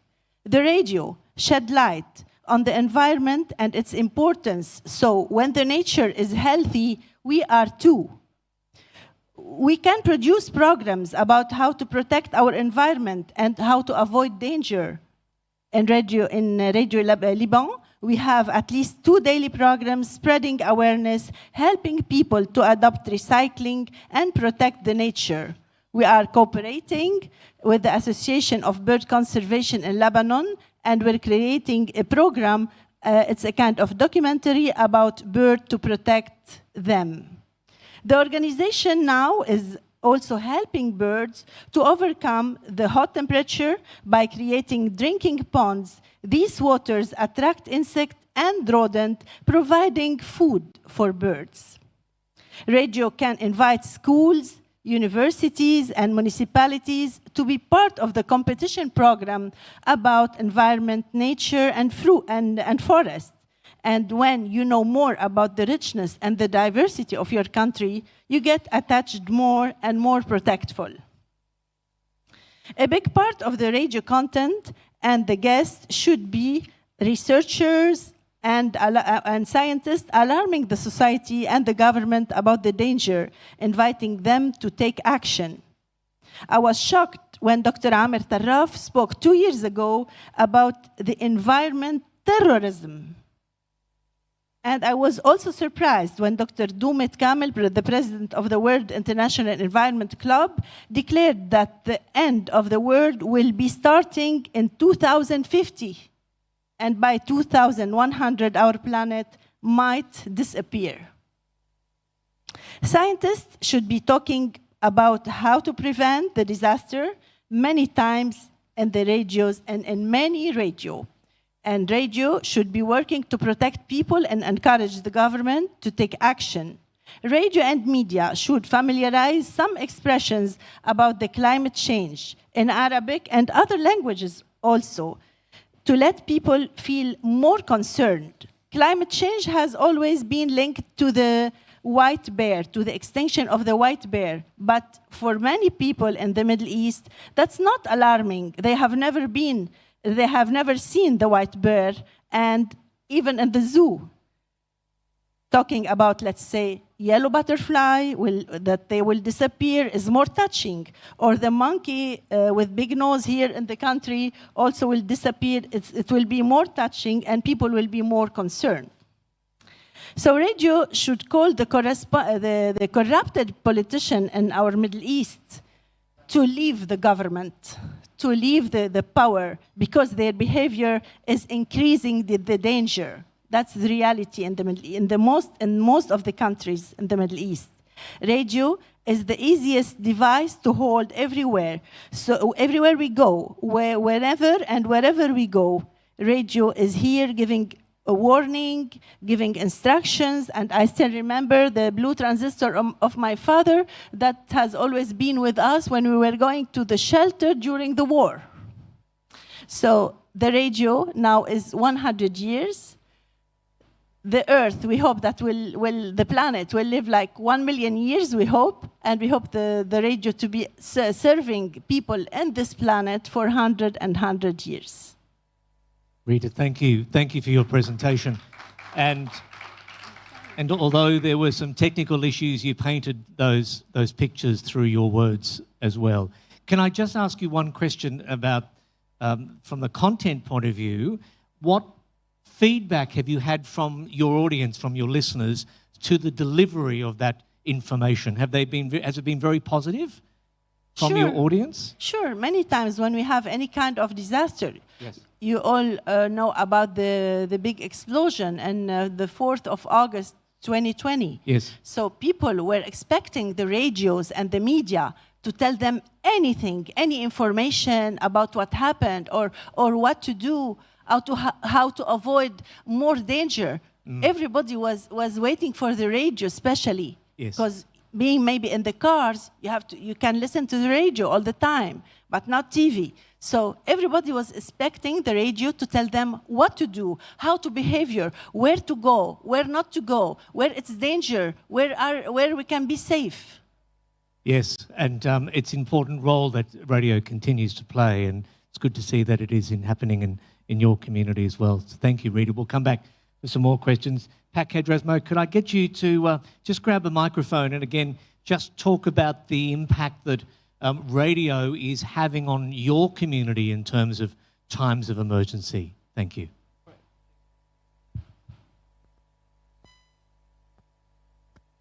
Thank you, Anthony. Good afternoon, everyone. Well, your question regarding the radio is first that I would like to tell you that from previous speaker, we got insight that what happened is we have lack of awareness and knowledge regarding climate change or something related to disaster. And secondly is that like what has been said by the Professor Di Corita, that to reduce the disaster, we have to empower people, to increase the resiliency of the people, the community. So that's why what we do is that we optimize to we strengthen our community resilience by doing radio program. For example, this is very significant just because Indonesia is located in the Ring of Fire. What I'll show you in a second for my PowerPoint. That is Indonesia located in the intersection of three major tectonic. Yeah. Next. For example, in the Australian plate from south, Eurasian plate from the north, and Pacific plate from the east. This is the reason why we need to increase our dissemination through our media. Yeah. Even though that actually in this moment we are going multi-platform and don't rely only on radio, but radio still many of us still believe that radio is very effective because it can reach the remote area, rural, yeah, and also like Rita says, very easiest to grab the radio. And the situation here, we are very prone to multi-hazard from volcanic eruption, earthquake, and tsunamis. Yeah, and we have a platform. Yeah, we have platform, what so-called area digital. We connected to the, for example, notification of earthquake, for example. Yeah, like what it is said by the Climatology and Geophysics Agency, BMKG. Yeah, we have more than 5,000 earthquakes per year, so very often occur here. So we need to disseminate in order people in order aware about it. So our strategic role in disaster communication, again, we have from previous speaker, we have DRM radio. Yeah, we do trial. We put it on the 5 location in Java, and this aim to disseminate just in case there is earthquake or tsunami. They will spread information, and we also have a program on radio.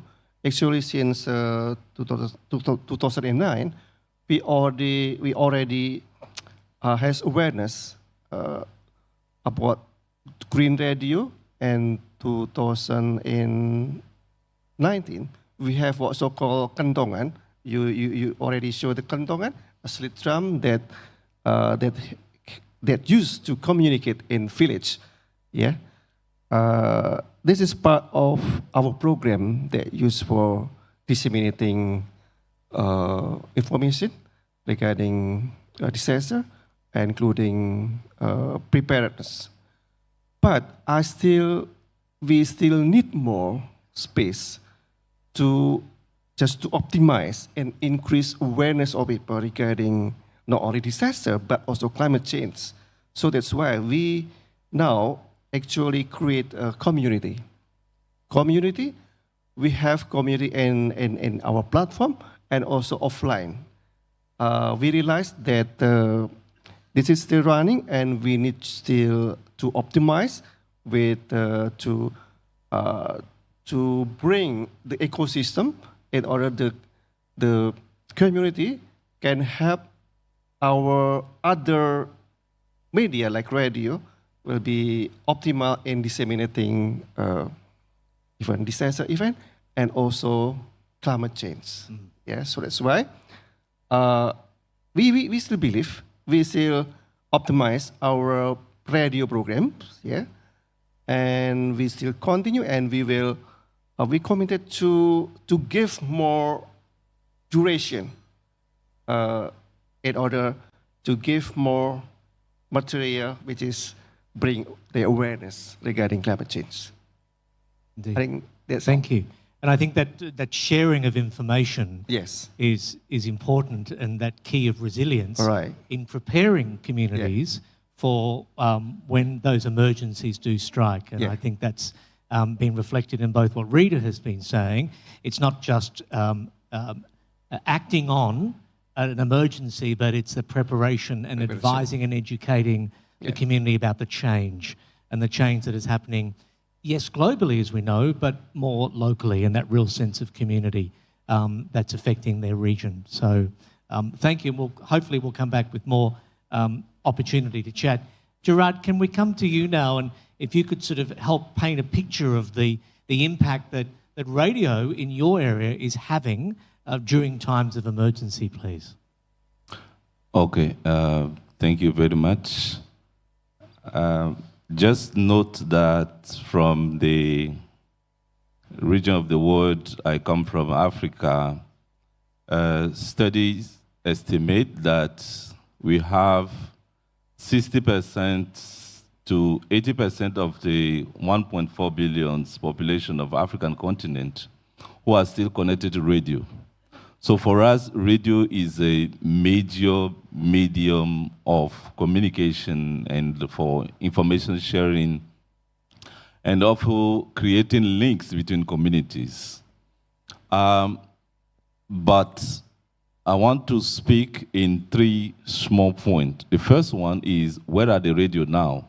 If we try a short situational analysis of the state of the radio, like any other media on the African continent, and I know that is also the same things in some other part of the world, media are really facing the challenge of the viabilities. Media are having a lot of reliability problems because of the business models, which is not adapted to the economic viability of the media. We have technological challenges with the AI. We also having an issue of audience connection to the media program because we are not having enough surveys to understand the needs of the audience so that we can have some programs that fit the needs of the media. So there are a lot of issues that are creating a kind of fragilities of the media in terms of its roles with the publics, and African radios are suffering the same challenges. The last thing is also the fact that most of the radio stations are lacking resources. I would not say it's resources and means to innovate.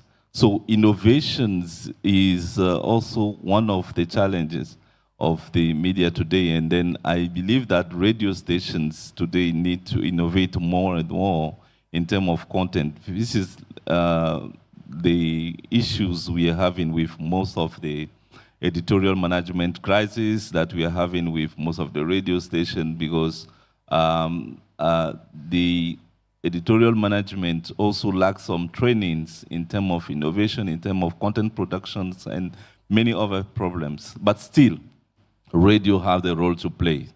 And they, having worked in the pool of the trainers and mentors of African Union of Broadcasting on this project, what I have noticed is that mostly our media, television and radio, we are good at creating a lot of information, information program. And we are still lacking the aspect of how do we bake educational program for our media so that this can definitely help people to change their lives. You need to know that communication can only be complete if the intended behavior that you want or you are intended as the communicators is being operated by the audience. It starts with the information, but it can only be completed if the audience can understand your language and be able to adopt the behavior you are expected for that audience. So I believe that one of the challenges we are having now is how do we make sure that our radio who are connected to the most vulnerable population, the most affected population, can create user-friendly program that can change their life and that can definitely create more connection with the subject we are discussing. And for that, the challenges for the media practitioners is about understanding the content. We still have a large gap in journalists understanding the content about climate change and disaster risk reduction. In most of our training, we have sometimes 2 days of 4 or 3 sessions. Journalists are excited about the content, but believe me, it's not enough. So how do we make sure that journalists or media radio producers are able to take from those introductory courses to deep into the content themselves based on the online content that have been developed and some of those issues. I believe that we need to sensitize media practitioners about content comprehension and understanding. The second one should be innovation about programs and diversifying the format of the radio program and format that we have that can definitely fit the different categories of the youth, of the audience we have. You have been talking about youth this morning. What are the type of program that we are developing that can be interested, that can definitely fit the interests of the youth? We need to have deep reflection on that, and I believe that that responsibility is on media producers, but also on those who are working as trainers for media, practitioners. Yes. Yeah. Thank you. And you raised some very valid points as well in the type of content, but also in reaching audiences and that level of engagement in the style of programming and the content and how it's resonating with communities as well. And I think, is there a real focus now on training more of the journalists so they have a real understanding about translating the data and the information to at a level that's of understanding to their community and benefits their community. And of course, the lack of resources that you talk about is just as important as well. Jared, I'm going to leave it there because we do have the technological side of radio, and I would like to thank the three of you for speaking ever so briefly within our time frame. But we'd ask you to make your way to the floor now, and then Giacomo, I'll get you to introduce your guests if that's okay. Thank you very much. A round of applause. Yes, please take a seat in the first row. That if there are questions at the end, if we are able. Will raise to you too. The second part of the presentation is about the technology that will enable radio and broadcasting in general in the future to be more proactive, more effective in disaster risk reduction and emergency communication. We will have three speakers with us. One is Antonio Arcidiacono that you briefly saw at the beginning that will be with us in remote through Zoom. The second is Alexander Link, that has to be somewhere in the room, and I hope that he will join us. Here it is. Welcome. And the third is Vesil Binbay from ABU, a technical department responsible. So, okay, Antonio, we can see you in your full beauty. You are still asleep? You wake up. Okay, that's good. I'm not. I've been following your sessions. Interesting. Okay, liar. You were sleeping before. Anyway, thank you for being with us. Of the three, we decided to start with you because you promised to have a more comprehensive panorama on which we can build and then have the rest of the discussion. So. You have a presentation, I remember. Can you originate directly from you? So that yes. So we will see the right pictures and not the wrong one as we did with Rita? Very good. So thank you very much, Giacomo. Good morning, ladies and gentlemen, and I'm very glad to be there virtually. So I have prepared a few slides for my presentation, so with your permission, I'll try to share them.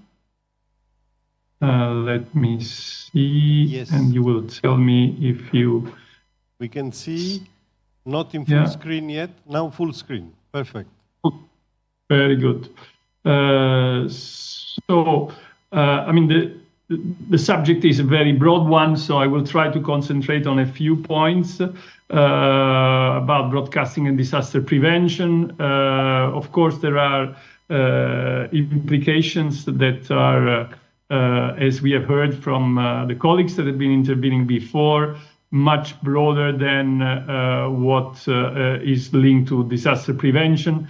And if we look at the Sustainable Development Goals of the United Nations, we could see that media saving lives and broadcasting can be involved not only in disaster prevention, but in quality information, quality education, good health, advanced climate action. In fact, as my previous colleague speaking said, we need to have content which is helping lives of people, for them to be attracted and for them to be consuming those content every day, so that when in a disaster situation, they will be prepared on one side, and also they will be using those services, those infrastructures, so that they are also informed through those infrastructures. So for my presentation, I will concentrate on the disaster prevention, simply because for speaking about all the other subjects, it will take much longer than what I am supposed to speak about today. So I will start by making reference to the emergency warning for all initiative from the Secretary General of the United Nations that was launched in November 22. I'm sure you're familiar with this, and you've probably been speaking about this in the last hours there in Bali. So the objective is that every person in the world should be protected by an early warning system by 2027. I call it objective number one, first of all, because I don't know whether this would be feasible for the whole world population. And second, because I see this as a first step, and you will see this in my presentation a bit more in detail in a moment. The real reason for this is that if people are informed, you can limit the damages of natural disasters. They have evaluated at the United Nations by 30%. The problem is that about 50% of the countries worldwide are not protected by early warning systems, and we are looking at ways to improve this already before 2027. And we are collaborating with the ITU, that is responsible for the pillar number 3 of this initiative. And this is linked exactly to the warning, dissemination, and communication, and see how to reach all the people that are at risk when an emergency is happening, and if they receive information. And we are also pushing in the direction for the future, also to let people also respond to the messages that they receive for two main reasons. One is the fact that they will be able to signal what's happening locally at their premises, and so improve the ability to respond to the warning, the emergency warning, and to create this dialogue that probably is also what is necessary to help programs that help the lives of people more. So in general, the idea of moving from pure broadcasting towards a way in which you can interact with your citizens is also something useful during emergencies, but also on the daily life for this. From our side, and we are working together with the WBU Technical Committee to have this at global level. We at EBU, the EBU, for those who are not aware, is the European Broadcasting Union, and we are based in Geneva. And this is our action plan that we are implementing at the moment as we speak. So the first thing we are doing is that we are trying to assess which early warning system based on broadcasting are actually existing and in operation. So at the moment we are running an inquiry on a global basis with all the members of WBU and of WBU related organizations. So EBU, our organization here in Europe, but also the Asian Broadcasting Union, which is hosting you today, the ASBU, all the organizations, the sister organizations that are existing in the world. So to have an idea where is the status of early warning through broadcast systems. We are also preparing to issue guidelines to the broadcasters to be part of the early warning systems in the various countries and to increase the ability to reach the population. And we are also working with the other ITU stakeholders to see how to prepare and promote a solution which is multi-channel and multi-layer. It has been said this morning by our colleague from ITU, from Amir, we need to combine multiple systems if we want to be effective, if we want to reach the whole population.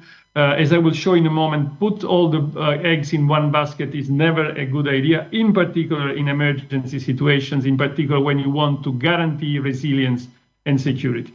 So for this, we have formulated a strategy that we are developing at EBU level, and this is what we call our Mars strategy, our Mars initiative. It's a multi-layer system so that uses multiple ways of reaching the population, is anywhere able to reach any citizens wherever they are, resilient so that structurally is able to reach the users even in emergency situations, and sustainable. I mean, sustainability is very important because of course, you can imagine to put together many infrastructures, etc., but the sustainability is fundamental because at the end of the day, the total cost of your solution should be sustainable by the broadcasters, should be sustainable on the end user side, so it should be sustainable from the economic to the ecological side. So I will now give a look and concentrate on how we are preparing for the future. As I said, disaster prevention and management needs to have a multi-layer approach. We cannot rely on a single point of failure. We cannot put all the eggs in the same basket. The weakest link will break when stressed. In a system, if you put all your hopes into one solution, there is probability that that one solution will fail once you need it. So we need to combine alternative routes. The broadcasting route, which is today the one reaching the largest amount of the world population, we have an estimation about 90% of the world population that one way or the other is able to receive broadcasting information through broadcasting networks. And this is going from FM broadcasting or to medium waves, to short waves. And this is what has been very effective. And I heard this morning from our Lebanese colleague that her father or grandfather was using this when going into the shelters. The same has been happening in Ukraine during the war that unfortunately is still happening there. And so it's a combination of broadcasting infrastructures that is fundamental to reach the largest part of the population at a cost that is sustainable and with devices that are able to survive for days and days and are not getting consuming their batteries and so be not available when the emergency occurs. The cellular route, of course, is a fundamental one. Most of the population in the world, about 70%, has got one mobile phone and is somehow reachable through the cellular infrastructure. The problem with the cellular infrastructure is that sometimes it's failing exactly during emergencies. And it's not by chance that, for example, the Apple people have been launching an emergency communication system via satellite, learning from the experience in California when during these big fires that are happening, all the infrastructures are destroyed in a very short period of time, including cellular networks. And even during other emergencies, without being a total destruction, what happens is that after about 1 hour, the cellular stations are going into idle mode because they have no power anymore. And this is creating an ability to reach the end user. So the cellular route alone is very interesting, but is not enough. And the satellite route promised to be a very interesting one because it can cover 100% of territories and population, but we don't have the same level of penetration of terminals, and user-grade, consumer-grade user devices need to be developed. We have an opportunity there with non-terrestrial networks, this idea of combining in a mobile phone the local mobile phone capabilities and satellite capabilities through this what is called NTN. So we are looking at this with interest. and in particular for a specific use case that we call interactive broadcasting. So in which we can distribute information, but we can also get some information back from the end users so that we can use it in an intelligent way. And when I mention intelligent, I also mean using, for example, the AI systems to combine the information that you receive from hundreds of thousands of users, millions of users, to have a better intervention in terms of response to the emergencies. Why is it necessary not to put all the eggs in one single basket? It's evident, but I want to strengthen this by making reference to the power grid lesson. We have learned now more and more in continuous emergencies that are happening at flooding level, at earthquakes level, at heat waves level, that when the power grid goes down, is only one infrastructure going down, and people remain without electricity, so they have no communication, no water, no lifts in the cities, no air conditioning, nothing. And this is because everything has been put on the shoulders of a single infrastructure. The development of local individual power generation that is independent from the power grid, and the combination of the two with storage also of power is important, because it's the only way that you have a resilient system. And this is the same lesson that we should not forget when we think of disaster recovery. We need to combine terrestrial and satellite infrastructure, broadcast and two-way communication infrastructures. Otherwise, the system will not be resilient, the system will not be reliable, and exactly when you need it the most, it will not work. Now, to be practical, I will show you two examples on what we are working on in terms of development. I already mentioned our Mars initiative.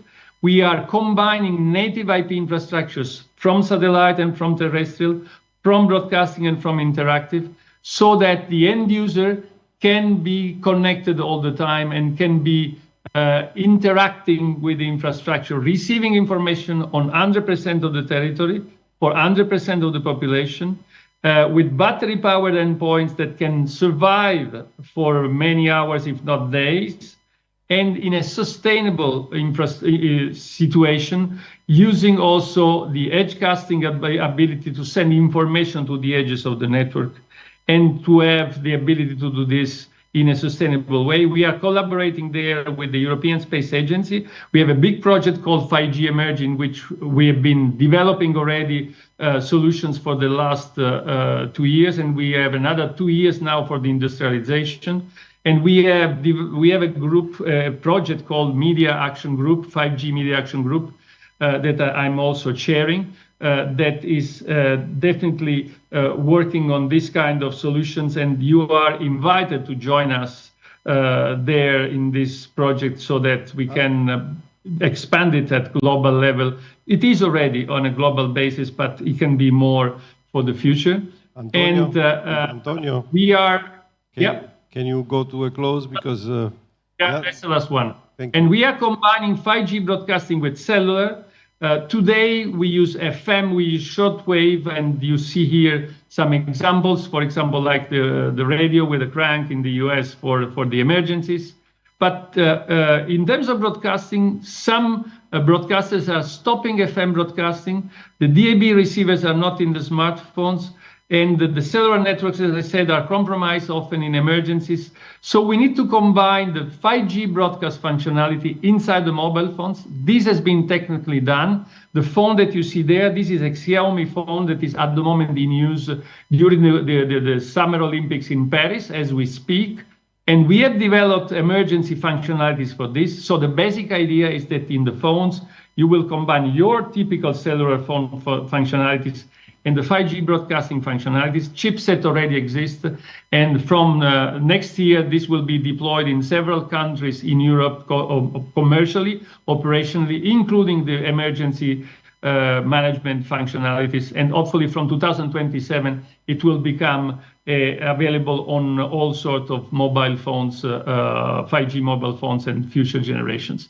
I'll stop here, and of course, I'm available for any question you may have. Thank you very much.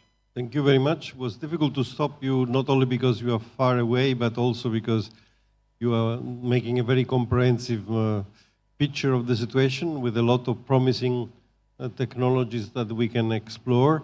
And Alexander Zink, that is our next speaker, can intervene complementing that with DRM particularly.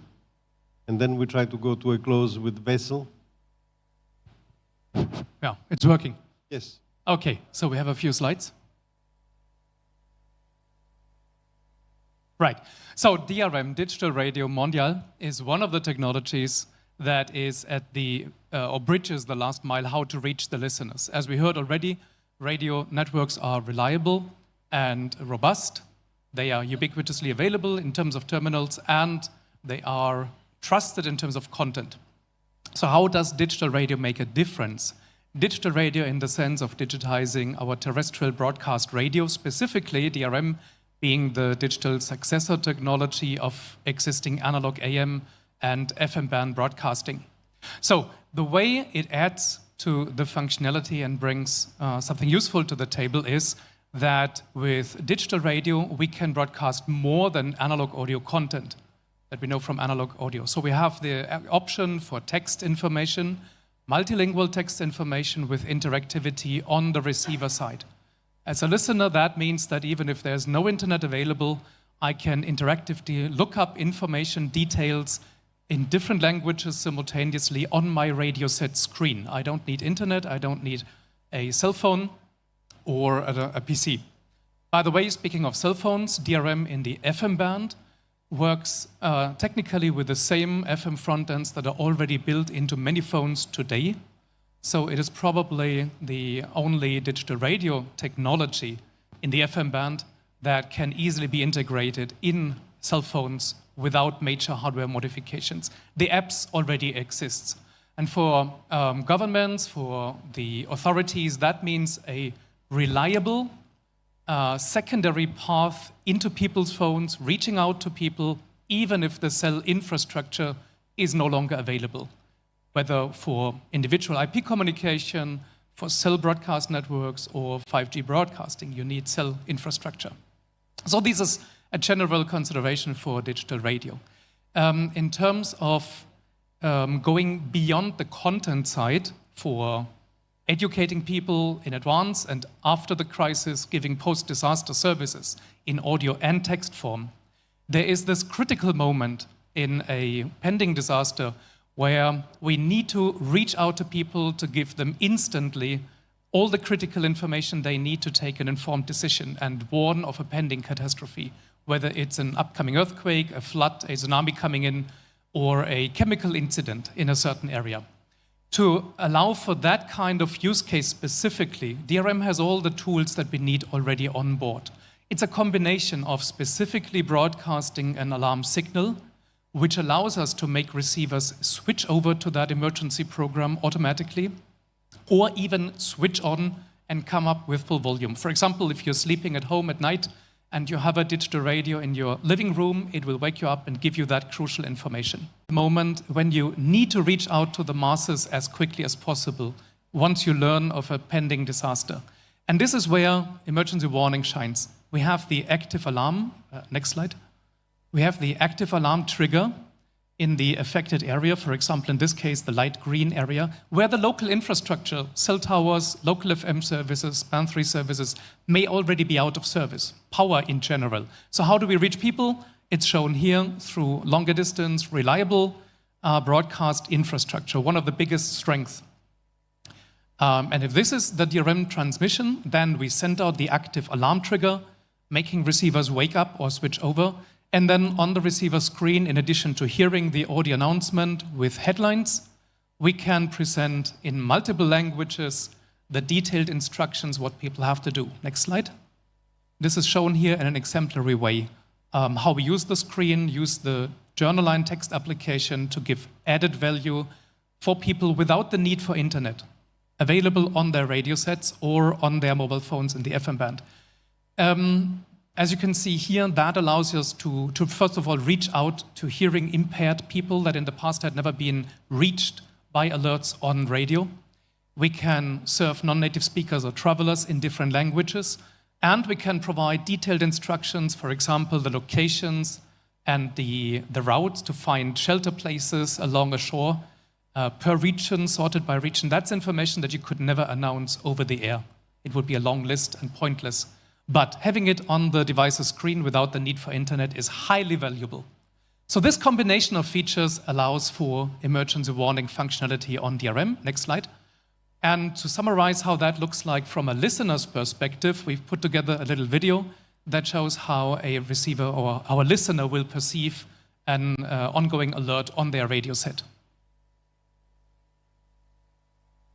Languages simultaneously. The next morning, Integria is ready to celebrate the National Festival of Lights, when many people travel long distances to see their families. Today, Arnett, Rose and Iris are going to visit Rose's brother, Ren, who lives on the other side of the Great Forest. A car journey of several hours.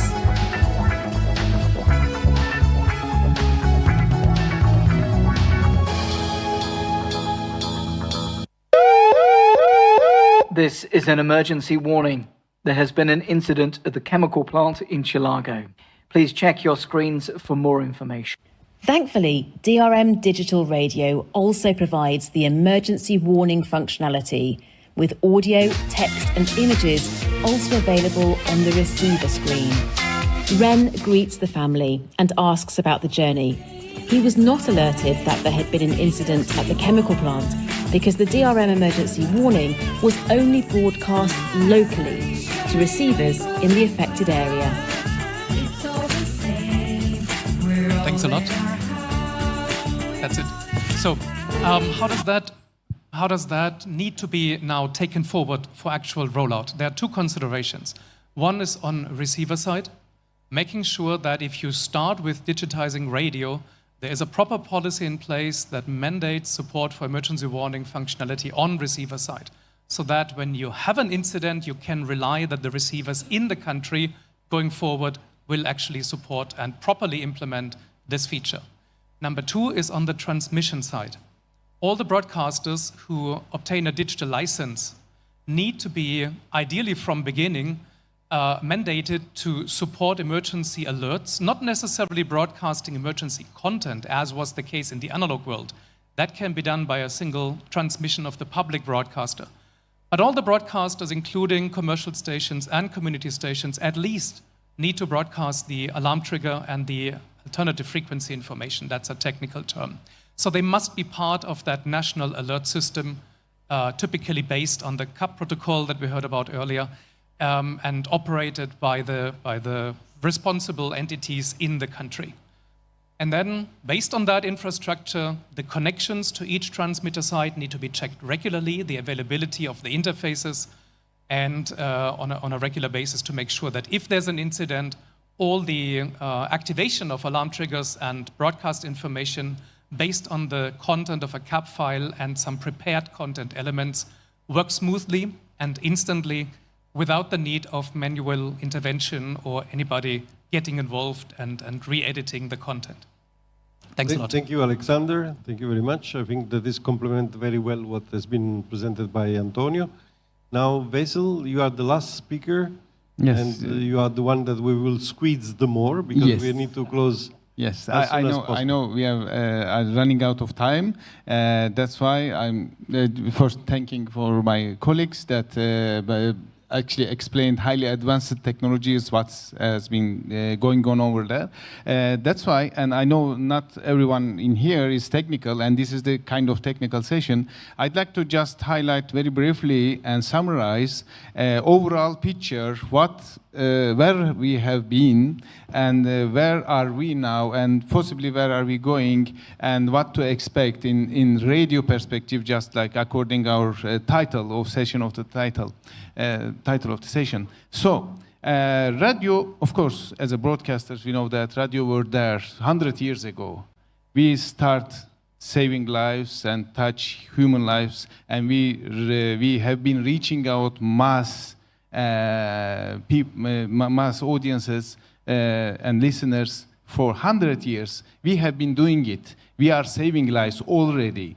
We are doing it very well. So it's multi-layer approach. But technically, what should we expect and what has changed, what is going to be changed, and what we should not expect to change? First, everyone technically agrees that now the radio, I'm talking about the basic, even analog radio, has this power to reach longest range with lowest power and simplest way. There is nothing competing in this manner with that. Of course, there are some highly new technologies on the market, and there are advantages like interactivity. It's not there. And like targeted and regional alert and very specific alerting protocols, etc. It's not there. But still, as Gerard, my colleague from previous panel highlighted, for example, for Europe, we are talking about 60% of the people is relying still on the radio. And all these new tools, unfortunately, none of them as resilient as old traditional radio is nowadays, even nowadays. So unless some hypothetical and unreachable, and I cannot tell even if ever happen, some new unanticipated technology will be there and replace everything else, we should expect radio will be there for communication, especially for emergency warning systems and emergency warning purposes. Overall, saving lives will be there because you can reach out people, you can reach out mass audiences. All the cellular routes, all the other technologies is much more vulnerable in case of disasters. We saw that.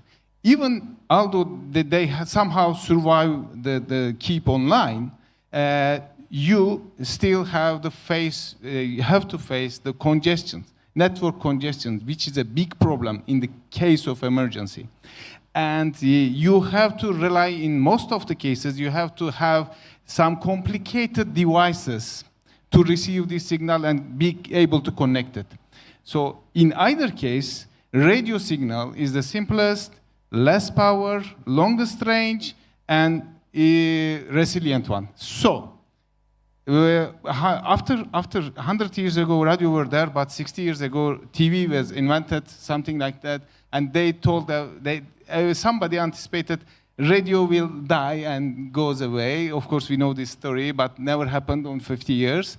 And just like in this story, nobody should expect reasonably radio will be eliminated or will not in the play on this game or saving lives, will be in play, of course, either in digital form or in analog way still.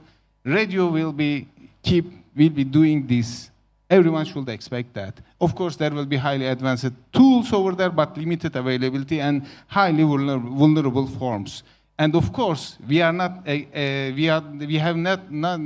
don't have any luxury like excluding any tools because this is people's life, human lives on the stake. So we should use everything that we have combinedly.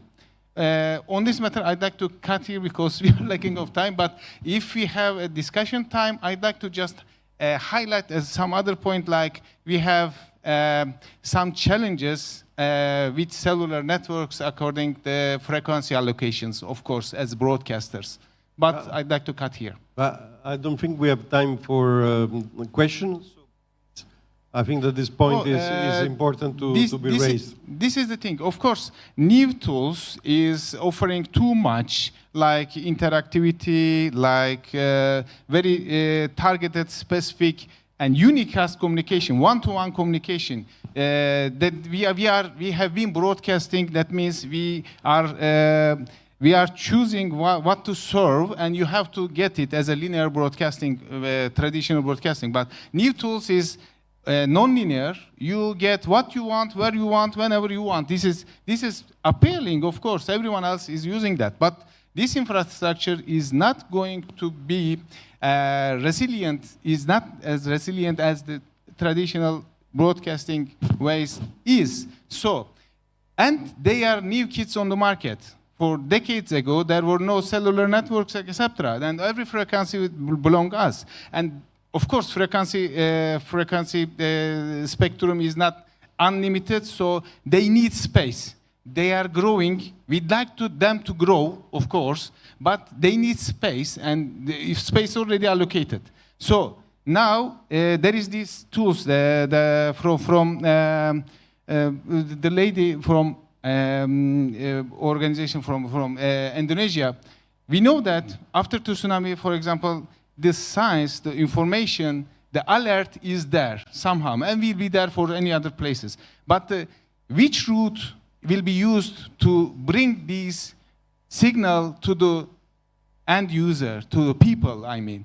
There is multiple ways, and of course these cellular networks are growing into mobile telecommunication. They need space, and the first thing they are doing actually as a reflex, so you have analog frequencies, your radio is already died or you're going to be die, so please give these frequencies for us or something like that. This is a challenge, and nobody have ever decided for that yet, and this is ongoing debate, but we should come in sweet spot. I think we should use it for, we should learn how to use it collaboratively. No one would expect radio will not be there for that frequencies no more. Yes. It will be there.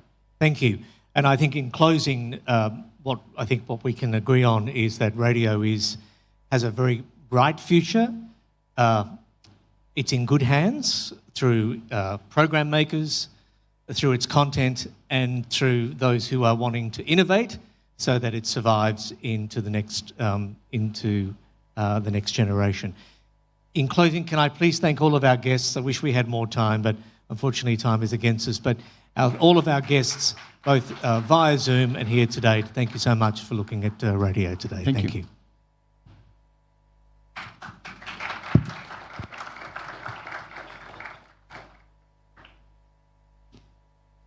And for today, we have a last but not least session. Unfortunately, it's going to be very quick, but we will try to cover what we planned for this session. And for this session, I'm inviting, the session is Model Disaster Preparedness and Response Plan for Media Institutions, UNESCO initiatives. This project that ABU runs together with UNESCO, and I would like to invite Natalia Ilieva. She's advisor external projects from ABU. Thank you, Nargiza. Everyone survived. It's the last session, but we'll try to make it brief. I would like to invite the panelists of this session, Mr. Xu Jing, who is Program Specialist, Section for Media Development and Media in Emergency, UNESCO Paris. You know already Anthony, who is not only head of Radio Brisbane, ABC, but he also one of the management team that they go in disaster. And last but not least, Fabian Randerat. We couldn't exclude him because he is in his Fijian attire, if you can see. And we want to start the session with one quote from Confucius, who said, if a man doesn't plan for the future, the trouble will come to his door. That's why we would like to have all our members to have very comprehensive plans that are covering all components and establishing a very healthy ecosystem for not only circulating early warning messages, but also, as it was pointed, during the quiet time, prepare people. Because this part of the role of media is equally important as circulating the messages. We'll start with how UNESCO came with the idea to contact us, and we together develop a template that will be offered to all members in order for them to develop their own plans. Marco, sorry, he's Xujing, but we call him Marco. The floor is yours. Thank you very much, Natalia. Hi, everyone. Good afternoon. I'm delighted to be here with you all on this beautiful island of Bali. Many thanks to ABU for the kind invitation and for the hosting of Radio Republic Indonesia. My name is Marco Xujing. I work at the Communication Information Sector of UNESCO headquarters in Paris. So it doesn't work, this clicker. Next slide, please.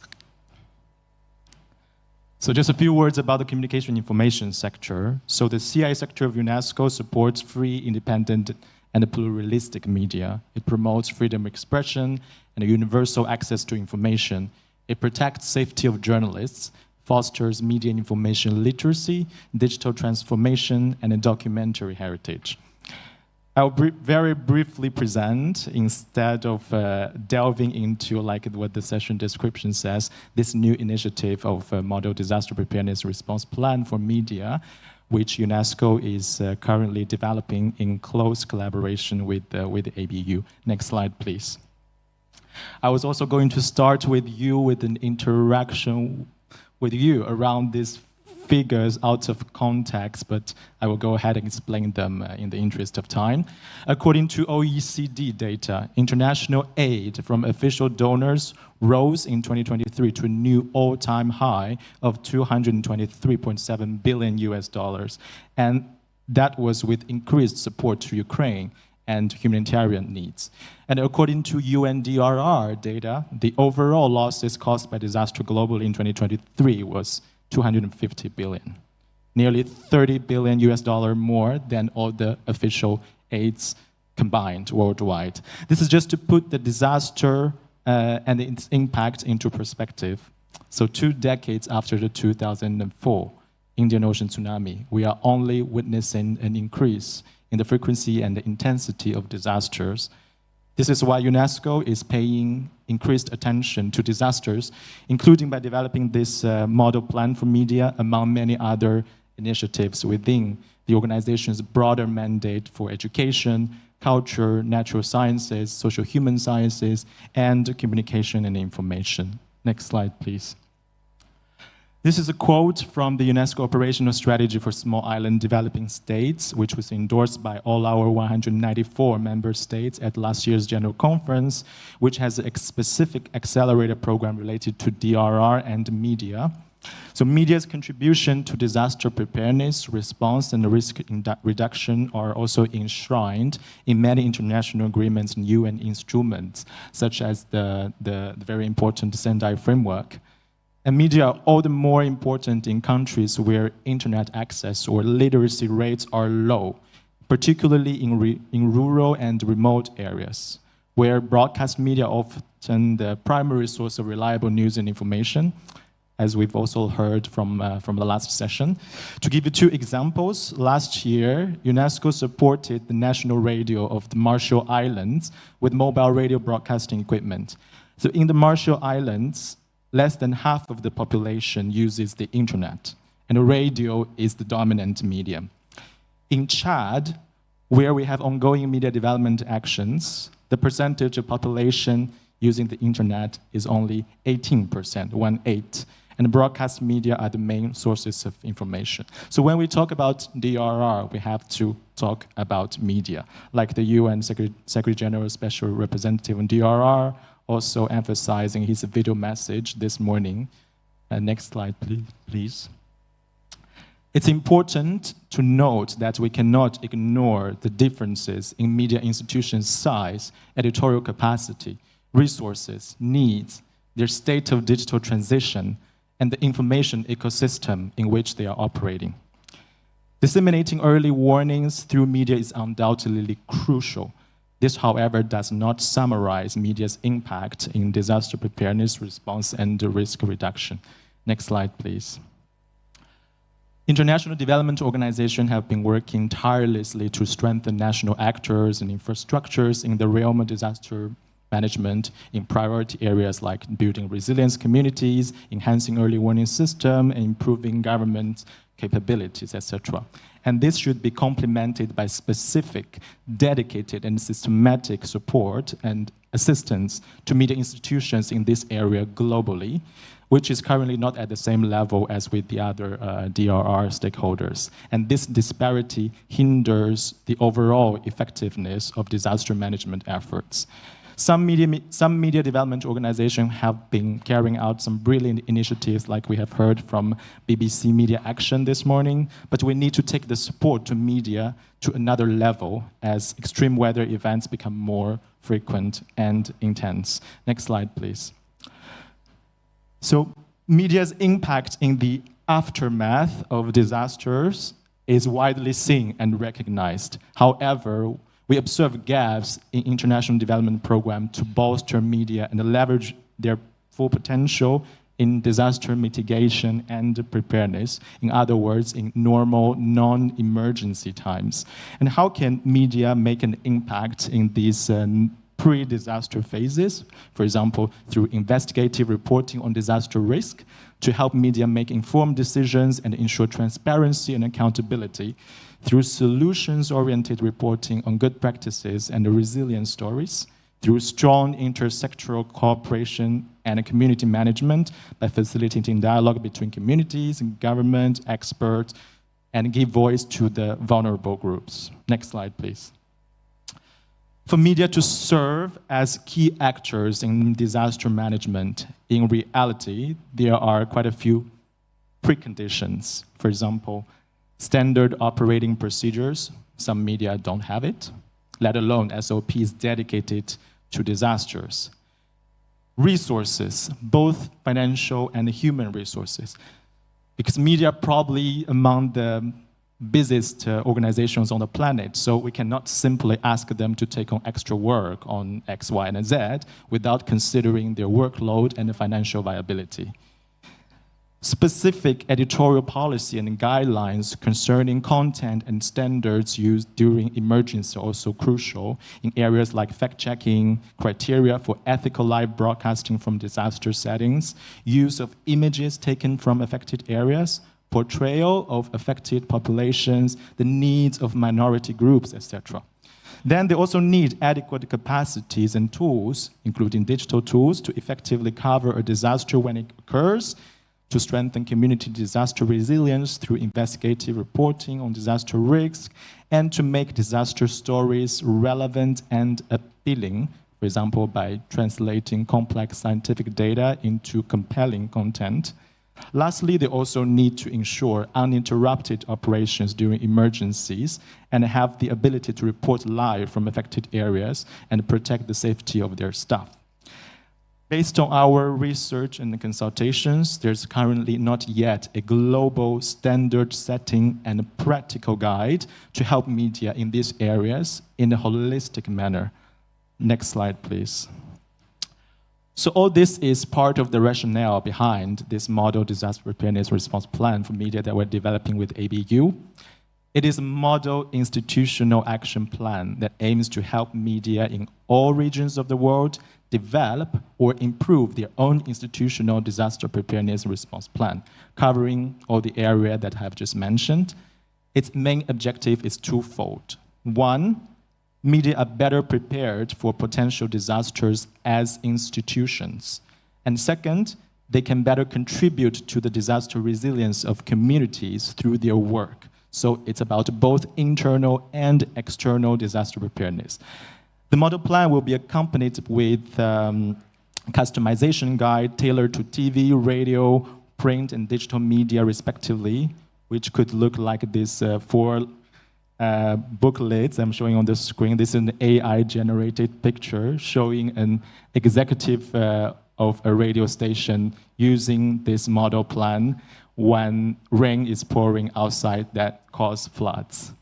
So the model plan will consider the whole disaster management cycle and adopt a multi-hazard and whole-of-society approach. Next slide, please. Our hope and ambition is that all media around the world, particularly those in areas most vulnerable to the effects of climate change and disasters, have their own institutional strategies at the institutional level, which systematically consider all the necessary areas with concrete action plans in place for implementation, SOPs designed in advance, budget set aside, staff training planned, etc. Such a plan wouldn't look precisely like this, which is another AI-generated picture, but it will be a clearly structured and authoritative tool developed by media institutions themselves, guided by this model plan to coordinate their work in disaster management before, during, and after disasters. I have 2 more slides to go. Next slide, please. I was just going to say, can you close up? Yeah, so this is the timeline of the development process, which started a couple of months ago with the launch of the tool envisioned in December 2024, early 2025. We're right now at the stage of the research and the consultation. Next slide, please, which is the last one. I was going to elaborate a little on the research and consultation, so maybe I will skip in the interest of time. So these are the main components of the research and consultation that we are conducting with ABU through desk research, survey, key informant interviews, and also focus group discussions. So the final slide, please.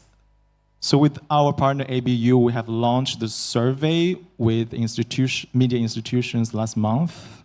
I invite all the media representatives present to take the survey. I understand you have distributed, Natalia, a QR code.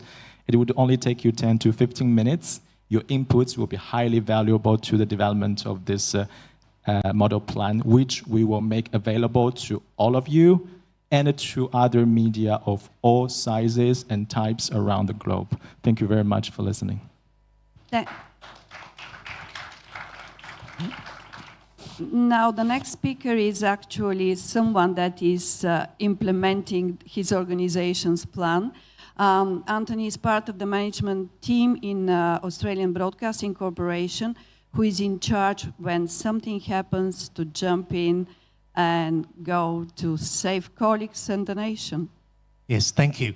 There is a document available to you, which we'll distribute at the end of the conference, so I will work through these slides very quickly for you today. So as Natalia said, an organisation such as the ABC is it's a very large, we have 5,000 staff, and we have media outlets all over Australia. So we need to have an incident management plan in place when things go wrong. And this is what we do in situations when things go wrong. Next slide, please. So we operate, as we know, and as we all do, in an ever-changing environment. And so we need to be ready when things go wrong. And the way that we do that is through our incident management team, where we get together as a group and we decide and plan as the incident is taking place. Preparation is a good thing, but we know that things can often go a very different way in the event of a disaster. So our incident management plan is then put in place in situations when it's needed. Next slide, please.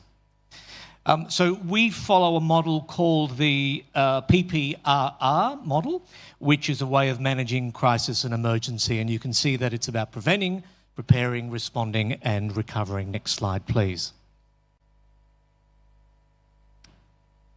And so in situations when we need to escalate, we then assemble our management team, known as the Incident Management Team, or IMT. And this is made up of news directors, program directors, managers, property, technical, production, security, the people that make the decisions in times of crisis. And we meet regularly, as we'll talk about. Next slide, please. So this is what the IMT management basically does when we get together in the event of an emergency. So we're responsible for, obviously, building a picture of the incident, preparing an action plan moving forward, monitoring the situation as that plan is being developed, managing the resources, what we need, what we don't need, and then continuing to review the plan and processing that plan and reassessing that plan as that incident evolves. Next slide, please. And so the questions that we ask are three, I guess, in terms of the situation. What has happened? What might be the implications? And what might the future look like under the situation? Then we look at the direction. What are we trying to achieve together? What are the options that are open to us? And what are the capabilities that and our objectives? And then obviously the execution. What do we need to do now? What do we need to find out? And what do we need to communicate to our staff? And what do we need to do next and possibly in the future? So they're the questions as the management team get together and we ask ourselves moving forward. Next slide, please. And so this is kind of a very quick agenda of how we would meet, and it's documented so we can review it at the end. Next slide, please. I wanted to show this slide, which I showed yesterday. 2 years ago, my city, Brisbane, Australia, was flooded again in just over a decade. And we're seeing more of that frequency. So we got together as a management team and implemented this action plan. And we were safely able to look after our staff, evacuate the entire building, remain on air, and also navigate our way through as the water subsided. And we wouldn't have been able to do that without implementing the IMT, where all divisions from within the building were able to work together. And so this document is our framework and worked successfully for us 2 years ago. And we continue to use this going forward. And this document is available to you if you'd like to use it or adapt it in some kind. Thank you very much. Thank you, Anthony. And I just want to highlight, I just want to point out that this business continuity plan is going to be just one part of the plan that we are developing, which will be more comprehensive. And include also what do you do in emergency, how you have your emergency broadcast plan is another part. So that is in the future, and you help us by filling the survey and answering our consultant Walter questions about what different organizations want to see for this plan. Our last speaker is Fabian, who is a team lead in Fijian Broadcasting Corporation. And as part of our project, long-running project Media Saving Lives, they developed their own disaster risk reduction action plan, which survived 2 managing directors, which tells you how much people appreciate when they have a good plan on their hands. Fabian? Yeah, I think the plan survived 2 different governments, which is also like a miracle. Yeah, just wanted to add on, I've prepared some beautiful slides that you won't be able to see due to lack of time. Since late in the night, last night, I was preparing them. But we put them in the presentation. Yeah, no worries. We can distribute them later. So just to mention, we've been developing this plan for quite a while, and we are just a small broadcaster compared to the ABC. It's just about 200 employees, but big for Fiji, I guess. And we've been implementing this, we've drafted this plan for a long time, and now it comes to the implementation part. So we've got different teams. One team that is currently working on rolling out that strategic action plan. And yeah, we're really grateful since we've been participating in this Media Saving Lives initiative for quite a while now, that we've, with the help of Natalia and the team, we've been able to develop this action plan. And it's just like, it's the hardest part of it was basically to change the paradigm. And I just wanted to reiterate the emphasis to reach out to the CEOs and leaders of the broadcasters that they see the necessity to invest resources. Resources are a bit scarce at the moment. We know that the broadcast industry is going through a restructure. Funding models, EBC is completely government funded, but funding models are quite have to be rethought.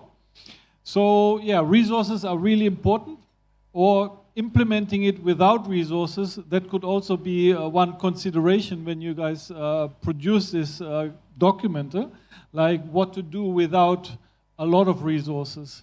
And just wanted to throw that into the discussion here, that's one of the challenges. I mean, I'm doing this basically as one person who's pushing through this whole plan within my organization, and I'm doing it part-time. That's not my main role. So even journalists, they're mostly covering disaster when it happens, but that awareness, building awareness and resilience doesn't really come to their mind unless I go and shake their heads and wake them up.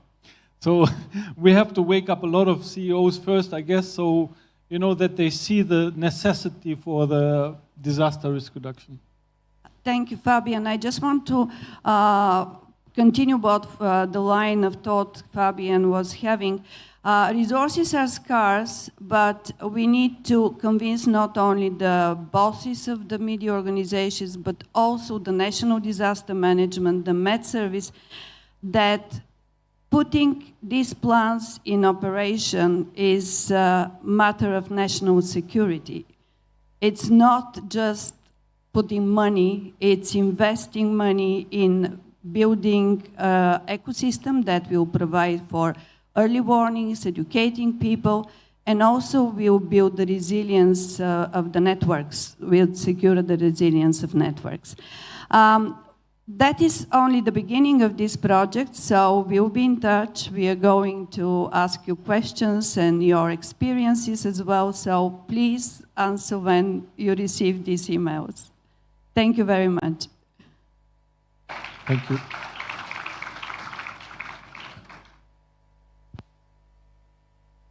I guess this is the end of the day one, but maybe we have some housekeeping announcements.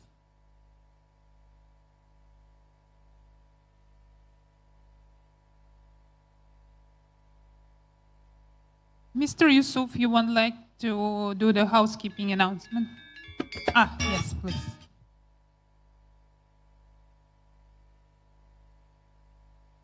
Thank you, Nargisa. Okay, once more, give a very big applause to our speakers, all speakers for today.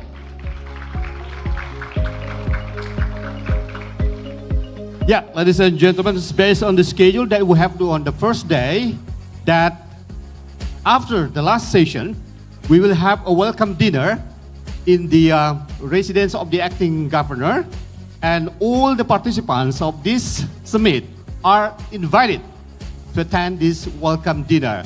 2 buses already on the lobby, I mean in the front of the lobby. It is not really in the lobby, in front of the lobby. So Shandy and Avi will guide you to the buses. Thank you very much.